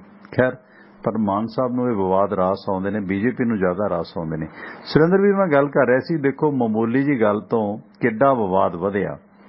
ਤਰਖਾਣਾ ਕੰਮ ਕਰਦਾ ਸੀ ਮਨਪ੍ਰੀਤ ਸਿੰਘ ਮਨੂ ਕੁੱਸਾ, ਦੁਕਾਨ ਕਰਦੇ ਸਨ ਆਪਣੇ ਪਿੰਡ ਦੇ ਨੇੜੇ, ਤੇ ਫਰਨੀਚਰ ਦੇ ਸੰਦ ਬਣਾਉਂਦੇ ਸਨ, ਤੇ ਕਿਸੇ ਮਾਮੂਲੀ ਕੇਸ ਦੇ ਵਿੱਚ ਕੋਈ ਪਿੰਡ 'ਚ ਇਹਨਾਂ ਦੇ ਪਰਿਵਾਰ ਤੇ ਕਿਸੇ ਨੇ ਹਮਲਾ ਕੀਤਾ। ਉਸ ਤੋਂ ਬਾਅਦ ਇਹ ਜਿਹੜਾ ਮਨਪ੍ਰੀਤ ਕੁੱਸਾ ਇਹ ਆਪਣੇ ਜੇਲ੍ਹ ਗਿਆ, ਤੇ ਉੱਥੇ ਮਾੜੀ ਮੁਸਤਫਾ ਦੇ ਰਹਿਣ ਵਾਲੇ ਬੰਬੀਹਾ ਗੈਂਗ ਦੇ ਮੈਂਬਰ ਹਰਜੀਤ ਸਿੰਘ ਪੈਂਟਾ ਨੇ ਉਸ ਦਾ ਜਿਹੜਾ ਕੁੱਟਮਾਰ ਕੀਤੀ ਕਿਸੇ ਗੱਲ ਨੂੰ ਲੈ ਕੇ। ਆਖਰ ਇਸ ਨੂੰ ਗੁੱਸਾ ਆਇਆ ਤੇ ਉਸ ਤੋਂ ਬਦਲਾ ਲੈਣ ਦੀ ਸੋਚੀ। 2017 'ਚ ਫਰੀਦਕੋਟ ਜੇਲ੍ਹ 'ਚ ਬੰਦ ਸੀ ਜਦੋਂ ਪੈਂਟਾ ਨੇ ਇਸ ਦੀ ਮਾਮੂਲੀ ਗੱਲ ਤੇ ਕੁੱਟਮਾਰ ਕੀਤੀ। ਹਥਿਆਰਾਂ ਦੀ ਇਸਨੇ ਟ੍ਰੇਨਿੰਗ ਲਈ ਨਿਸ਼ਾਨੇਬਾਜ਼ ਬਣ ਗਿਆ। 3 ਭਰਾ ਨੇ ਤੇ ਤਿੰਨੇ ਭਰਾ 5 ਸਾਲ ਪਹਿਲਾਂ ਤੱਕ ਬੋਦੇ ਪਿੰਡ ਦੇ ਵਿੱਚ ਫਰਨੀਚਰ ਦੀ ਦੁਕਾਨ ਚਲਾਉਂਦੇ ਸਨ, ਆਪਣੇ ਪਿਤਾ ਦੀ ਕੰਮ 'ਚ ਮਦਦ ਕਰਦੇ ਸਨ, ਆਮ ਕਾਰੋਬਾਰੀ ਲੋਕ ਸਨ, ਮਿਹਨਤਕਸ਼ ਲੋਕ ਸਨ। ਪਰ ਮਾੜੀ ਮੁਸਤਫਾ ਦੇ ਰਹਿਣ ਵਾਲੇ ਹਰਜੀਤ ਪੈਂਟਾ ਨੇ ਜਦੋਂ ਜੇਲ੍ਹ 'ਚ ਉਸ ਨੂੰ ਬੇਰਹਿਮੀ ਨਾਲ ਕੁੱਟਿਆ ਤਾਂ ਬਦਲੇ ਦੀ ਅੱਗ ਦੇ ਵਿੱਚ ਸੜਦੇ ਹੋਏ ਨੇ ਆਖਰ ਉਸਨੇ 2 ਅਪ੍ਰੈਲ ਨੂੰ ਪੈਂਟਾ ਨੂੰ ਉਸ ਵਕਤ ਗੋਲੀ ਮਾਰ ਦਿੱਤੀ ਜਦੋਂ ਆਪਣੇ ਪਿੰਡ ਟੂਰਨਾਮੈਂਟ ਵੇਖਣ ਜਾ ਰਿਹਾ ਸੀ। ਤੇ ਫਿਰ ਇਸ ਸੰਬੰਧੀ ਕਿਉਂਕਿ ਮੋਗਾ ਦੇ ਗੈਂਗਸਟਰ ਬੰਬੀਹਾ ਦੇ ਨਾਲ ਲਾਰੈਂਸ ਦੀ ਦੁਸ਼ਮਣੀ ਸੀ, ਤੇ ਮਨਪ੍ਰੀਤ ਨੂੰ ਕੁੱਟਣ ਤੋਂ ਬਾਅਦ ਲਾਰੈਂਸ ਬਿਸ਼ਨੋਈ ਗੌਡਫਾਦਰ ਬਣ ਗਿਆ ਮਨਪ੍ਰੀਤ ਮਨੂ ਕੁੱਸਾ ਦਾ, ਜਿਸ ਤੋਂ ਬਾਅਦ ਹੁਣ ਮਾਮੂਲੀ ਗੱਲ ਤੇ ਇਸ ਤਰ੍ਹਾਂ ਦੇ ਬਹੁਤ ਸਾਰੇ ਲੋਕ ਹੁੰਦੇ ਨੇ, ਕਿਸੇ ਦਾ ਕਿਸੇ ਦਾ ਆਸਰਾ ਲੈਂਦੇ ਨੇ ਤੇ ਫਿਰ ਉਹਨਾਂ ਲਈ ਕੰਮ ਕਰਦੇ, ਆਪਣੀ ਜਾਨ ਵਾਰ ਜਾਂਦੇ ਨੇ। ਇਹ ਆਪਣੀ ਜਗ੍ਹਾ ਸਹੀ ਸੀ। ਕੁੱਟਮਾਰ ਦੀ ਜਲਾਲਤ ਨਹੀਂ ਚੱਲ ਸਕਦਾ ਹਰ ਬੰਦਾ, ਕਿਸੇ ਨਾ ਕਿਸੇ ਰੂਪ ਦੇ ਵਿੱਚ ਉਹ ਇਸ ਦੁਨੀਆ ਦੇ ਵਿੱਚ ਸ਼ਾਮਲ ਹੋ ਗਿਆ। ਗਲਤੀ ਤਾਂ ਪੈਂਟਾ ਵਰਗਿਆਂ ਨੇ ਕੀਤੀ ਹੈ, ਬਿਨਾਂ ਵਜ੍ਹਾ ਜਾ ਕੇ ਜੋ ਗੁੰਡਾਗਰਦੀ ਕਰਦੇ ਨੇ, ਇੱਕ ਆਮ ਬੰਦੇ ਨੂੰ ਕੁੱਟ ਤਰਿਆ ਜੇਲ੍ਹ 'ਚ, ਤੇ ਉਸ ਤੋਂ ਬਾਅਦ ਮਨੂ ਕੁੱਸਾ ਨੇ ਕੀ ਰੂਪ ਆਪਣੇ ਧਾਰੇ ਤੇ ਆਖਰ ਨੂੰ ਮਾਰਿਆ ਗਿਆ। ਇਹਨੂੰ ਵਰਤਣ ਵਾਲੇ ਵਰਤ ਗਏ। ਲਾਰੈਂਸ ਦਾ ਕੁਛ ਨਹੀਂ ਜਾਣਾ ਤੇ ਉਹਨਾਂ ਦਾ ਕੁਛ ਨਹੀਂ ਜਾਣਾ। ਪੈਂਟਾ ਆਪਣੀ ਮੌਤ ਮਾਰਿਆ ਗਿਆ ਤੇ ਸਿੱਧੂ ਮੂਸੇਵਾਲਾ ਦੇ ਨਿਸ਼ਾਨੇ ਦਾ ਸ਼ਿਕਾਰ ਬਣਿਆ ਤੇ ਅੱਜ ਜਿਹੜਾ ਮਨੂ ਕੁੱਸਾ ਵੀ ਦੁਨੀਆ ਤੋਂ ਰੁਖਸਤ ਹੋ ਗਿਆ। ਗੱਲ ਕੀ ਹੈ ਕਿ ਪਤਾ ਨਹੀਂ ਕਿਸ ਆਧਾਰ ਤੇ ਜੇ ਤੁਸੀਂ ਕਿਸੇ ਨੂੰ ਜਲੀਲ ਕਰਦੇ ਹੋ, ਜਿਵੇਂ ਜਸਵੀਰ ਸਿੰਘ ਨੇ ਆਖਿਆ ਸੀ ਕਿ ਜੇ ਤੁਹਾਡੇ ਕਾਰਨ ਕਿਸੇ ਦੀ ਅੱਖ 'ਚ ਹੰਝੂ ਨਹੀਂ ਆਉਂਦੇ ਤਾਂ ਤੁਸੀਂ ਅਸਲ ਸਾਧ ਹੋ, ਪਰ ਜੇ ਤੁਸੀਂ ਕਿਸੇ ਨੂੰ, ਤੁਹਾਡੇ ਕੋਲ ਪਾਵਰ ਹੈ, ਤਾਕਤ ਹੈ, ਕਿਸੇ ਨੂੰ ਜਲੀਲ ਕਰਦੇ ਹੋ, ਉਹਦਾ ਮਨ ਦੁਖੀ ਕਰਦੇ ਹੋ, ਤੇ ਫਿਰ ਤੁਸੀਂ ਸਾਧ ਨਹੀਂ ਕਹੇ ਜਾ ਸਕਦੇ। ਸੋ ਇਸ ਸਿਲਸਿਲੇ ਵਿੱਚ ਕਹਾਣੀਆਂ ਕਿੱਥੋਂ ਤੱਕ ਪੁੱਜੀਆਂ ਨੇ। ਜੀ ਸੁਰਿੰਦਰ, ਕਰੋ ਕਿਰਾਂ ਬਾਈ ਜੀ ਵਾਈਂਡ ਅਪ, ਮੇਰੀ ਵੀ ਸਿਹਤ ਨਸਾਜ ਹੈ ਤੇ ਕੋਈ ਹੋਰ ਅਪਡੇਟ ਹੋਵੇ ਤਾਂ ਪਲੀਜ਼ ਉਹ ਵੀ ਕੰਪਲੀਟ ਕਰ ਦਿਓ। ਜੀ ਸੁਰਿੰਦਰ ਜੀ। ਦੇਖੋ ਗੱਲ ਇਹ ਆ ਕਿ ਸਭ ਤੋਂ ਵੱਡੀ, ਹੁਣ ਜਿਹੜਾ ਚਲਾ ਗਿਆ, ਭਾਵੇਂ ਉਹ ਗੈਂਗਸਟਰ ਦੇ ਰੂਪ 'ਚ ਚਲਾ ਗਿਆ ਤੇ ਭਾਵੇਂ ਉਹ ਵੈਸੇ ਚਲਾ ਗਿਆ। ਮੈਂ ਪਹਿਲਾਂ ਵੀ ਕਿਹਾ ਸੀ ਕਿ ਜੇਕਰ ਸਿਆਸੀ ਲੋਕ ਤੇ ਬਿਊਰੋਕ੍ਰੇਸੀ ਇਹ ਸੁਧਰ ਜਾਵੇ ਤੇ ਸਾਰਾ ਕੁਝ ਸੁਧਰ ਜਾਣਾ। ਇਹ ਸੁਧਾਰਨਾ ਕੋਈ ਔਖਾ ਨਹੀਂ ਹੈ, ਨਾ ਇਹ ਐਨਕਾਊਂਟਰ ਹੋਣ ਨਾ ਕੁਛ ਹੋਵੇ, ਸਾਰਾ ਕੁਝ ਸਹੀ ਸਲਾਮਤ ਹੋ ਜਾਣਾ। ਪਰ ਹੁਣ ਗੱਲ ਤਾਂ ਇਹ ਆ, ਜਿਨ੍ਹਾਂ ਦੀਆਂ ਰੋਟੀਆਂ ਇਹਨਾਂ ਕੰਮਾਂ ਤੇ ਸਿੱਕਦੀਆਂ ਨੇ ਉਹ ਸਾਰੇ ਸੇਕਣਗੇ, ਉਹ ਨਹੀਂ ਹਟਣਗੇ। ਜੋ ਕੁਝ ਮਰਜ਼ੀ ਹੋ ਜਾਏ ਉਹਨਾਂ ਨੂੰ ਚੰਗਾ ਲੱਗੂ। ਪਰ ਜਿਹੜਾ ਇਸ ਕੁੜੀਕੀ 'ਚ ਫਸ ਗਿਆ ਉਹ ਫਸਣ ਤੋਂ ਬਾਅਦ ਸੋਚਦਾ, ਉਸ ਤੋਂ ਪਹਿਲਾਂ ਤਾਂ ਕੋਈ ਸੋਚਦਾ ਹੀ ਨਹੀਂ। ਹੁਣ ਘਟਨਾ ਭਾਵੇਂ ਛੋਟੀ ਸੀ, ਪਰ ਛੋਟੀ ਤੋਂ ਚੱਲਦੀ ਅੱਗੇ ਚੱਲਦੀ ਵੱਡੀ ਬਣ ਗਈ। ਹੁਣ ਅੱਗ ਦਾ ਭਾਂਬੜਾ ਇੱਕ ਬੰਨੇ ਤੋਂ ਤੀਲ ਤੇ ਇੱਕ ਲੱਗਦੀ ਹੈ ਨਾ, ਤੇ ਜਦੋਂ ਅੱਗੇ ਫੈਲਦੀ ਹੈ ਜੰਗਲਾਂ ਦੇ ਜੰਗਲ ਤਬਾਹ ਕਰ ਜਾਂਦੀ ਹੈ।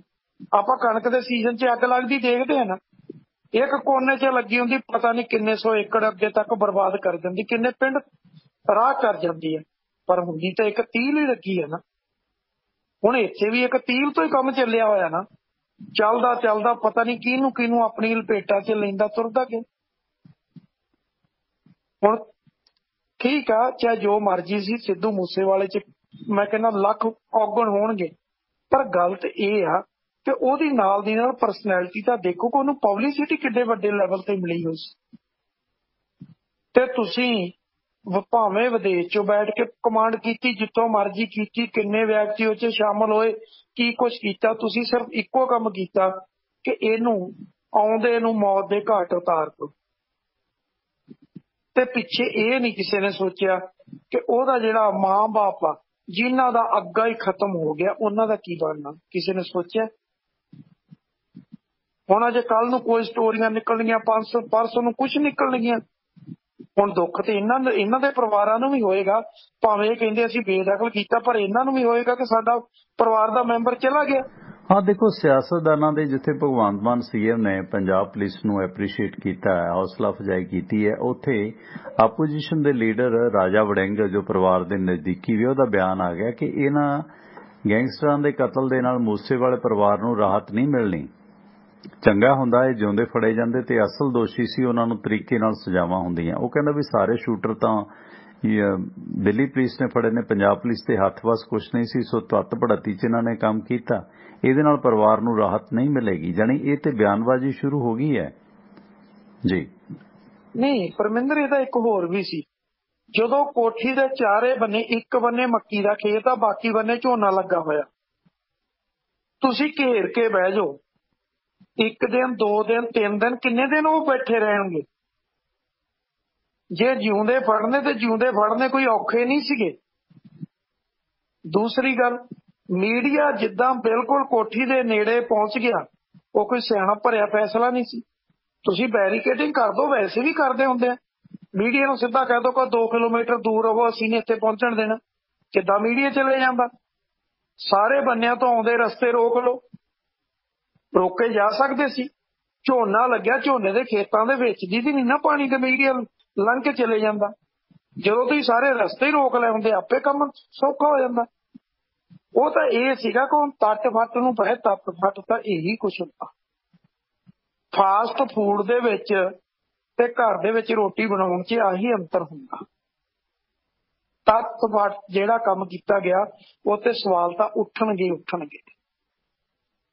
ਹਾਂ, ਇਸ ਗੱਲ ਨਾਲ ਮੈਂ ਰਾਜੇ ਵੜਿੰਗ ਜੀ ਨਾਲ ਸਹਿਮਤ ਹਾਂ ਕਿ ਜੇ ਇਹਨਾਂ ਨੂੰ ਪਕੜ ਲਿਆ ਜਾਂਦਾ, ਪਕੜ ਕੇ ਇੰਟੈਰੋਗੇਟ ਕੀਤੇ ਜਾਂਦੇ, ਸਾਰਾ ਸੱਚ ਸਾਹਮਣੇ ਆ ਜਾਂਦਾ ਤਾਂ ਸ਼ਾਇਦ ਇਸ ਤੋਂ ਵੀ ਕਿਤੇ ਚੰਗੀ ਗੱਲ ਹੁੰਦੀ।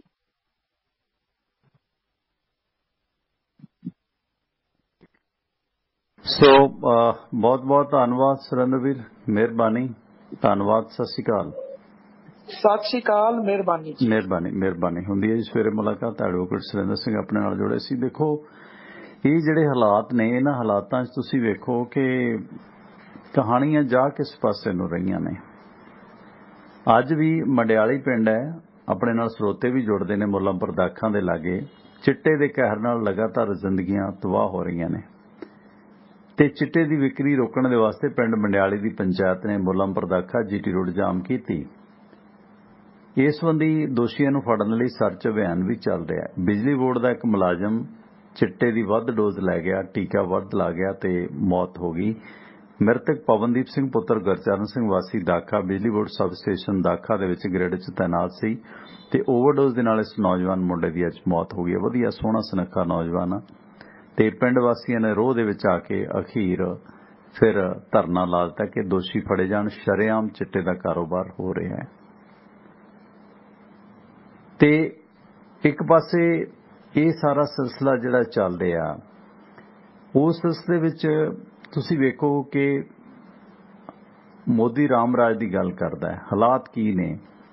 ਰਾਜਸਥਾਨ ਦੇ ਵਿੱਚ ਨਜਾਇਜ਼ ਖੁਦਾਈ ਹੋ ਰਹੀ ਹੈ, ਜਿਸ ਨੂੰ ਲੈ ਕੇ ਇੱਕ ਸਾਧ ਵਿਜੇ ਦਾਸ ਨਾਂ ਦਾ ਇੱਕ ਸਾਧੂ ਜਿਹੜਾ ਅੱਗ ਲਾ ਕੇ ਉਸਨੇ ਪ੍ਰਦਰਸ਼ਨ ਕੀਤਾ, ਆਪਣੇ ਆਪ ਨੂੰ ਆਤਮਦਾਹ ਕਰ ਲਿਆ। ਇੱਕ ਖਦਾਨ ਨੂੰ ਬੰਦ ਕਰਨ ਦੇ ਲਈ ਉਹ 551 ਦਿਨਾਂ ਤੋਂ ਪ੍ਰਦਰਸ਼ਨ ਕਰ ਰਿਹਾ ਸੀ। ਰਾਜਸਥਾਨ ਦੇ ਭਰਤਪੁਰ ਦੇ ਪਸੋਪਾ ਪਿੰਡ ਦਾ ਇਹ ਬਾਬਾ ਵਿਜੇ ਦਾਸ ਨਾਂ ਦਾ ਇੱਕ ਸੰਤ ਨਜਾਇਜ਼ ਖੁਦਾਈ ਦਾ ਵਿਰੋਧ ਕਰ ਰਿਹਾ ਸੀ। ਉਸਨੇ ਦੁਖੀ ਹੋ ਕੇ ਜਦੋਂ ਕੋਈ ਸੁਣਵਾਈ ਨਾ ਹੋਈ, ਆਪਣੇ ਉੱਤੇ ਮਿੱਟੀ ਦਾ ਤੇਲ ਪਾ ਕੇ ਅੱਗ ਲਾ ਲਈ ਤੇ ਰਾਧੇ ਕਰਦਾ ਉਹ ਦੌੜਨ ਲੱਗਾ। ਪੁਲਿਸ ਕਰਮਚਾਰੀ ਨੇ ਉਸ ਤੇ ਕੰਬਲ ਸੁੱਟ ਕੇ ਅੱਗ ਵੀ ਬੁਝਾਈ, ਪਰ ਉਹ 80% ਜਲ ਗਿਆ, ਕਿਉਂਕਿ 40% ਤੋਂ ਵੱਧ ਅਗਰ ਬਰਨਿੰਗ ਹੋ ਜਾਂਦੀ ਹੈ, ਬਚਣਾ ਬਹੁਤ ਮੁਸ਼ਕਲ ਹੈ। ਤੇ ਇਸ ਦੌਰਾਨ ਇਸ ਆਤਮਦਾਹ ਤੋਂ ਬਾਅਦ ਰਾਜਸਥਾਨ ਦੇ ਜਿਹੜੇ ਖਾਣਾ ਬਾਰੇ ਮੰਤਰੀ ਨੇ ਉਹ ਬੈਕਫੁੱਟ ਤੇ ਆ ਗਏ ਨੇ। ਖਾਣ ਮੰਤਰੀ ਪ੍ਰਮੋਦ ਜੈਨ ਭਈਆ ਨੇ ਆਖਿਆ ਕਿ ਸੰਤ ਜਿਨ੍ਹਾਂ ਖਾਣਾ ਨੂੰ ਬੰਦ ਕਰਨ ਦੀ ਮੰਗ ਕਰ ਰਹੇ ਸੀ ਉਹ ਲੀਗਲ ਨੇ, ਲੇਕਿਨ ਉਹਨਾਂ ਦੀ ਲੀਜ਼ ਸ਼ਿਫਟ ਕਰਨ ਤੇ ਵਿਚਾਰ ਕੀਤਾ ਜਾ ਰਿਹਾ। ਤੇ ਇਸ ਦੌਰਾਨ ਪਹਿਲਾਂ ਇਸ ਸੰਤ ਨੇ ਟਾਵਰ ਤੇ ਚੜ੍ਹ ਕੇ ਵੀ ਧਰਨਾ ਦਿੱਤਾ ਸੀ। ਇਸ ਅੰਦੋਲਨ ਨਾਲ ਜੁੜੇ ਸੰਤ ਬਾਬਾ ਨਰੈਣ ਦਾਸ ਨੇ 33 ਘੰਟੇ ਟਾਵਰ ਤੇ ਚੜ੍ਹ ਕੇ ਵੀ ਧਰਨਾ ਦਿੱਤਾ ਸੀ। ਦੇਸ਼ ਦੇ ਵਿੱਚ ਕਿਸ ਤਰ੍ਹਾਂ ਦੀਆਂ ਸਮੱਸਿਆਵਾਂ ਇਸ ਨਜਾਇਜ਼ ਖੁਦਾਈ ਨੂੰ ਲੈ ਕੇ, ਇਸ ਨਸ਼ਿਆਂ ਦੇ ਮਾਫੀਏ ਨੂੰ ਲੈ ਕੇ ਹੋ ਰਹੀਆਂ ਨੇ। ਦੂਸਰੇ ਪਾਸੇ ਗੱਲ ਇਹ ਹੈ ਕਿ ਆਸਥਾਵਾਂ ਨੇ ਆਪਣੀਆਂ ਜਿੱਦ ਹੈ ਕਿ ਗਊ ਰੱਖਿਆ ਇਹ ਹੈ ਉਹ ਹੈ, ਪਰ ਕਰਨਾਟਕਾ ਦੇ ਉਡੁੱਪੀ ਜ਼ਿਲ੍ਹੇ ਦੇ ਵਿੱਚ ਇੱਕ ਤੇਜ਼ ਰਫ਼ਤਾਰ ਐਂਬੂਲੈਂਸ ਹਾਦਸੇ ਦਾ ਸ਼ਿਕਾਰ ਹੋ ਗਈ ਹੈ। ਇਸ ਦੌਰਾਨ ਇਹ ਵੀਡੀਓ ਵੀ ਕਾਫੀ ਵਾਇਰਲ ਹੈ ਤੇ ਇਸ ਦੌਰਾਨ ਟੋਲ ਕਰਮਚਾਰੀ ਸਮੇਤ 4 ਲੋਕਾਂ ਦੀ ਮੌਤ ਹੋ ਗਈ ਹੈ। ਹੋਇਆ ਕਿ ਟੋਲ ਪਲਾਜ਼ੇ ਤੇ ਇੱਕ ਅਵਾਰਾ ਗਾਂ ਕਿਧਰੋਂ ਨਿਕਲ ਕੇ ਆ ਗਈ। ਇਹ ਐਂਬੂਲੈਂਸ ਜੋ ਜਾ ਰਹੀ ਸੀ ਮਰੀਜ਼ਾਂ ਨੂੰ ਲੈ ਕੇ, ਉਸ ਨੇ ਇੱਕਦਮ ਬ੍ਰੇਕ ਲਾਏ ਤੇ ਬ੍ਰੇਕ ਲਾ ਕੇ ਉਹ ਕੰਟਰੋਲ ਤੋਂ ਬਾਹਰ ਹੋ ਗਈ ਤੇ ਇਸ ਟੋਲ ਕਰਮਚਾਰੀ ਸਮੇਤ 4 ਲੋਕਾਂ ਦੀ ਮੌਤ ਹੋ ਗਈ ਇਸ ਗਾਂ ਨੂੰ ਬਚਾਉਂਦਿਆਂ। ਹਾਲਾਂਕਿ ਗਾਂ ਆਰਾਮ ਨਾਲ ਉੱਥੋਂ ਨਿਕਲ ਕੇ ਤੁਰਦੀ ਬਣੀ। ਕਰਨਾਟਕਾ ਦੇ ਉਡੁੱਪੀ ਜ਼ਿਲ੍ਹੇ ਦੇ ਵਿੱਚ ਟੋਲ ਨਾਕੇ ਤੇ ਇਹ ਘਟਨਾ ਵਾਪਰੀ ਹੈ। ਰੌਂਗਟੇ ਖੜੇ ਕਰਨ ਵਾਲੀ ਵੀਡੀਓ ਹੈ। ਉਡੁੱਪੀ ਦੇ ਬਿੰਦਰ ਇਲਾਕੇ ਦੇ ਵਿੱਚ ਇਸ ਹਾਦਸੇ ਦੇ ਵਿੱਚ 4 ਲੋਕਾਂ ਦੀ ਜਾਨ ਗਈ ਹੈ, ਜਿਸ ਵਿੱਚ ਐਂਬੂਲੈਂਸ ਤੇ ਸਵਾਰ ਮਰੀਜ਼ ਤੇ 2 ਮੈਡੀਕਲ ਸਟਾਫ ਦੇ ਮੈਂਬਰ ਤੇ ਇੱਕ ਟੋਲ ਕਰਮਚਾਰੀ ਮਾਰੇ ਗਏ ਨੇ ਤੇ ਡਰਾਈਵਰ ਸਖਤ ਜ਼ਖਮੀ ਹੈ। ਇਹ ਐਂਬੂਲੈਂਸ ਇੱਕ ਮਰੀਜ਼ ਨੂੰ ਇਲਾਜ ਦੇ ਵਾਸਤੇ ਕੰਨੜ ਜ਼ਿਲ੍ਹੇ ਦੇ ਹੁਨਵਰਾ ਲਿਜਾ ਰਹੀ ਸੀ ਤੇ ਜਦੋਂ ਉਹ ਟੋਲ ਪਲਾਜ਼ੇ ਤੋਂ ਨਿਕਲੀ ਤੇ ਉੱਥੇ ਸਟਾਪਰ ਲੱਗੇ ਹੋਏ ਸਨ ਤੇ ਇੱਕ ਤੇਜ਼ ਰਫ਼ਤਾਰ ਐਂਬੂਲੈਂਸ ਨੂੰ ਆਉਂਦਾ ਵੇਖ ਕੇ ਟੋਲ ਕਰਮਚਾਰੀ ਨੇ ਪਹਿਲਾਂ ਲਾਈਨ ਲਗਾ ਕੇ ਸਟਾਪਰ ਨੂੰ ਹਟਾਉਣ ਲਈ ਭੱਜਿਆ, ਪਰ ਉਹ ਸਟਾਪਰ ਹਟਾ ਚੁੱਕਿਆ ਸੀ। ਇਸ ਦੌਰਾਨ ਇੱਕ ਤੋਂ ਬਾਅਦ ਇੱਕ ਸਟਾਪਰ ਤੇ ਉਹ ਖੜਾ ਸੀ, ਜਿਸ ਦੌਰਾਨ ਦੂਜੇ ਕਰਮਚਾਰੀ ਨੇ ਉਸ ਨੂੰ ਭੱਜ ਕੇ ਹਟਾਇਆ। ਅਚਾਨਕ ਇਸੇ ਦੌਰਾਨ ਸੜਕ ਤੇ ਇੱਕ ਗਾਂ ਆ ਗਈ ਤੇ ਉਸ ਡਰਾਈਵਰ ਨੇ ਉਸ ਗਾਂ ਨੂੰ ਬਚਾਉਣ ਦੇ ਵਾਸਤੇ ਜਦੋਂ ਬ੍ਰੇਕ ਮਾਰੀ ਤਾਂ ਸੜਕ ਤੇ ਪਾਣੀ ਖੜਾ ਸੀ ਤੇ ਗੱਡੀ 360 ਡਿਗਰੀ ਘੁੰਮਦੇ ਹੋਏ ਪਲਟ ਗਈ। ਜਿਉਂ ਹੀ ਐਂਬੂਲੈਂਸ ਪਲਟੀ ਉਹਦਾ ਦਰਵਾਜ਼ਾ ਖੁੱਲ ਗਿਆ ਤੇ ਪਿੱਛੇ ਬੈਠੇ ਮਰੀਜ਼ ਤੇ ਮੈਡੀਕਲ ਸਟਾਫ ਤੇਜ਼ੀ ਦੇ ਨਾਲ ਉੱਭੜਦੇ ਹੋਏ ਸੜਕ ਤੇ ਡਿੱਗੇ ਤੇ ਇਸ ਦੌਰਾਨ ਐਂਬੂਲੈਂਸ ਟੋਲ ਬੂਥ ਤੇ ਟਕਰਾਈ। ਕੈਬਨ ਦੇ ਵਿੱਚ ਜਿੱਥੇ ਦੂਸਰਾ ਸਟਾਪਰ ਹਟਾਉਣ ਵਾਲਾ ਕਰਮਚਾਰੀ ਤੇ ਟੋਲ ਬੂਥ ਦੇ ਅੰਦਰ ਬੈਠਾ ਸਟਾਫ ਐਂਬੂਲੈਂਸ ਦੇ ਚਪੇਟ ਦੇ ਵਿੱਚ ਆ ਗਏ ਤੇ ਇੱਕ ਗਾਂ ਨੂੰ ਬਚਾਉਂਦੇ ਬਚਾਉਂਦੇ 4 ਲੋਕਾਂ ਦੀ ਮੌਤ ਹੋ ਗਈ। ਸਾਨੂੰ ਇਹਨਾਂ ਜਾਨਵਰਾਂ ਪ੍ਰਤੀ ਆਸਥਾ ਹੈ ਤਾਂ ਇਸ ਦਾ ਕੋਈ ਇੰਤਜ਼ਾਮਾਤ ਹੋਣਾ ਚਾਹੀਦਾ। ਉਧਰ ਝਾਰਖੰਡ ਦੇ ਵਿੱਚ ਇੱਕ ਪੁਲਿਸ ਇੰਸਪੈਕਟਰ ਦੀ ਇਸੇ ਤਰ੍ਹਾਂ ਮੌਤ ਹੋ ਗਈ। ਉਹ ਵੀ ਚੈਕਿੰਗ ਕਰ ਰਹੀ ਸੀ ਤੇ ਜਦੋਂ ਉਸਨੇ ਕਿਸੇ ਨੂੰ ਰੋਕਿਆ ਤਾਂ ਤੇਜ਼ ਰਫ਼ਤਾਰ ਵਾਹਨ ਨੇ ਉਸ ਪੁਲਿਸ ਅਧਿਕਾਰੀ ਨੂੰ ਟੱਕਰ ਮਾਰ ਦਿੱਤੀ। ਸੁਰਿੰਦਰ DSP ਦੀ ਕੱਲ੍ਹ ਮੌਤ ਹੋਈ ਹੈ ਇਸੇ ਤਰ੍ਹਾਂ ਦੇ ਮਾਫੀਏ ਦੇ ਨਾਲ। ਸੋ ਇਸ ਸੰਬੰਧੀ ਇਸ ਐਂਟੀ ਕ੍ਰਾਈਮ ਅਫਸਰ ਦੀ ਵੀ ਜਿਹੜੀ ਆ ਝਾਰਖੰਡ ਦੇ ਵਿੱਚ ਇਸੇ ਤਰੀਕੇ ਨਾਲ ਹੱਤਿਆ ਕੀਤੀ ਗਈ ਹੈ। ਝਾਰਖੰਡ ਦੀ ਰਾਜਧਾਨੀ ਰਾਂਚੀ ਦੇ ਵਿੱਚ ਕੁਚਲ ਕੇ ਉਸ ਨੂੰ ਮਾਰ ਦਿੱਤਾ ਗਿਆ ਤੇ ਇਸ ਦੌਰਾਨ ਇਸ ਪੁਲਿਸ ਅਧਿਕਾਰੀ ਦੀ ਜਿਹੜੀ ਆ ਮੌਤ ਹੋ ਗਈ ਹੈ ਜਿਸ ਦੀ ਸ਼ਨਾਖਤ ਸਬ ਇੰਸਪੈਕਟਰ ਸਿੰਧਿਆ ਟੋਪਨੇ ਦੇ ਤੌਰ ਤੇ ਹੋਈ ਹੈ ਜੋ ਵਾਹਨਾਂ ਦੀ ਚੈਕਿੰਗ ਕਰ ਰਹੀ ਸੀ। ਇੱਕ ਤੇਜ਼ ਰਫ਼ਤਾਰ ਵਾਹਨ ਨੂੰ ਉਸਨੇ ਰੋਕਣ ਦਾ ਇਸ਼ਾਰਾ ਕੀਤਾ ਪਰ ਉਸ ਲਈ ਜਾਂ ਤਾਂ ਪੇਪਰ ਜਾਂ ਕੋਈ ਕਮੀ ਸੀ ਜਾਂ ਕੋਈ ਇਲੀਗਲ ਚੀਜ਼ ਸੀ। ਉਸਨੇ ਜਦੋਂ ਰੋਕਣ ਦਾ ਇਸ਼ਾਰਾ ਵੇਖਿਆ ਆਪਣੀ ਗੱਡੀ ਹੋਰ ਤੇਜ਼ ਕਰ ਦਿੱਤੀ ਤੇ ਇਸ ਮਹਿਲਾ ਸਬ ਇੰਸਪੈਕਟਰ ਨੂੰ ਦਰੜ ਕੇ ਮਾਰ ਦਿੱਤਾ। ਸੋ ਲਾਅ ਐਂਡ ਆਰਡਰ ਦੀ ਚੀਜ਼ ਕੋਈ ਨਹੀਂ ਹੈ। ਜੇ ਪੁਲਿਸ ਸਖਤੀ ਕਰਦੀ ਹੈ ਤੇ ਫਿਰ ਹਾਏ ਤੌਬਾ ਹੈ ਨਾ। ਸੋ ਇਸ ਕਰਕੇ ਕਿਤੇ ਨਾ ਕਿਤੇ ਮਤਲਬ ਗੱਲ ਨਿੱਕੀ ਜੀ ਹੈ। ਹੁਣ ਜਿਵੇਂ ਮੰਨੂ ਕੋਸਾ ਨੂੰ ਕੁੱਟਮਾਰ ਕੀਤੀ ਗਈ ਪੈਂਟਾ ਵੱਲੋਂ ਉਸ ਤੋਂ ਗੱਲ ਵੱਧਦੀ ਕਿੱਥੇ ਦੀ ਕਿੱਥੇ ਪਹੁੰਚ ਗਈ ਤੇ ਫਿਰ ਇਸ ਤਰ੍ਹਾਂ ਦੀ ਜਵਾਨੀ ਨੂੰ ਲੋਕੀ ਕਿਵੇਂ ਕੈਸ਼ ਕਰਦੇ ਨੇ ਇਹ ਤੁਹਾਡੇ ਸਾਹਮਣੇ ਹੈ। ਤੇ ਭਵਾਨੀਗੜ੍ਹ ਦੇ ਵਿੱਚ ਦੁਖੀ ਹੋਇਆ ਇੱਕ ਕਿਸਾਨ ਕਰਜ਼ੇ ਤੋਂ ਮੰਦਹਾਲੀ ਤੋਂ ਸੁਸਾਈਡ ਕਰ ਗਿਆ। ਸੋਹਣਾ ਸੁਨੱਖਾ ਮੁੰਡਾ ਹੈ ਪਿੰਡ ਜੌਲੀਆਂ ਦਾ 31 ਵਰ੍ਹਿਆਂ ਦਾ ਹਰਜਿੰਦਰ ਸਿੰਘ ਇਸ ਕਰਜ਼ੇ ਤੋਂ ਪਰੇਸ਼ਾਨ ਹੋ ਕੇ ਸੁਸਾਈਡ ਕਰ ਗਿਆ। ਕਿਸਾਨ ਦੇ ਸਿਰ ਤੇ ਸਿਰਫ 5 ਲੱਖ ਕਰਜ਼ਾ ਸੀ ਤੇ 35,000 ਕਰਜ਼ਾ ਕੋਆਪਰੇਟਿਵ ਸੁਸਾਇਟੀ ਦਾ ਸੀ। 8 ਵਿਗੇ ਜ਼ਮੀਨ ਇਸ ਦੇ ਕੋਲ ਸੀ ਤੇ 5.5 ਲੱਖ ਰੁਪਏ ਦੇ ਵਿੱਚ ਪਿੰਡ ਦੇ ਹੀ ਇੱਕ ਵਿਅਕਤੀ ਕੋਲ ਗਹਿਣੇ ਸੀ। ਹੁਣ 8.5 ਵਿਗੇ ਸੀ। 1 ਵਿਗਾ ਵੇਚ ਕੇ 2 ਵਿਗੇ ਵੇਚ ਕੇ ਕਰਜ਼ਾ ਲੈਂਦਾ। ਜੇ 5 ਲੱਖ ਕਰਜ਼ਾ ਹੈ 2 ਵਿਗੇ ਵੇਚ ਦਿਓ ਹੈ ਨਾ। 25 ਲੱਖ ਦਾ ਕਿੱਲਾ ਤੇ ਹੈ ਹੀ ਹੈ। 1.5 ਵੇਚ ਦਿਓ 2 ਵੇਚ ਦਿਓ ਬਾਕੀ 5 ਵਿਗੇ ਬਚਦੀ ਹੈ। ਪਰ ਗੱਲ ਇਹ ਹੈ ਨਾ ਕਿ ਜ਼ਮੀਨ ਵੇਚਦਾ ਲੋਕਾਂ ਦੀ ਫੇਰ ਹਾਏ ਤੌਬਾ ਉਹ ਵਿਆਜ ਦਿਨ ਪਰ ਦਿਨ ਸੂਈ ਜਾਂਦਾ ਤੇ ਹੁਣ ਇਸ ਪਰਿਵਾਰ ਦੇ ਨੌਜਵਾਨ ਮੁੰਡੇ ਦੀ ਮੌਤ ਹੋਈ ਹੈ ਤੇ ਪਰਿਵਾਰ ਜਾਏਗਾ ਕਿਸ ਪਾਸੇ। ਸੋ ਗੱਲ ਇਹ ਹੈ ਕਿ ਜ਼ਿੰਦਗੀ ਜਿਉਣ ਦੇ ਤੌਰ ਤਰੀਕੇ ਸ਼ਾਇਦ ਅਸੀਂ ਨਹੀਂ ਸਿੱਖੇ। ਸੋ ਇਸ ਕਰਕੇ ਜ਼ਿੰਦਗੀ ਦੇ ਵਿੱਚ ਬਹੁਤ ਸਾਰੀਆਂ ਸਮੱਸਿਆਵਾਂ ਵਧੀ ਜਾ ਰਹੀਆਂ ਨੇ। ਲਓ ਦੋਸਤੋ ਇਸ ਦੇ ਨਾਲ ਹੀ ਆਪਣੇ ਦੋਸਤ ਪਰਮਿੰਦਰ ਸਿੰਘ ਟਿਵਾਣਾ ਨੂੰ ਅੱਜ ਦਾ ਪ੍ਰੋਗਰਾਮ ਇੱਥੇ ਸਮਾਪਤ ਕਰਨ ਦੀ ਦਿਓ ਆ ਗਿਆ। ਸ਼ਬਾ ਖੈਰ, ਸਤਿ ਸ਼੍ਰੀ ਅਕਾਲ। ਜੁੜੇ ਰਹੋ ਟਿਵਾਣਾ ਰੇਡੀਓ ਦੇ ਨਾਲ।